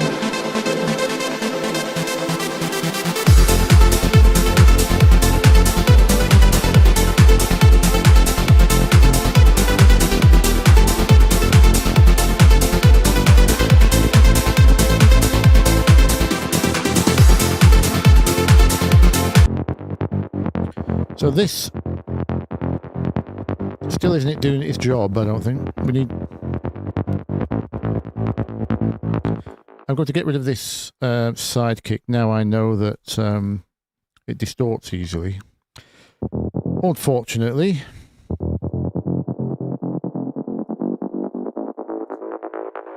I had to choose. Let's respond to a higher part of the kick drum.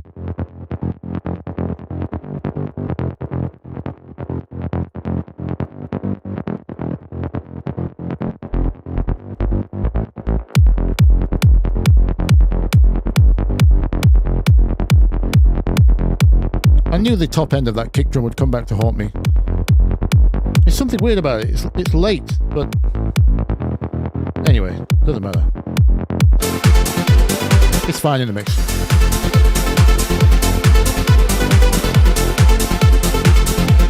As a professional, you're supposed to not focus on the things that don't matter.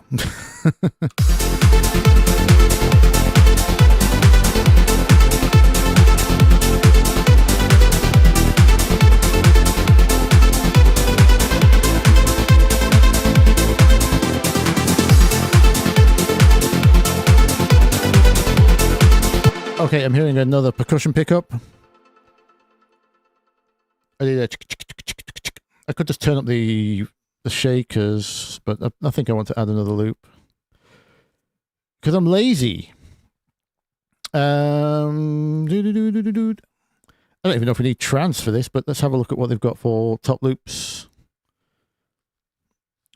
I just need, you know, something in the shaker area.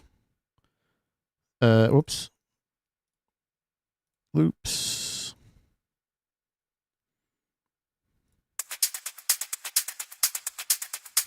Two. Oh, there we go. Are they bright enough?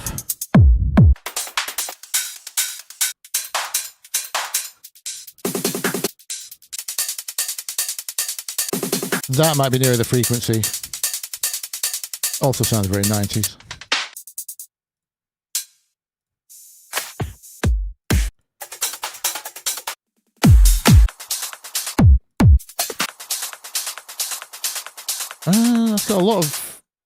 That's got a lot of high busy.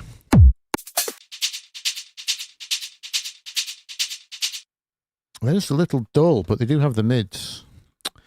I tell you what, let's why am I making it harder for myself? I can just add a splice bridge.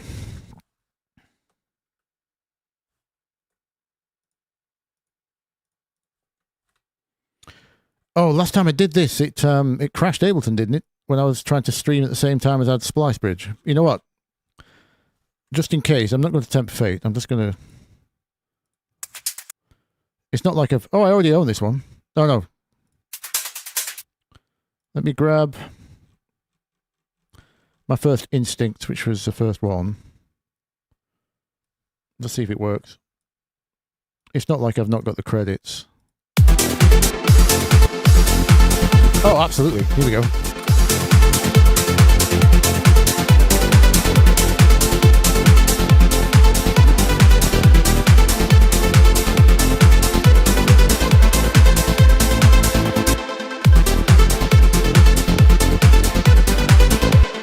Well, now I'm just tempted to add it to everything now.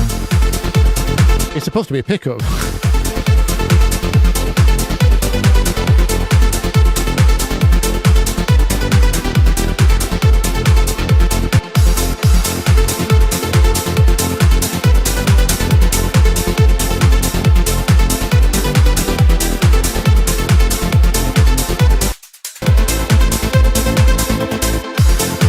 It's in exactly the area I wanted, to be fair. And then I already know what I want for the last drop, which is going to be one of those Mark Knight messy rides. Oh, there you go. That's got 808 ride will do. Something like that.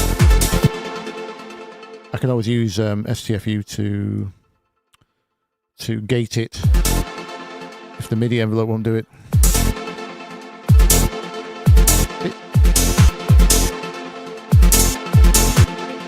That pitch is pretty good.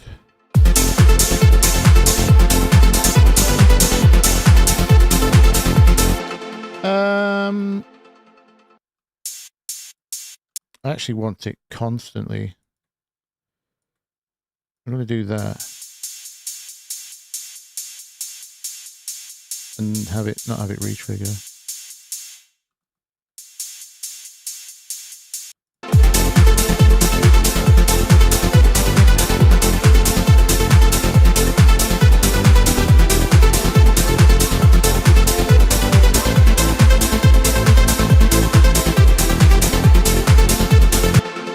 I'm still hearing a better melody, but this is doing the job.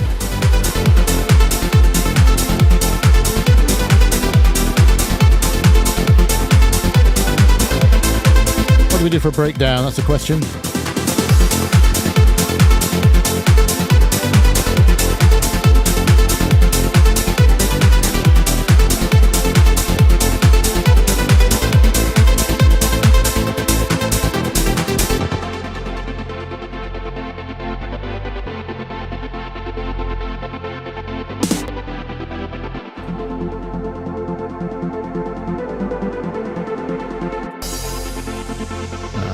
No symbol. These need to be filtering down.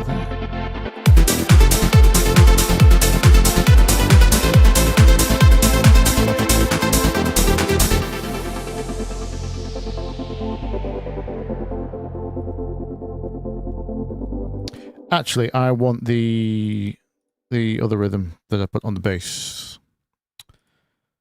Keep the groove going. That one.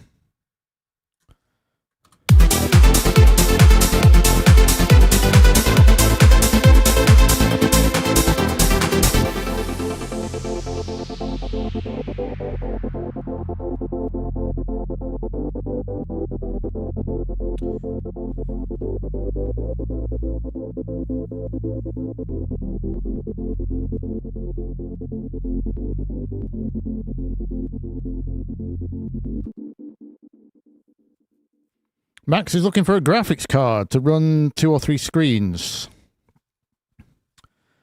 How much do you want to spend, Max?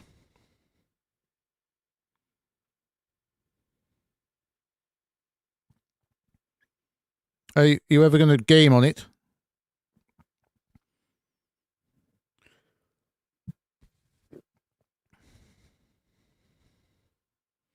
You could buy an old 2060 and be fine. I wouldn't fall for the 3050 or the 4060, one of the modern ones.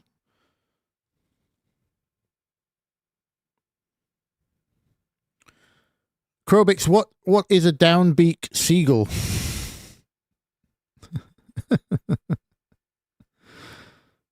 You're not going to game on it. You already have an i9. Oh, I hope you don't have a 13th or 14th gen.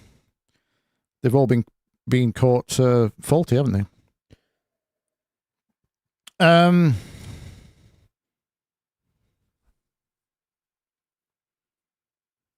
What resolution are the 3 screens? I'm not sure you could get away with a 30 quid card if you want 3 screens.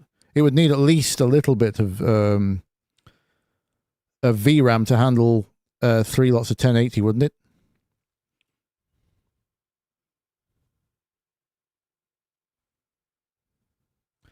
A counter would be good.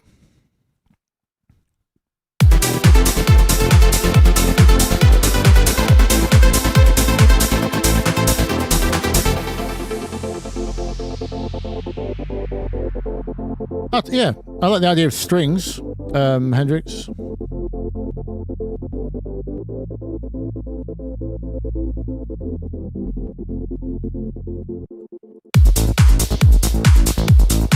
Is there space for this anywhere else? And is this? I wonder if that goes there. You know, to give someone a chance to mix out. I'd need to speak to a trance DJ. I don't actually know anyone that DJs trance at the moment. Maybe Craig Connolly. I'll just give him chap I used to work with his sister. He's the only trance DJ I know right now, I think. I like the idea of going, since it's Adagio influence, we should do some, let me get the BBC Free Orchestra out, get some cellos out, right? Do, do, do, do, do.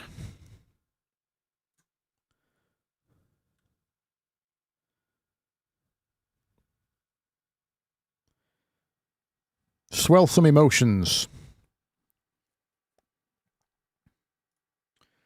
I think cellos would work well on that voicing that I said earlier, with the third at the top and the bass at the bottom. The one that didn't work in the drop. Cellos, legato, go. So we get rid of...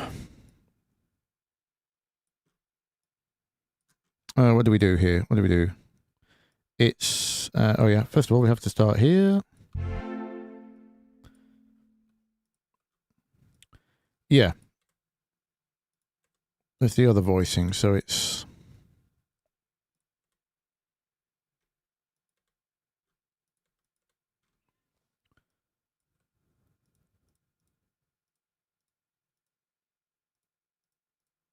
that down. Yeah.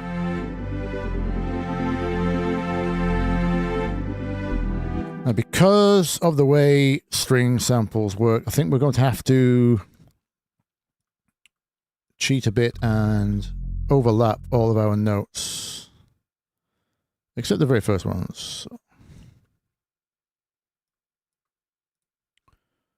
We just requantize those. Come back.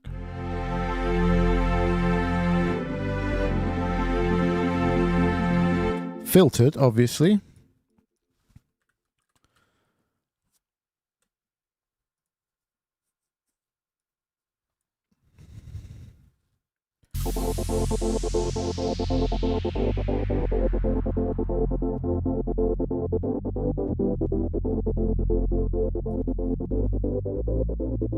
Would be a nice reverb for these. I mean, obviously Dragonfly would work. Always works.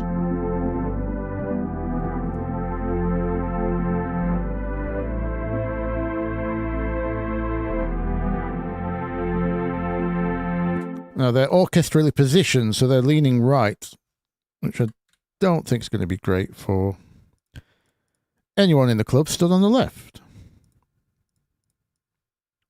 Let's rebalance those a little bit.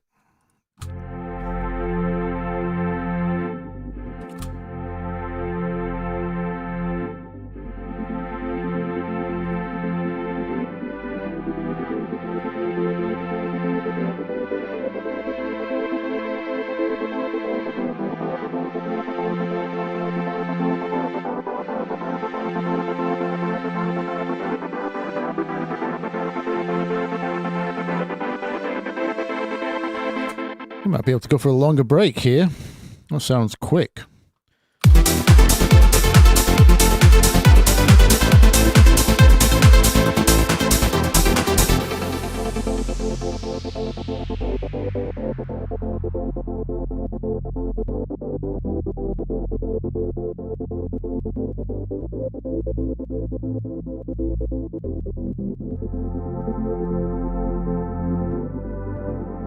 Definitely need reverb.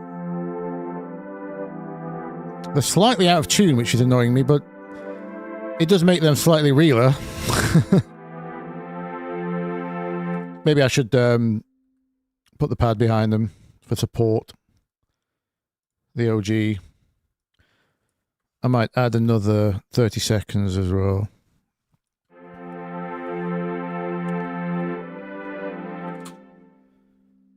We might need... Oh, I'll tell you what we could do. We could do like a Robert Miles piano line maybe here. Do-do-do-do.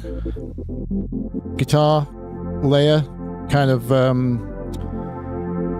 piano guitar layer like offshore. Offshore is perfectly appropriate, right? We're talking about waves and...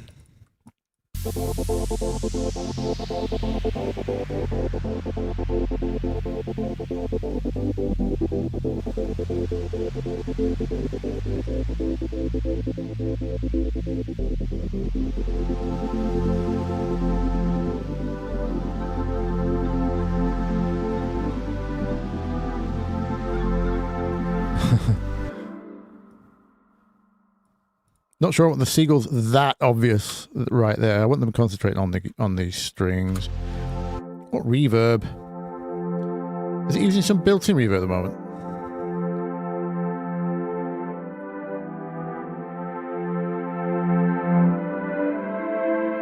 Yeah, I know that'd be kind of hauly. I don't want...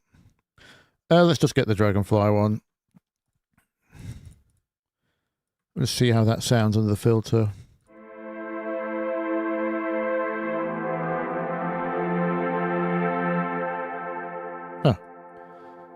I don't need to ask for anything else, do I?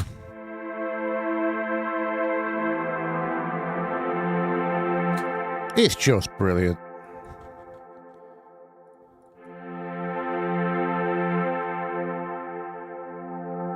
I used to kill for reverbs like that. 20 years ago, and now they're free.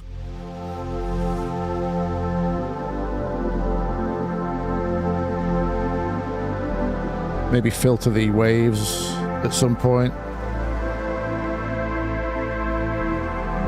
Again, so they can...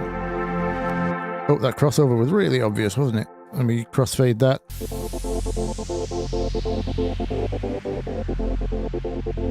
Do one here.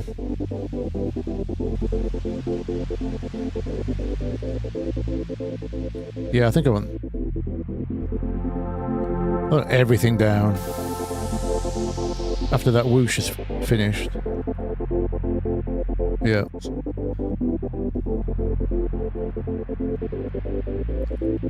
One of them waves is a bit of a weird crash, isn't it?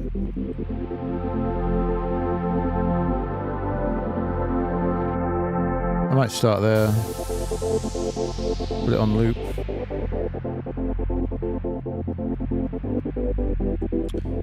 So that weird one isn't distracting us.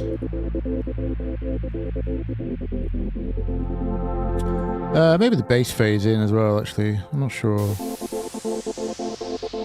Let's get that boom.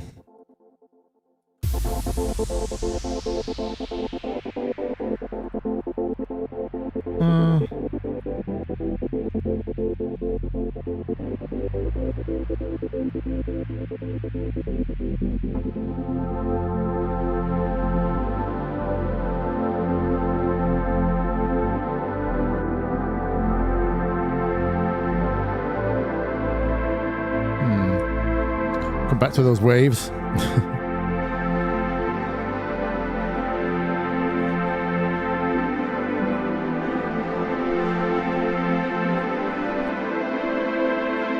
Now, do we have a melody in the...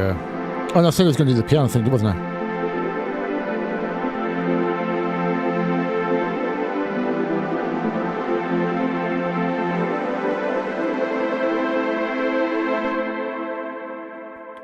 Now, do I have a nylon guitar sample?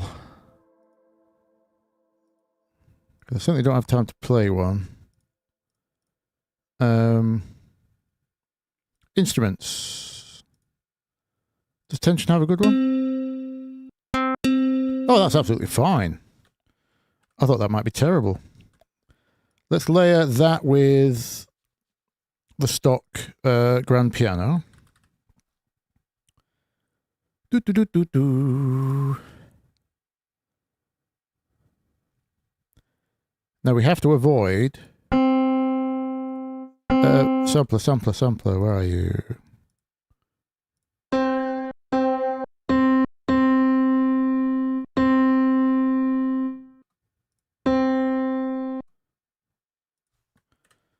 Make a group. Add the layer. Who was asking about layering? Here we go. There's no reason for this other than the fact that I have nostalgia for Chicane's Offshore, and that used a piano and a nylon guitar layer. So I want to evoke a bit of that while we're doing 90s trance. I know he was technically later, but why not? We want sub delay. Of course, this reverb is going to serve us.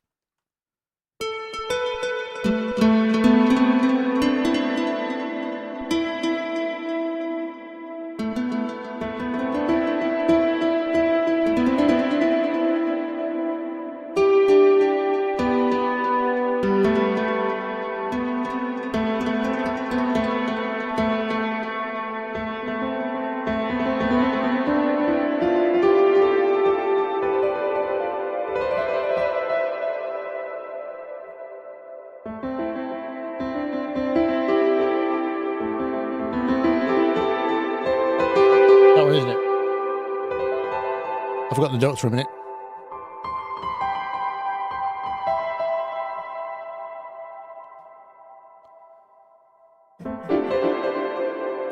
I need that one up an octave, I think. I'll leave the guitar where it is. See how that sounds. Wonder if we'll get a copyright strike for that. No Steam. I don't want to know that games are on discount from my wish list. Oh my god, it's 10:30. Sorry, that was my notification on my phone. It's taken from Street Fighter 2. I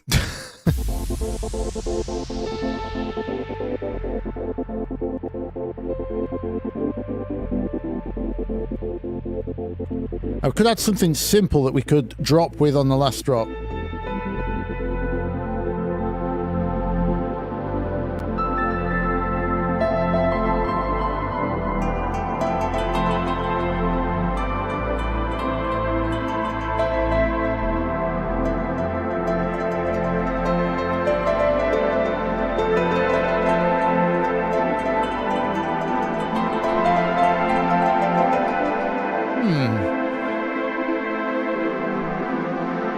It has to come in before we build. Let's put this build back in so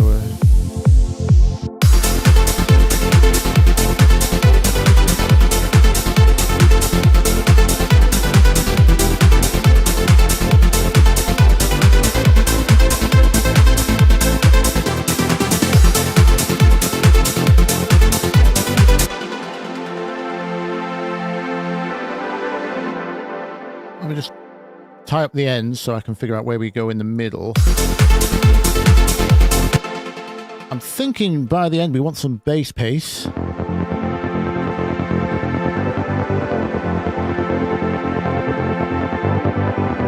Now I am missing some of that D tune. Maybe we just add that at the end.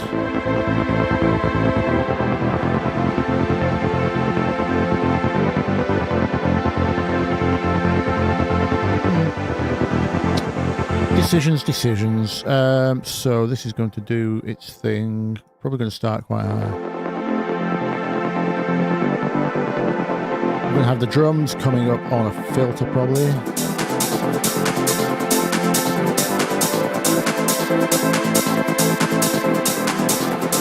don't see how else we can get the energy for 90 seconds otherwise. Also, I'm trying to be fast because I'm hungry. And I want to finish it because we're so close.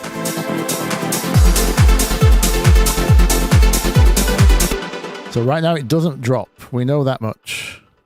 Noted. There's probably going to have to be a gap before the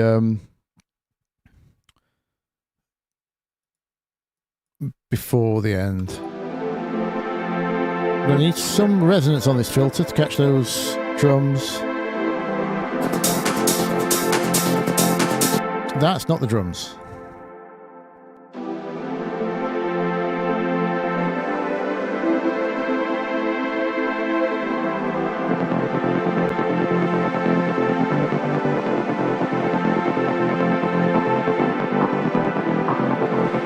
Yeah, that's what I want. I want that kind of resonance off the clap. Have to be careful at the top though. That's going to get very annoying. So we'll do this, and then the filter's only on for this amount of time. Get the lead in.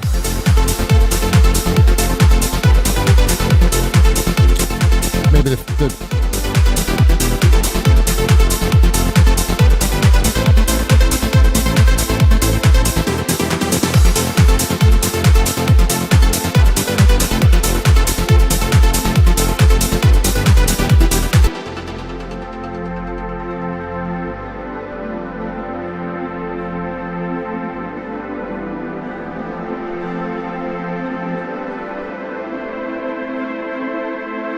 bass has disappeared.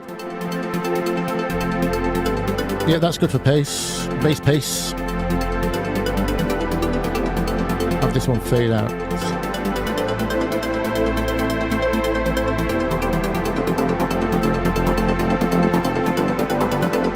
Yeah, that's gonna work. That's gonna work. That's gonna work. We want you. Filter down. But audible for pace.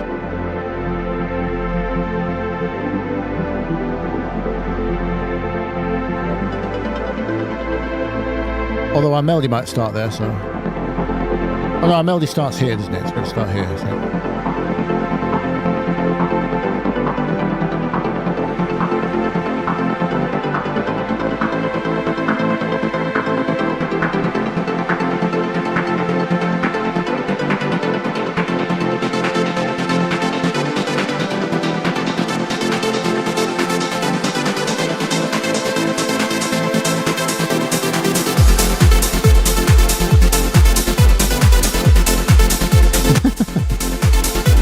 How not to drop?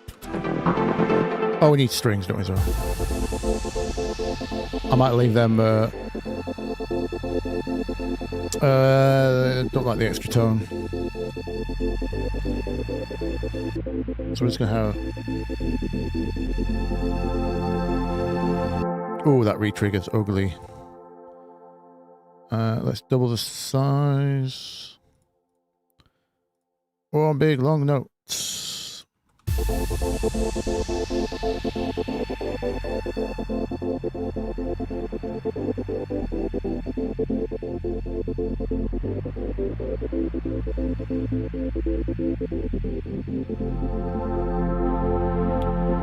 It's distracting from the mood of the pad right now, so let's come back to that one. And then some melody here that can't be the same as Robert Miles.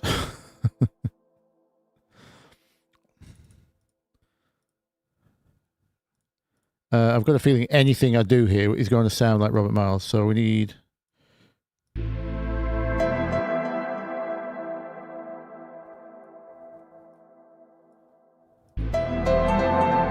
You just have to finish on this now.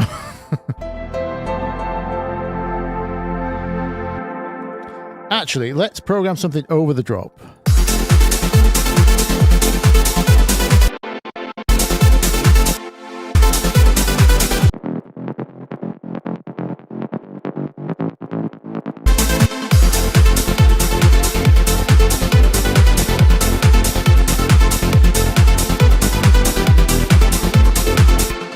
sounds strange here.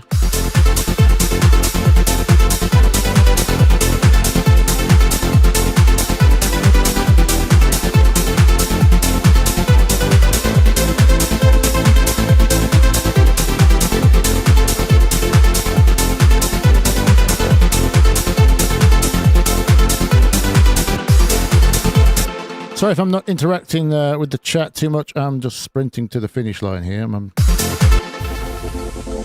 I hope you're still learning from things.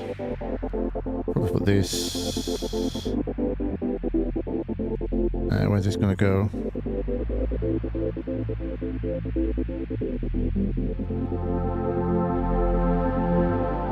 Some of those waves sound very strange still. Annoying. So I want a counter melody that goes over the drop.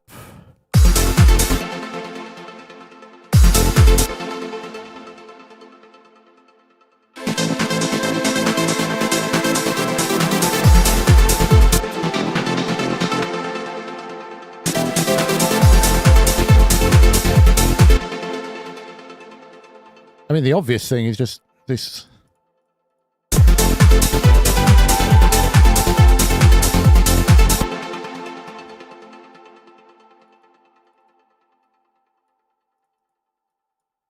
This kind of thing.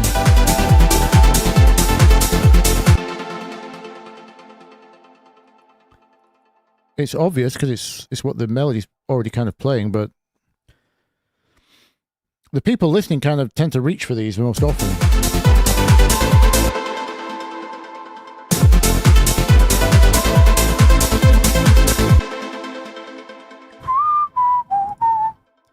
It's more Elgar-like, some big stretches in there. Let's do that. We need longer delay notes as well.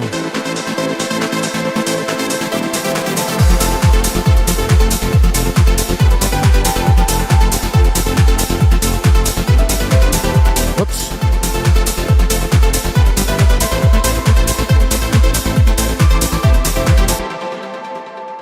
Oh no, that can't. That's not our turnaround.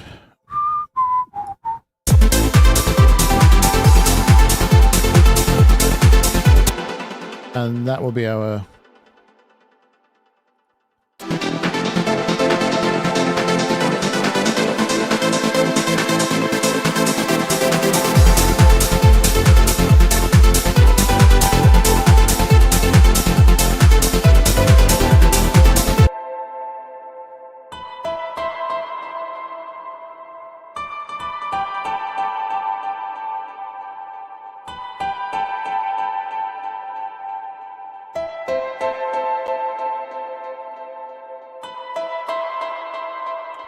We don't need anything too sparkly out of this. Let's just push those main harmonics in the middle. It was already kind of sounding in the area. Let's ping pong a little bit.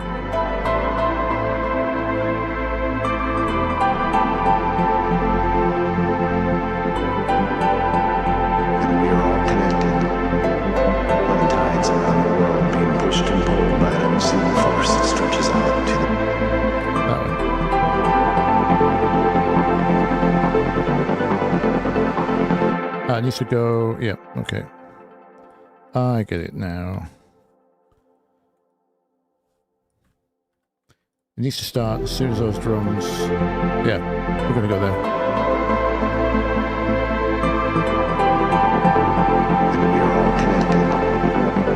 I'm probably going to have to duck the pad.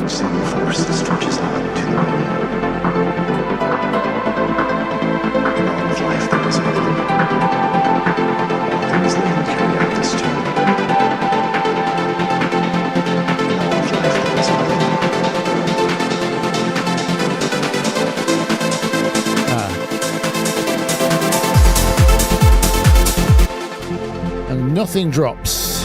Why do we not drop? Need to figure that out.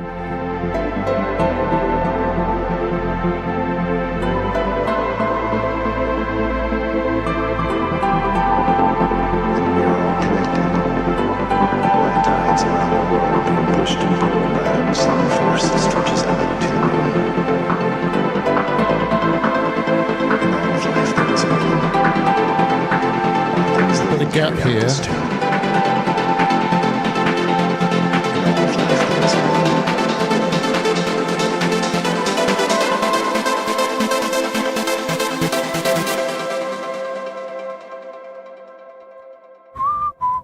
meaning. That melody has to carry on.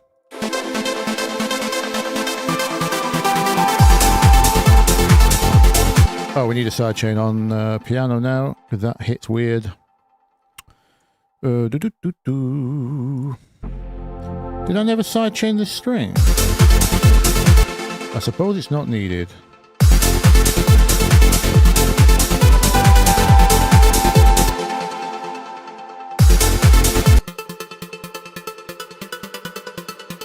Oh, I never got around to sidechaining the lead. Ah, is that what's sounding weird? That's what's sounding weird. I thought it's just kind of running in without any impact. May need to turn the cymbal up or the, you know, the wash for the last a couple of dB maybe, but I was wondering what was... Like tides around the world being pushed and pulled by an unseen force that stretches out to the moon.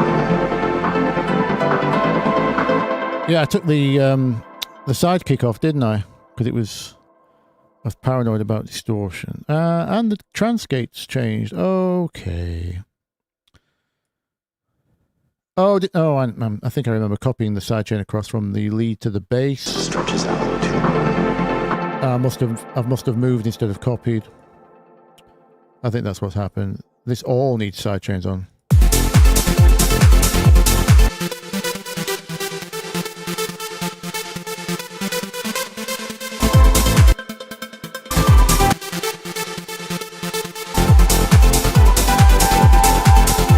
And I think for the last drop, that's Fizz Fest of a lead.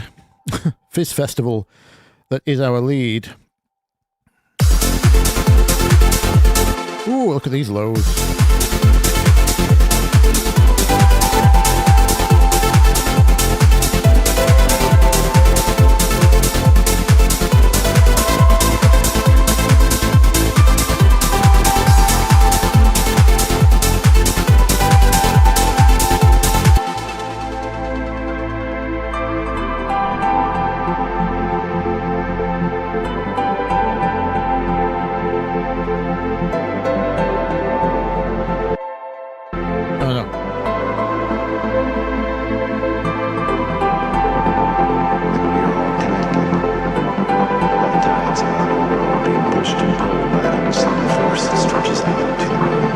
Strings as well.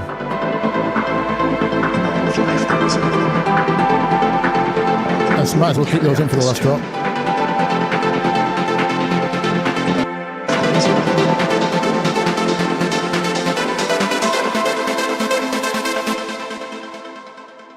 And everything stops. Yeah.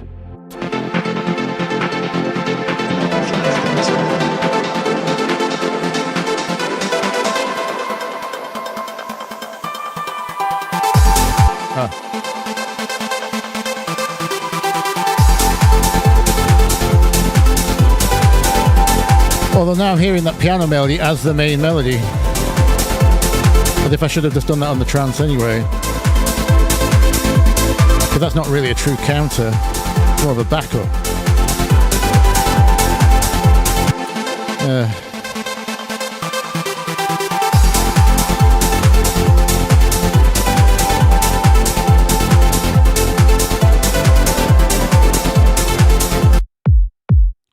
Oh, the filters on the kick.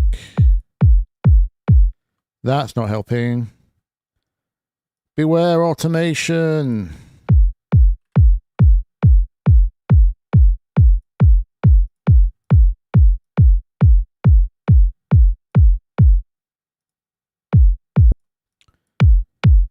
That's not helping our chord at all.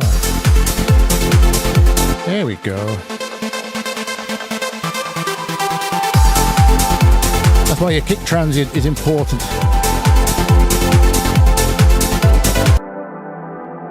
Right, this needs to all be heavily sidechained now. Let's get you going.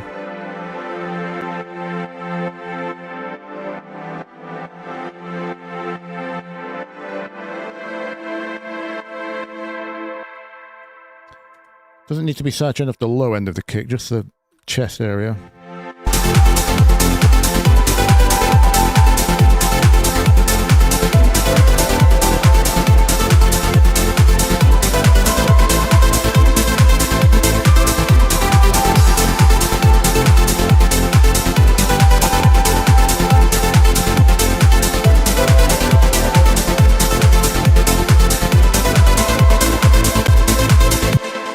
All this needs to get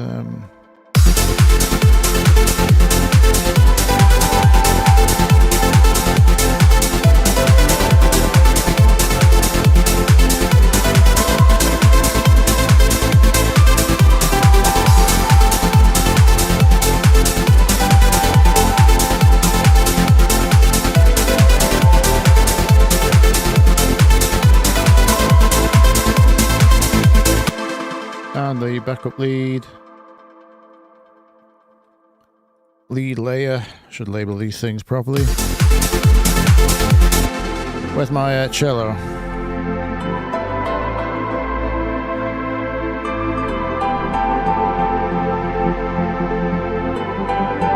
Orange sound feels horrible for cellos. I don't know why. Maybe I have synesthesia. What colour are cellos? Green? I've already used all these colours. Another purple, that's fine.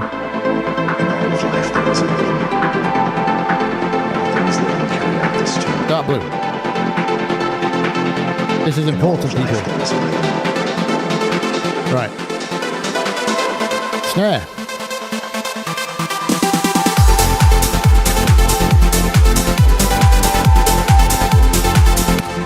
Now we're going to need to, let's group all these sounds together.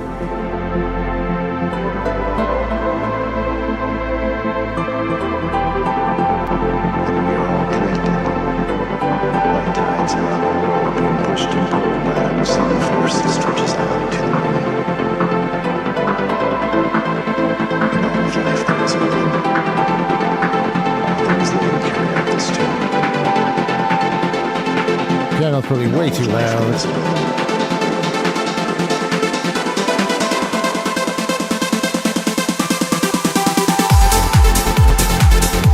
Well, we're dropping now.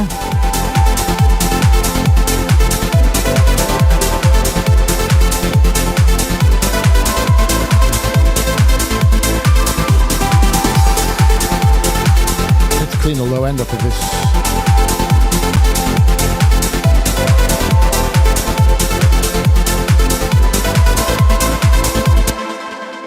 Piano is a bit too... more ping pong for the headphone users.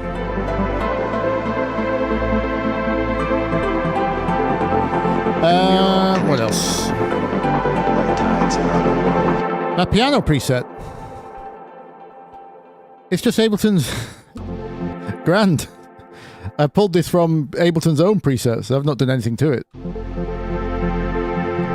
And then laid it with the nylon from its built-in tension instrument.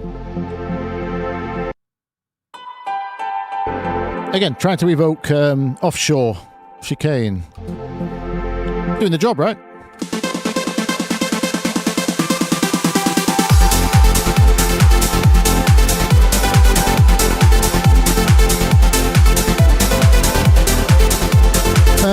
Right.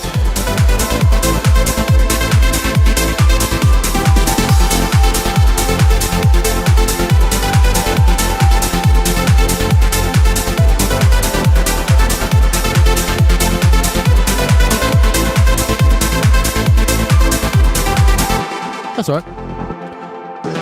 Question is, do we go around 3 times? Sounds like it deserves it, doesn't it?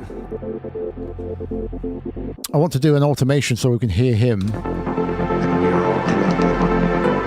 Like tides around the world being pushed and pulled by an unseen force that stretches out to the moon. Obviously, we'll turn him up again. He was on 6. And we are all connected. Like tides around. Oh, I'm going to have to test this at 0. Watch your ears. And we are all connected. Like tides around the world being pushed and pulled by an unseen force that stretches out to the moon. Yep, thought so. In all of life there is a rhythm. All things living carry out this tune. In all of life there is a rhythm. So this is masking his vocal. And we are all connected. Like tides around the world. So it feels like about 400 and about 1.5K seem to be in the way of his vocal. And we are all connected. Like tides around the world being pushed and pulled by an unseen force that stretches out to the moon. That's not bad. So we do envelope follower. See if we can do this somewhat transparently that doesn't spoil the drop. Envelope follower on the voice before the effects. Let's do the EQ first, actually, because that's going to be more. Come on. Thank you. And then we're going to map the envelope follower to the EQ dip. Scale, full scale. That needs to be set to 50% to 75, which is 100% on the. And we are all connected. Like tides around the world being pushed and pulled by an unseen force that stretches out to the moon. In all of life there is a rhythm. All things living carry out this tune. In all of life there is a rhythm.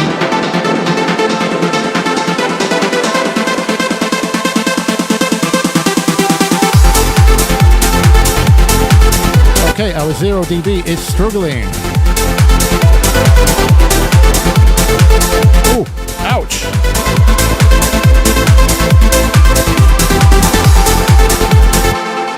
This is what happens when you don't reference people. I'm going to take a dB off the master. And then just have a listen to our bottom end problem there.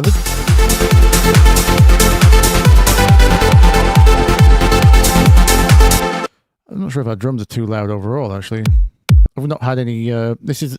If you don't have breaks and you don't reference, then you don't really have perspective. So I'm not surprised. It's not the most balanced thing I've ever done.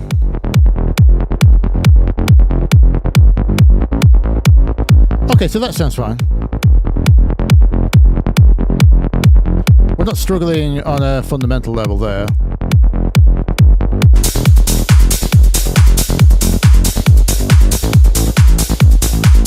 Oh, I don't like that on the drums at all.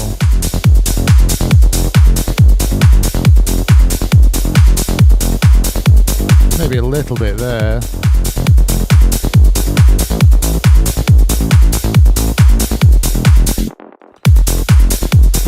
We can delete this percussion, that was from Safra Duo.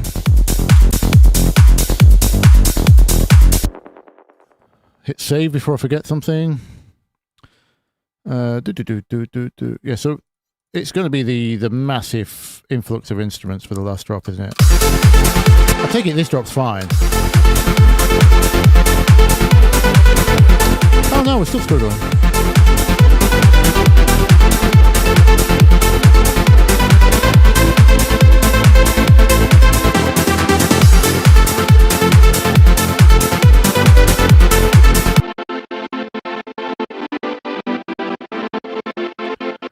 Ooh, am I hearing that out of time? Is that what I'm hearing?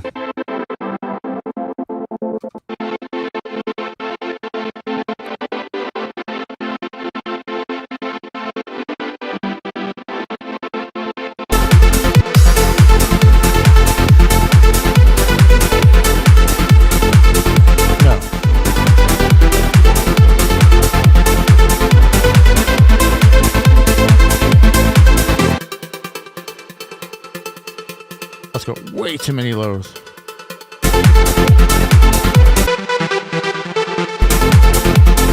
We just listen to bass, drums, and lead.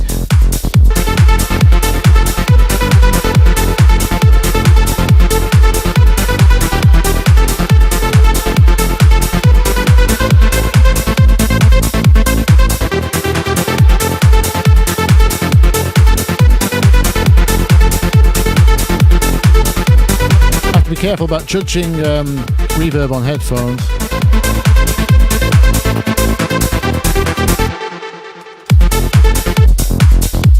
With with headphones being binaural and everything.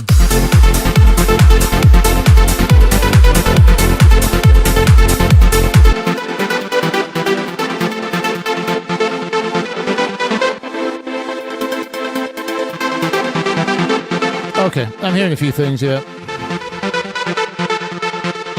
This is too...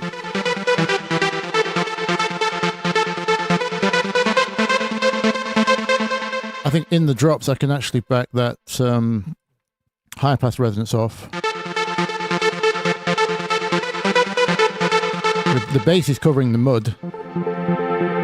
It's fine in the bills because that's below the filter. We need to be able to hear that coming in.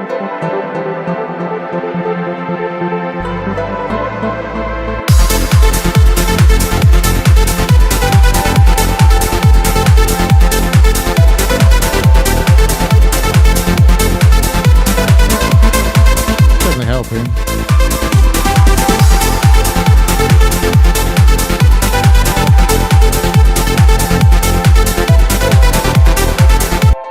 No, I didn't do much with the cellos, did I?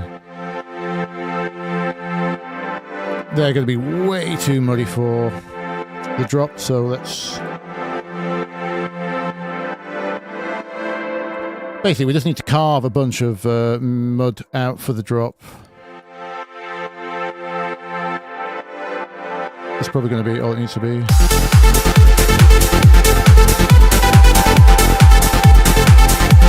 Oh, we forgot to... Oh, I'm not going to sidechain the piano, actually. No. It's going through nicely.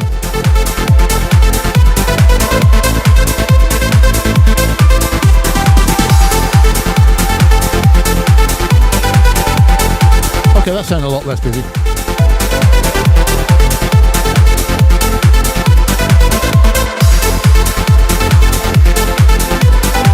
Here comes the problems.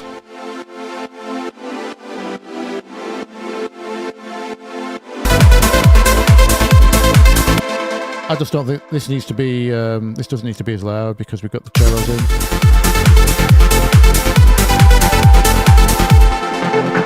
All things living carry out this tune. In all of life there is a rhythm.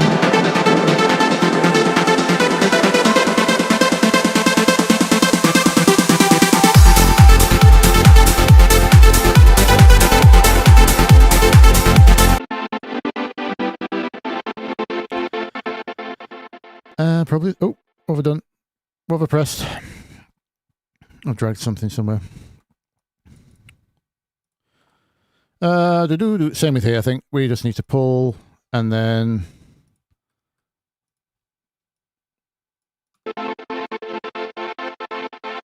That's a rhythm thing only.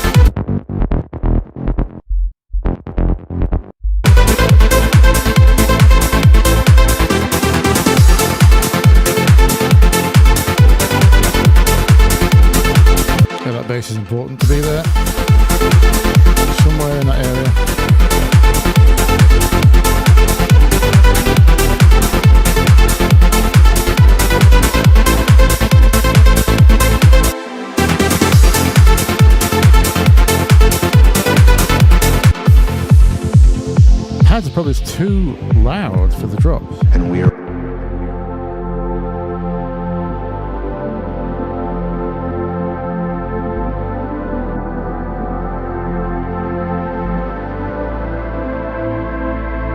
I'm feeling.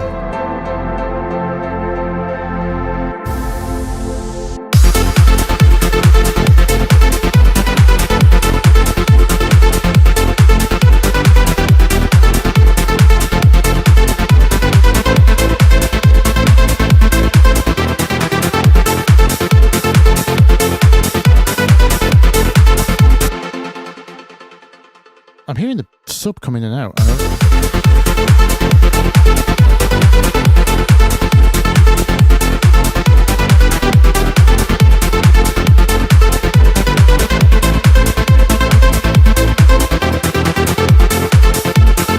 Oh!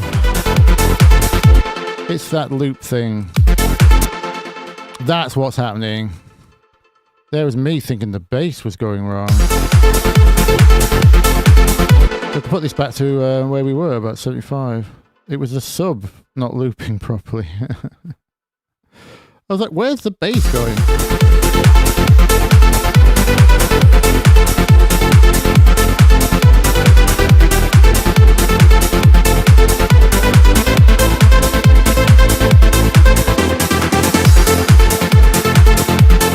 There we go. It did it again. I thought I'd just fix this.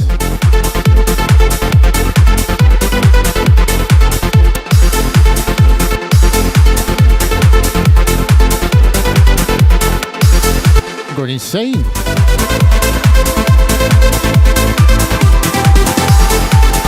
Fine there.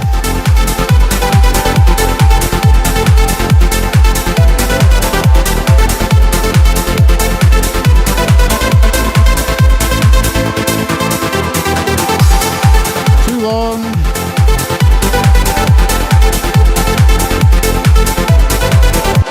In fact, this whole thing should just run, I think.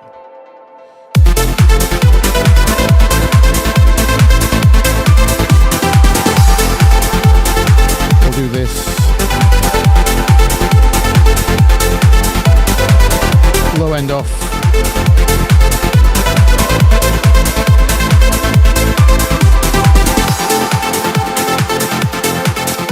Maybe not for that long.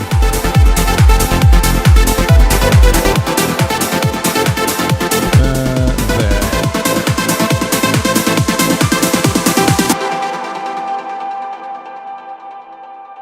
And then we should be able to go out on something like this.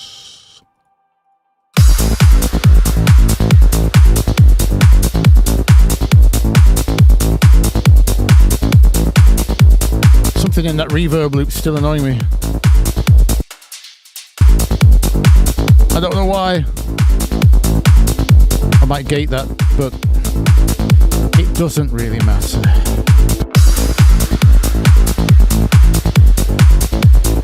We'll fade the bass out this way with a high pass filter, I think.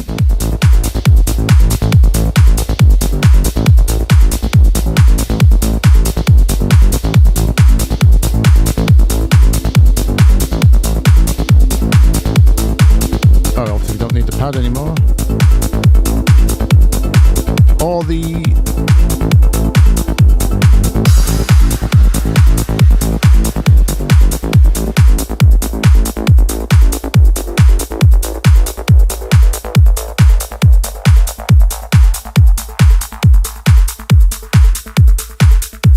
Where's it up?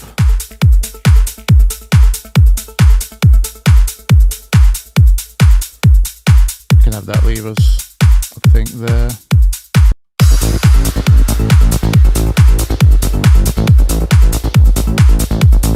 Right, some tests. Bass is fine in mono. What about our lead? Possibly not.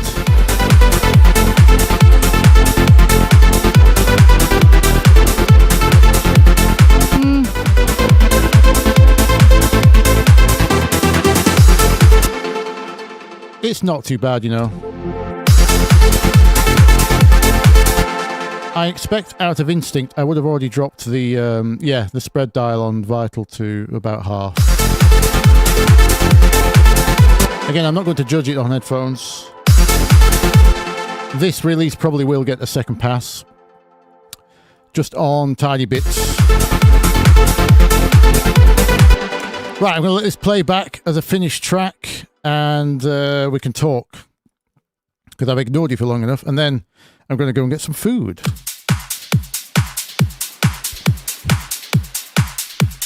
Get your questions in now. Why have we got two sidechains here? Oh dear.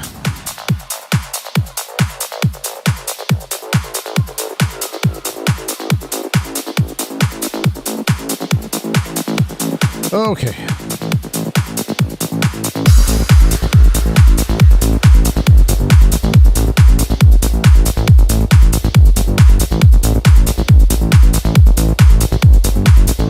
Check the Reform by 89.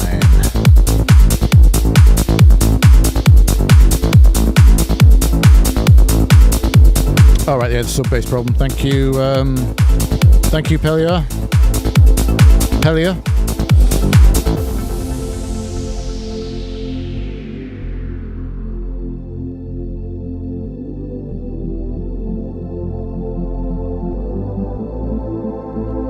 Oh, we're at 0 as well, aren't we? We can listen for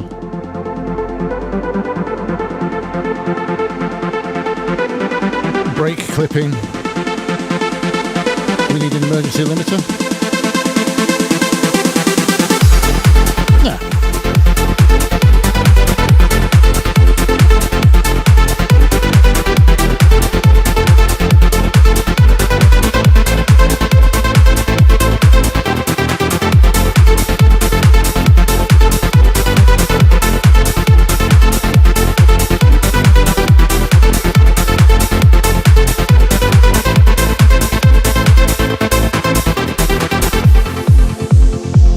Yeah, Keefers, I don't use sends because we're all connected, like tides around the world being pushed and pulled by an unseen force that stretches out to the moon. Okay, so he's clipping.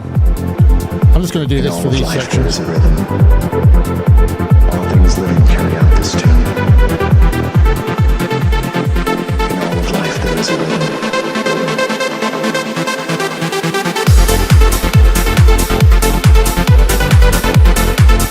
To do that.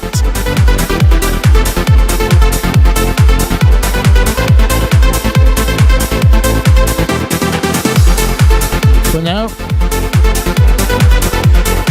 yes, I don't use sends because when I want to drag in sounds from other sessions, like I have done here, all the effects will come with them. That's the only reason I don't do it.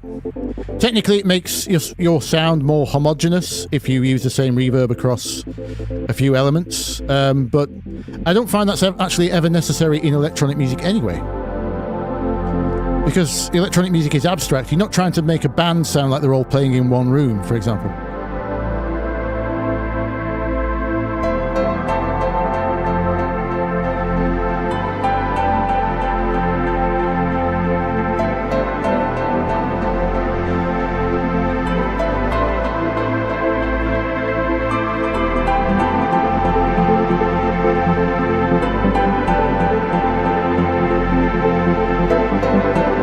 How much do I earn? It depends, obviously. And we are all connected. Music income is highly variable. Tides around the world being pushed and pulled. I couldn't tell you what I earn from my hits. Stretches out to the moon. Oh, these effects aren't in all of life there is a rhythm. All things living carry out this tune. In all of life there is a rhythm.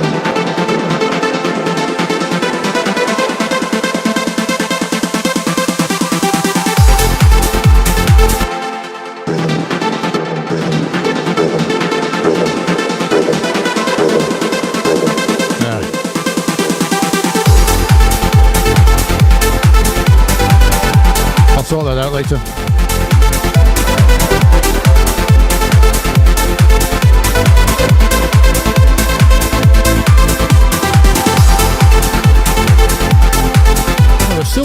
still a bit crunchy. This is why you should make the track with at zero from the beginning, or else this happens. I mean, it's not the worst mix I've ever heard.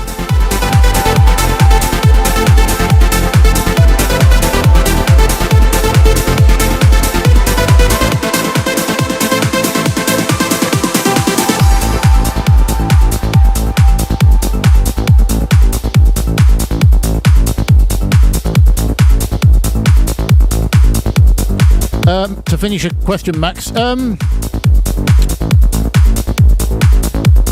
don't actually know because I let so many royalties accumulate in various accounts. Like I've got mechanical royalties coming into DistroKids, Ditto. We use several different distribution platforms for different reasons. As I said earlier in the stream, we use DistroKids to make sure we've got permission for covers and things. They're also good at, I don't think Ditto uploads to Beatport, so we use DistroKid for the extended mixes as well. We use Ditto for the short mixes and the Spotify mixes because otherwise American distributors like DistroKid will not pay us for Facebook streams. And I get hundreds of millions of Facebook streams on, Meta, off Reels on Instagram. Not hundreds of millions of pounds, I mean streams. Then I've got songwriting royalties coming in from PRS, which is the UK collection society for your compositions.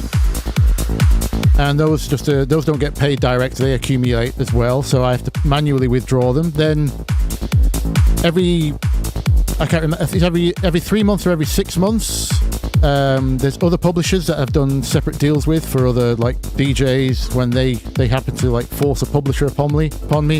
Like Hexagon, the label might email me and say we owe you this much. You have to invoice us for it.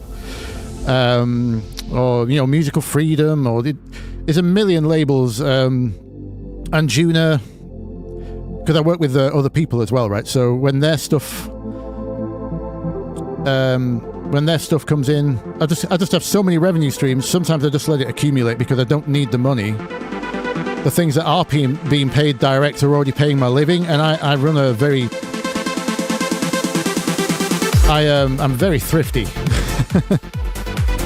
My car is 15 years old. I don't buy any plugins because I use mostly freeware.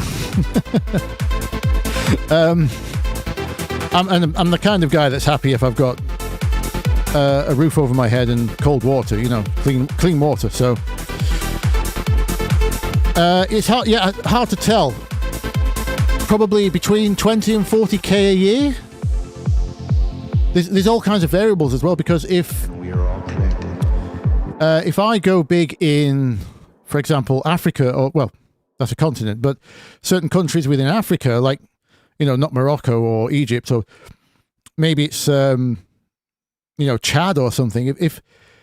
If the country happens to have a very bad economy, then you actually get paid much less per stream, because so a million streams could be £3,000 from one country, but it could be as low as £1,000 from another country, depending on how their economies match up with the distributor that's collecting that currency, right? So it depends on currencies as well. Yeah, there's just a million factors. It's really hard to put I don't actually. I'm not organized enough to keep a full tab on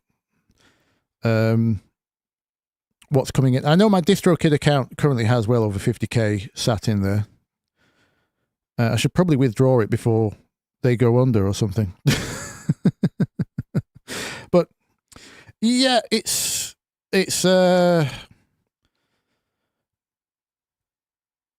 yeah, I've made it's only music income. That's all I have. I don't have time to do.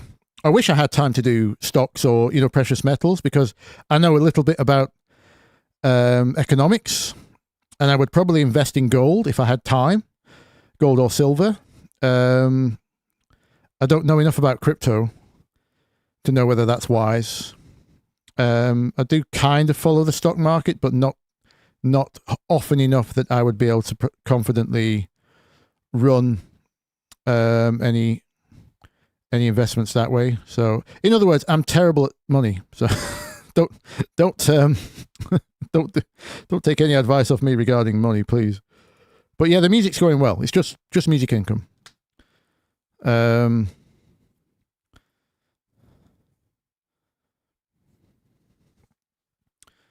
So yes. What did I see about someone talking about the meter phase on Kiefer's? You're talking about this thing, right? So this is your correlation meter. You actually get a better view if you use one of these. This is the overall phase coherency between. It's not between your left and right channels. It's between. It's technically between your mono and your side channel. Right. So if you were only listening to side information, this would be -1. Let me just show you what that sounds like. So the side, which is basically the complete difference of both of your left and right. So this is everything that's different between my left and right now. And you'll see we're -1 on the correlation meter. So in mono, if I was to press mono now, you get absolute silence because that's what -1 is.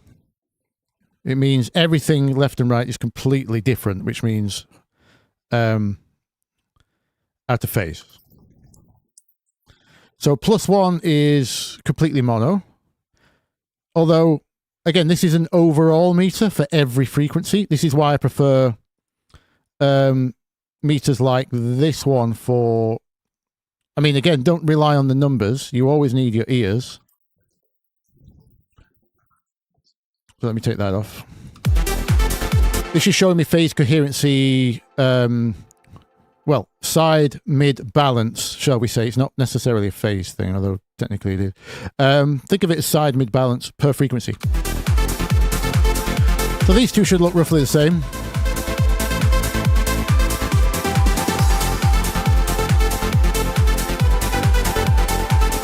Yeah. So it's telling me, actually, if I check in mono, I think some of that piano is going to die.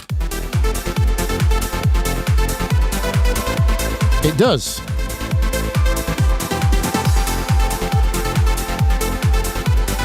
Which is classic with pianos. I mentioned this in one of my recent videos. I think it was the Afro House chords one. Pianos and cellos and acoustic instruments that are recorded with 2 microphones. They sound beautiful on headphones and good stereos, but they're usually, it's what we call the Blum line technique. The standard AB microphone setup is very incompatible with mono, which is a shame for club music. So what I would do here is actually, yeah, I'm just going to take. I'm going to leave the reverb stereo. It's fine. But I'm going to reduce the size heavily on my piano and then balance it in mono. Something like that. This won't make a difference in mono, but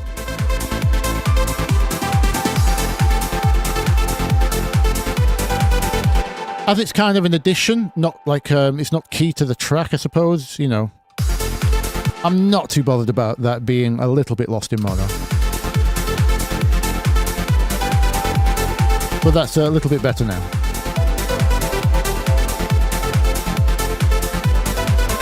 And as I said earlier, I often instinctually, because I've been doing this a long time now, this will often get dropped to near 50% because Vital just sounds too wide when you're using unison and it pans the voices across, which sounds beautiful again, but I'm conscious of how much of that's going to get lost in certain clubs because you just never know who's going to be mono. Or, you know, most people listening on Spotify are going to have a sound bar or listening on their phone or their TV.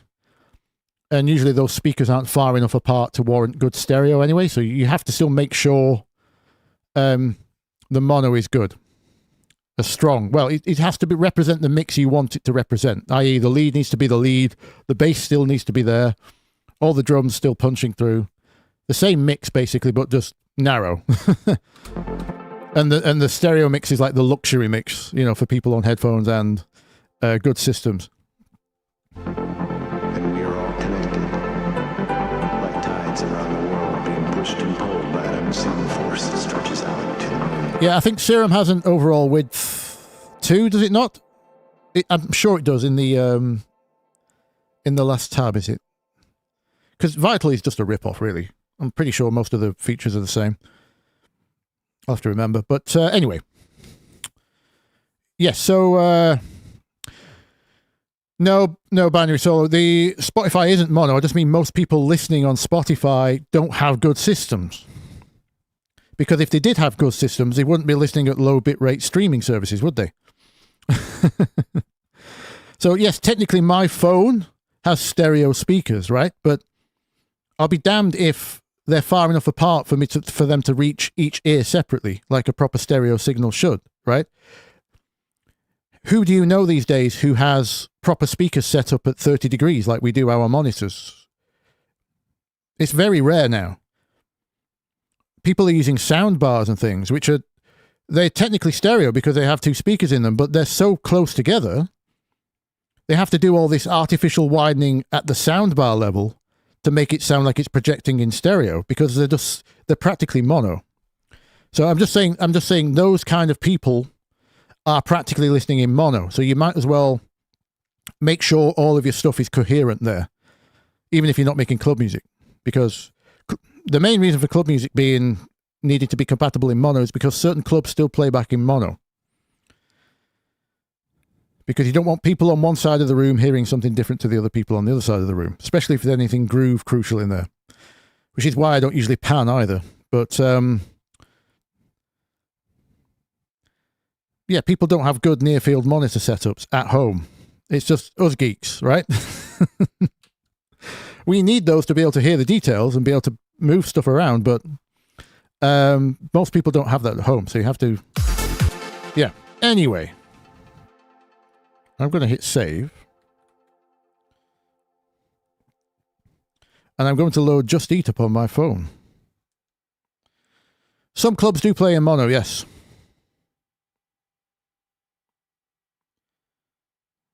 Because it's just easier than calculating all the phase bounces off the walls and things. You don't know what's going to cancel, and stereo subwoofers are a nightmare live. I mean, technology's come a long way now. We have... there are subwoofers which can technically cancel their own waves in certain directions, which is very clever. But again, they're very expensive. So most people running standard systems, shall we say, we're not talking Ushuaia privilege, at Ibiza.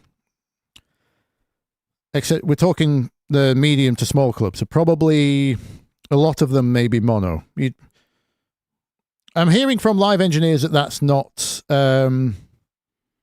it's becoming less and less the case, obviously as technology improves. But yes, Ether, certainly festivals definitely play in mono. Because, again, you've just got too wide a stage to cover. Too many people.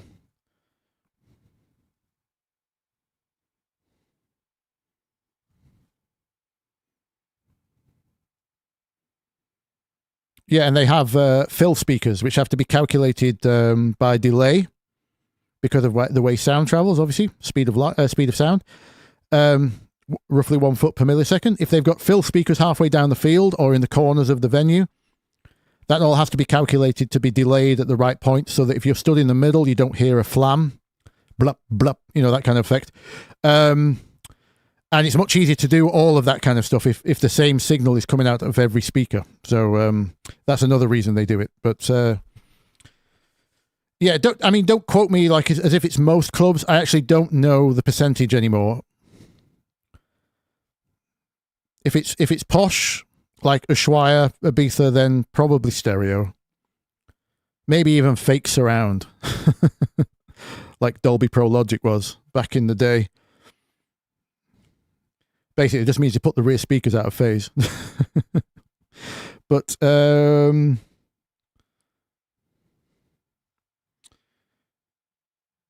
right. What should I order, people? I'm feeling chicken.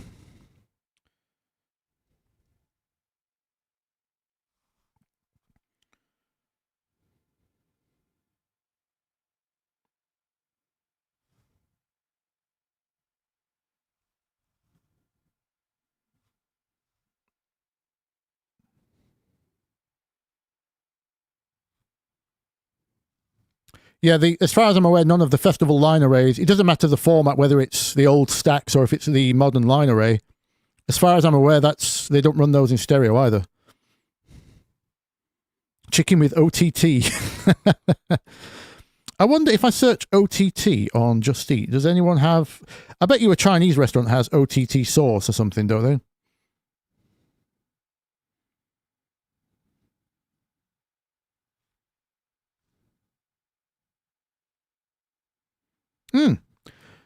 There's a burger place that does the OTT burger. I had a burger yesterday, though. Nah,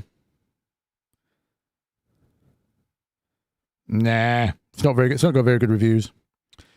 I'm going to go with my usual peri chicken place. I've not had that for a while. Hopefully they're still open. It's late.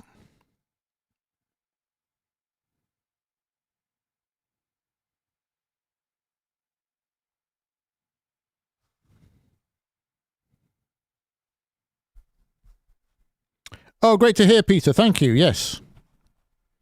I'm glad it actually translates because, you know, these are just my experiences. And yes, they work in the real world for me. And all I can do is tell what I know and do to be true.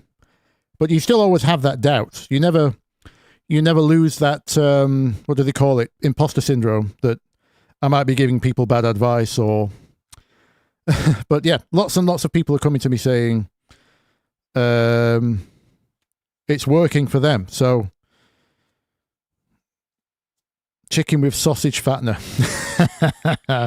Remember sausage fattener? I need to download that plugin and do a little analysis of what it actually what it did, that other than make things louder. Because it's like recently I auditioned. I still own a license for all the Sony plugins, so I reinstalled Inflator, Sony Inflator, Sonox, Sony Oxford. And the last time I used Inflator was probably 15 years ago, and we all thought it was magic because back then we didn't know anything about equal loudness comparisons. So to us, it just made everything louder. And I tried it recently just to see what it did when, you know, my working at zero method. And I was so disappointed. It was just a very bad, like, wave shaping distortion, it sounded like. It didn't do any magic at all. It made things much worse. On a finished track, of course. But, yeah, shame. That plugin used to be magic to me.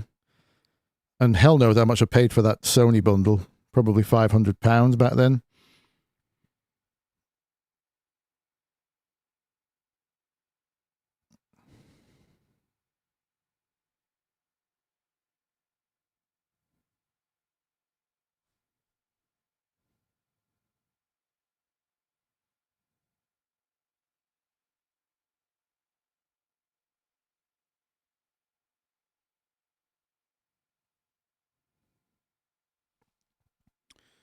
Do-do-do-do-do-do.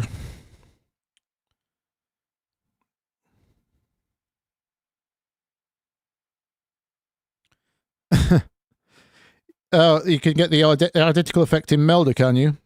Oh, the wave shaper. Right, yeah, probably, yeah. Yeah.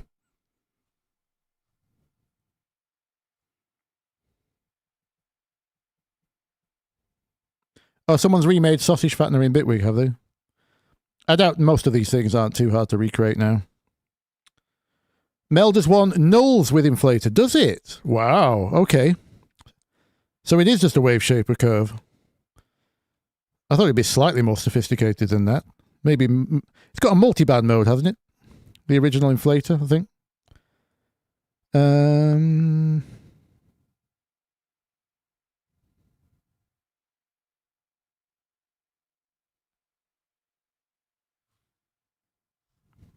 Yeah, Keefers, we'll have to do that one stream.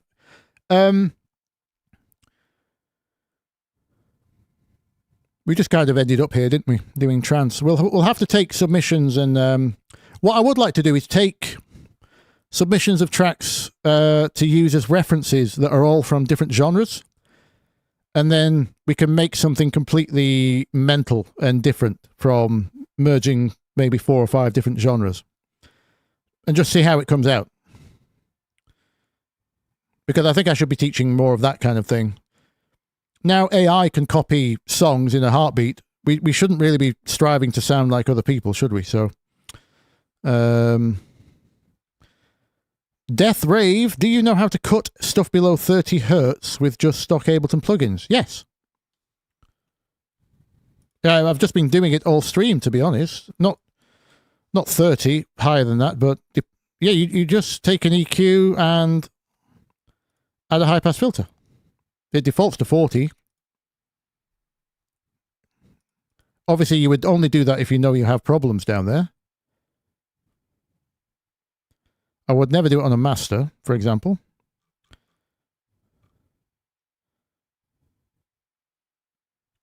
But that's literally it. Take EQ8 and turn on the low pass filter at the frequency of your choice. That's all. That's all. Sorry, a high pass filter. You can tell I'm hungry. High pass filter and low cut are the same thing. Or if you want the DJ version, EQ3. Oh, that only goes down to 50 though, doesn't it? Yeah, well.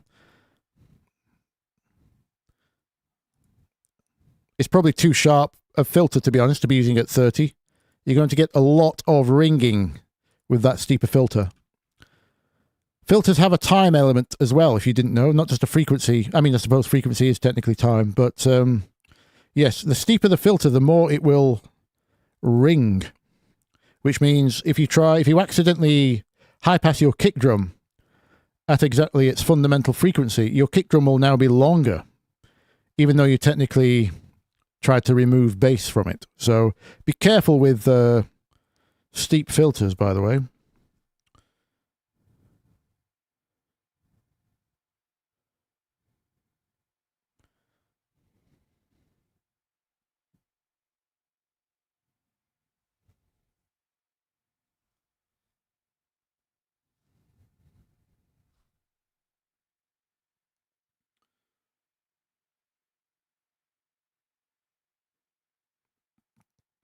Oh, Stefan. Yes, sorry, I never covered it, did I? What was the reason for offsetting the loop?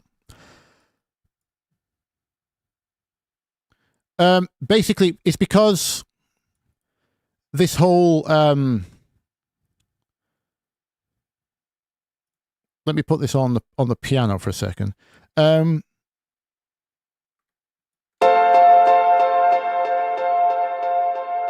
the click track on. It's because, see this early push here? When I come back round at the end, I wanted it again. But if I just loop here, I'll get 2 notes.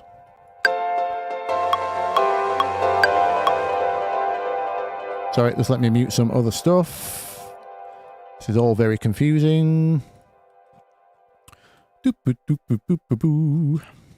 Right, so. Yeah, if I just looped like this, you'll get a double start.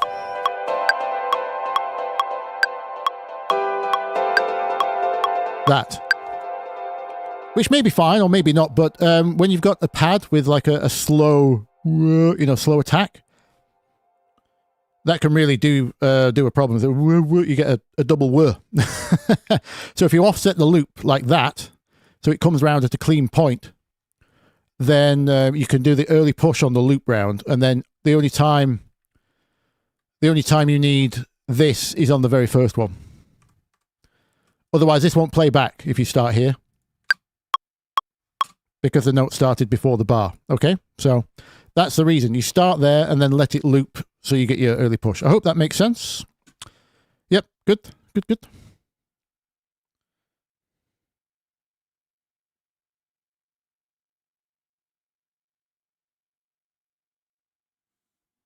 Where does the ringing come in? It happens at the resonance point, what we call the pass band. So here's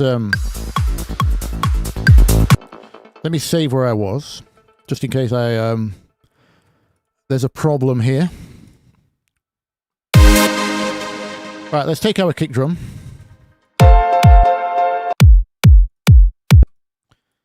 Let's make a very short one. Okay, barely gets to the sub-frequencies, right? We do get down there, though. If I do this with an EQ, let me compensate some level. Hear that?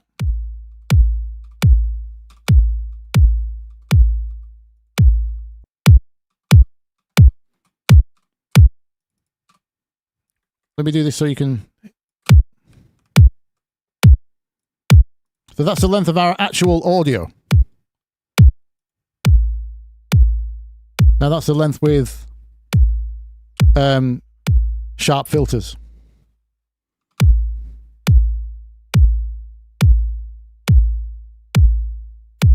See the problem? We've now got a long kick drum. We didn't ask for a long kick drum. We just wanted to boost a frequency. That frequency is... It's not because we've boosted the level and that frequency is still there and now we can hear it. That's not what's happening here.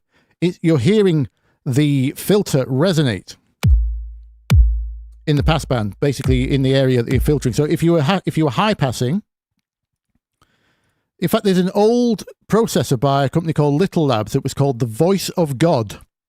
And people paid a lot of money for the Voice of God, and all it was this. It was just a resonant high pass filter.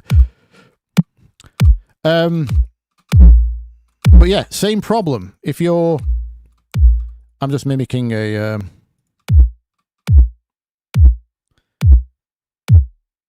again, you've got to catch it at the right frequency, but, yeah, steep filters.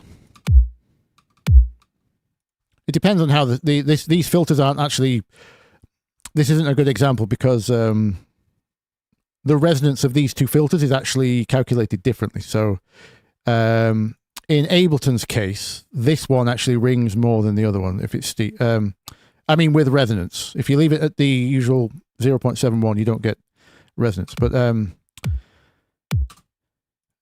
in general, steeper filters mess with time. Doesn't matter if you're using... in fact, linear phase EQs are worse for time smearing. So beware.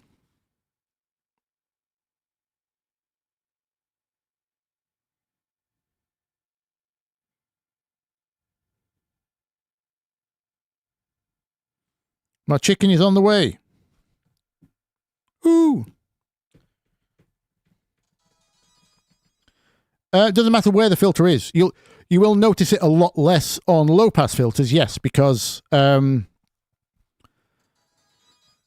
wavelengths at those frequencies aren't as long. So, but I mean, if you've heard any resonant filter, it will still, you can still get resonant filters to whistle.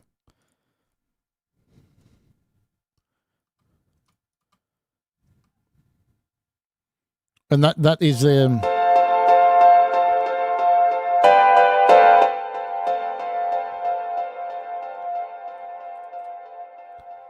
yeah, it doesn't really matter on the direction, high pass, low pass. The calculations are the same in terms of the mirror image. That it's just less likely to be heard because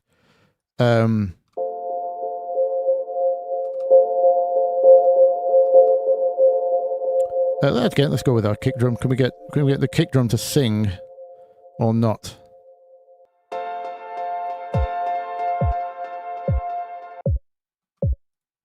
A little bit.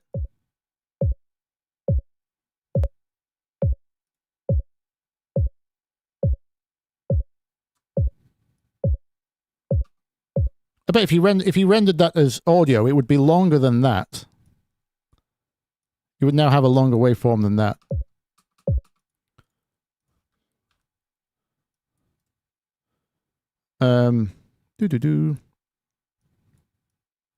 Again, not ideal conditions to be doing science in, but those are the principles of the underlying maths. What am I doing? I want to freeze.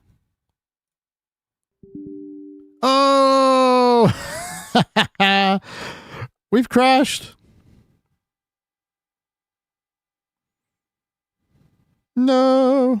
I did save, so we're okay. Anyway, I better go and get chicken. But yeah, beware using low-pass filters because they will crash your session, apparently.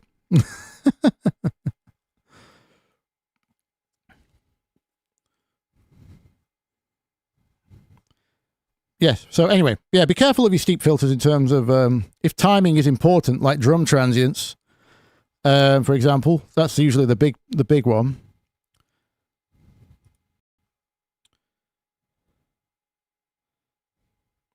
Crash for chicken. Maybe I should just call the track that. Chicken Trance.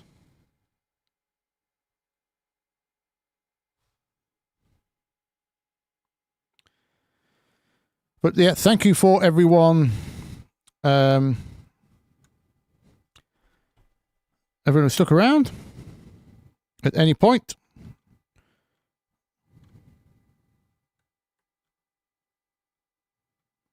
I wasn't actually looking at my numbers. Seagulls stole my chicken. Yeah, it could be something like that, maybe. Seagulls, chickens, and waves on the beach.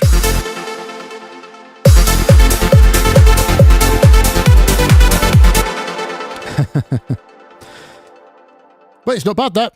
I think I want to tweak the melody. We got started quite late, didn't we, on the track? So, yeah, I think I want to tweak the... I think that melody's kind of just following the chords, which is fine. It's perfectly effective, but I think there's something more... there's something I can bring more out, which the piano started to hint at. I think that's what I was actually hearing the trance do. So, I might revisit just for a melody tweak, but in general, it's pretty much there. I'm not precious enough to spend another, more than another hour or two on that one.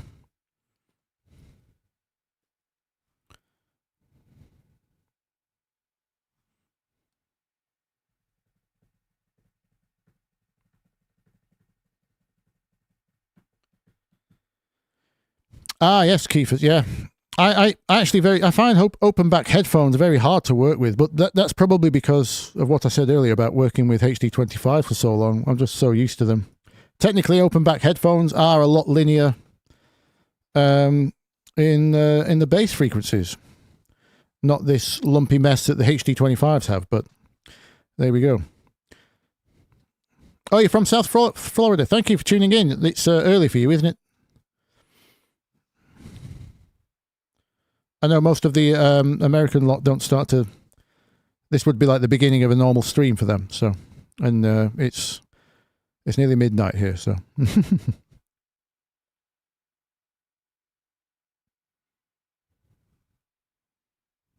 Thank you, Matthew. The 305, is that a area code? Like the 212? You'll have to forgive me... We do locations differently in the UK. We don't have numbers like that.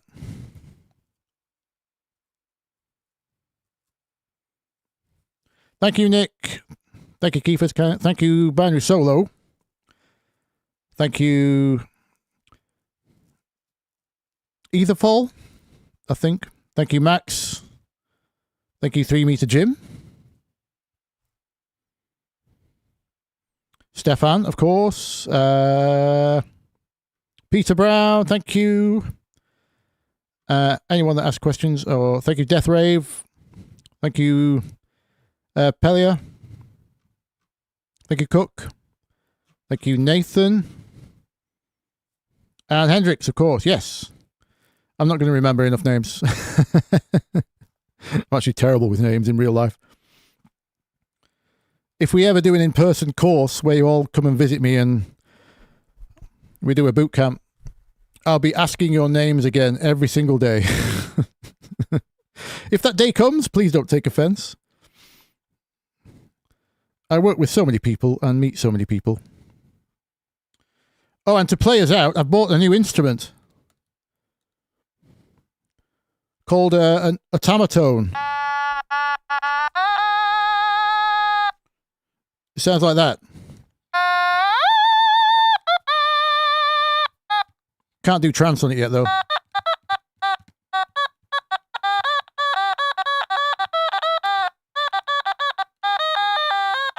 At the moment, it sounds like a dying siren.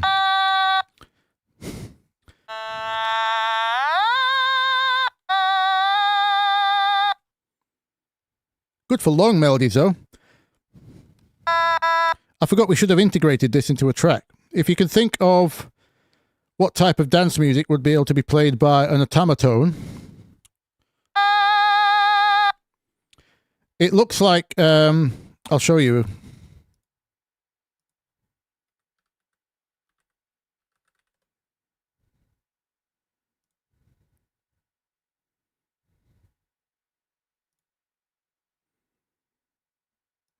It looks like that.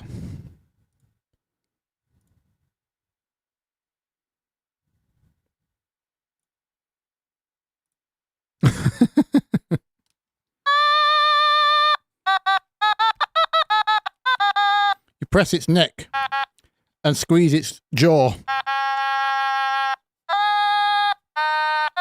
Yeah, it's like a stylophone.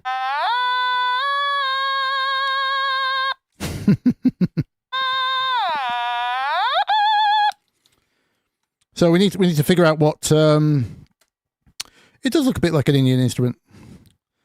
Or Turkish, or yeah, one of those shapes. Anyway, for next stream, I'll be taking votes on what the automaton will be covering. I'm imagining a lot of chopping up and a lot of auto-tune. It's technically, yeah, I mean, it's technically electronic. It's like a stylophone. It requires the connection of a circuit and batteries.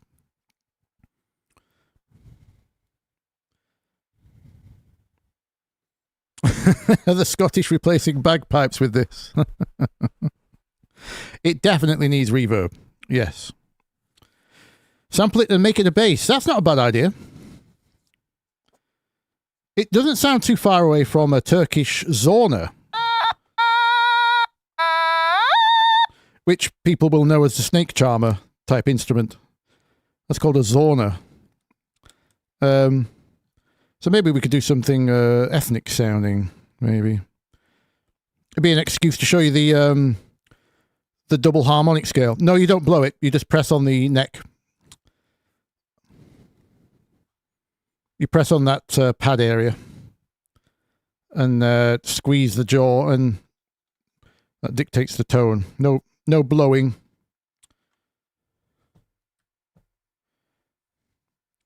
I do want to get a wind to MIDI thing, though, because that would definitely help with programming brass and even string lines, I think. We talked earlier about how hard brass is to program and sound realistic. It sounds like Rolf Harris, unfortunately. Oh no. No. No. Don't bring that man up. I used to open my videos with hello guys and gals because I wanted to be inclusive and encourage more women to get into music production or not feel afraid to be or excluded in music production. And I had to stop because two different people said it sounded like that would have been something Jimmy Savile said. So it's like, oh no.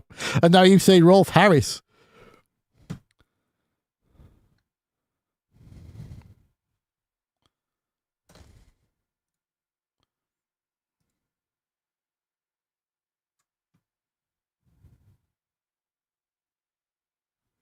Ottoman tone. I get it. The Turkish Ottoman Empire. I get it, Max. Well done. Good one.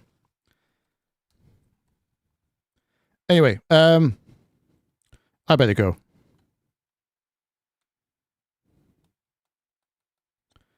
I am a voice actor technically now, yes.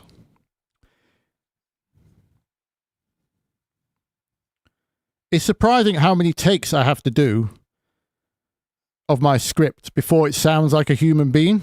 If you watch my early videos, that's how I talk normally, and I sound like I'm asleep when it's on microphone. So you do have to do lots of overacting on a microphone to be able to both get the pronunciation across and it sound remotely interesting, especially when my face isn't on camera, right? So anyway, technically I'm a voice actor apparently. I still feel weird calling myself a YouTuber, but thank you all, and I'll see you next week. Still don't know what the video is. I think it's a sound design challenge, but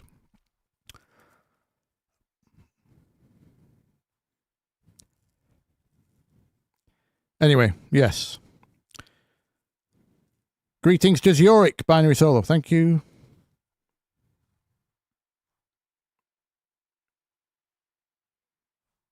I'll play the song and then do the thing. Good night, everyone.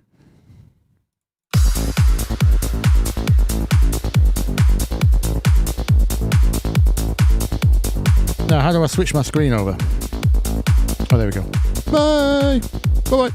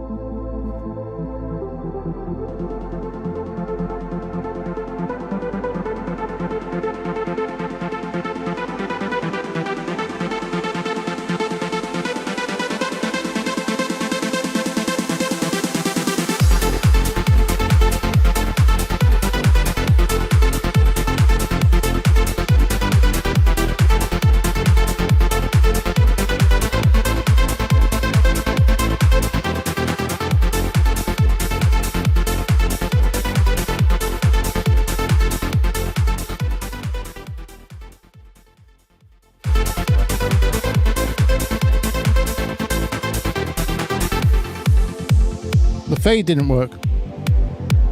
Night night. We are all connected.